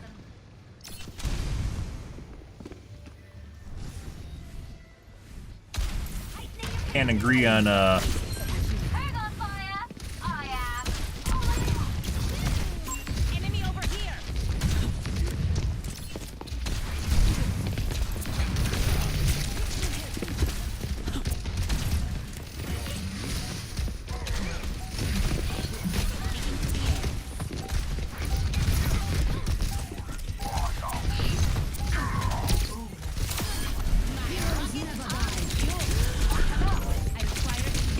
oh,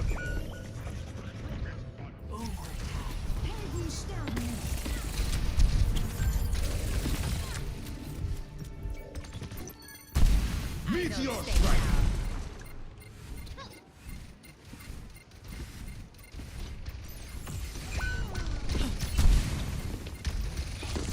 Positioning. Heat check confirmed.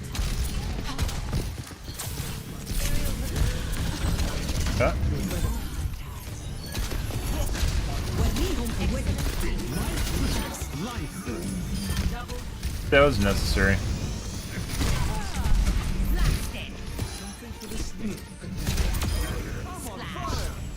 All right. Mark. Secure. Next, flashpoint. Brah. Establishing aerial position.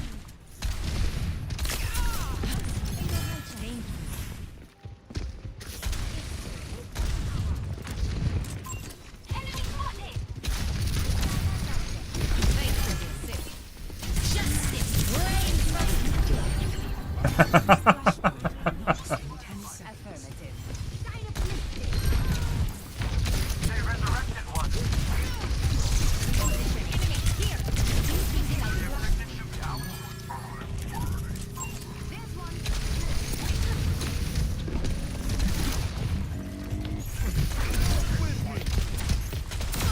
I'm taking off. I will not waste this opportunity. Taking them down. Some assistance.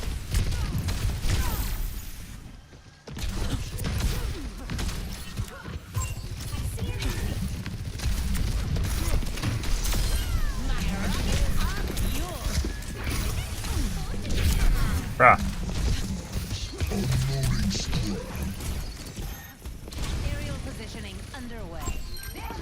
Heroes never die.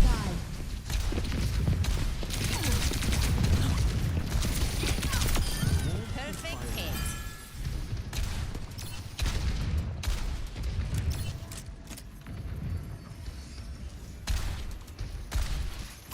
I see an enemy.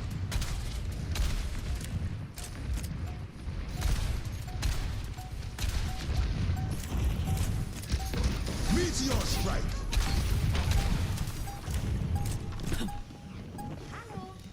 What? I thought he was going to show up. Secure. I am Next, power. flashpoint. Ruins. Over there. In the air. Teleport's down. No. Not for long.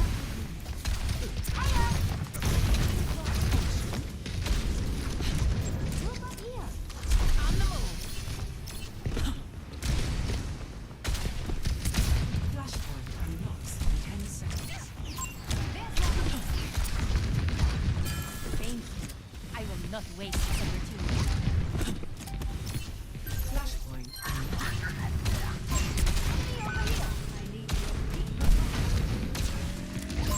Taking off. Dispersing.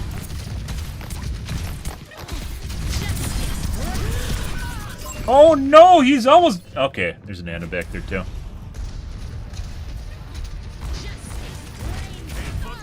Definitely felt like it should have killed him. Let's show him some air power. Like my aim's fucked up again. This ends now. On the move.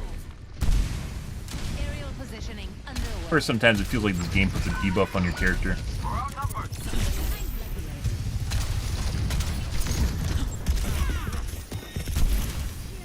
I am power.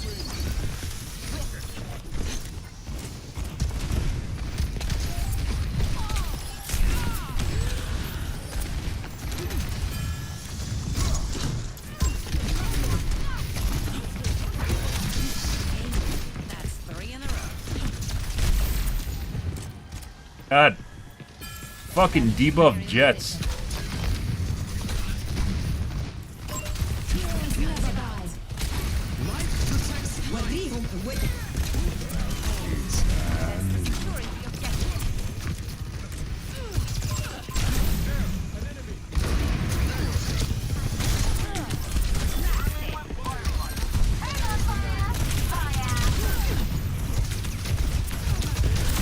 I'm on the objective. Jesus Christ.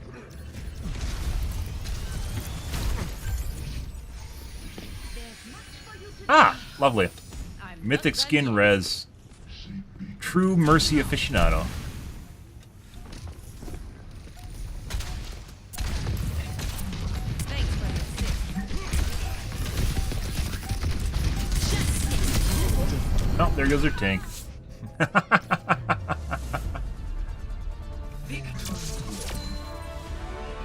Enabled by the Mercy heals. Kinda big difference on the healers between the two teams. I'm not exactly sure what's going on there. Could just be staying alive longer? I don't know. Actually, he's not super amazing.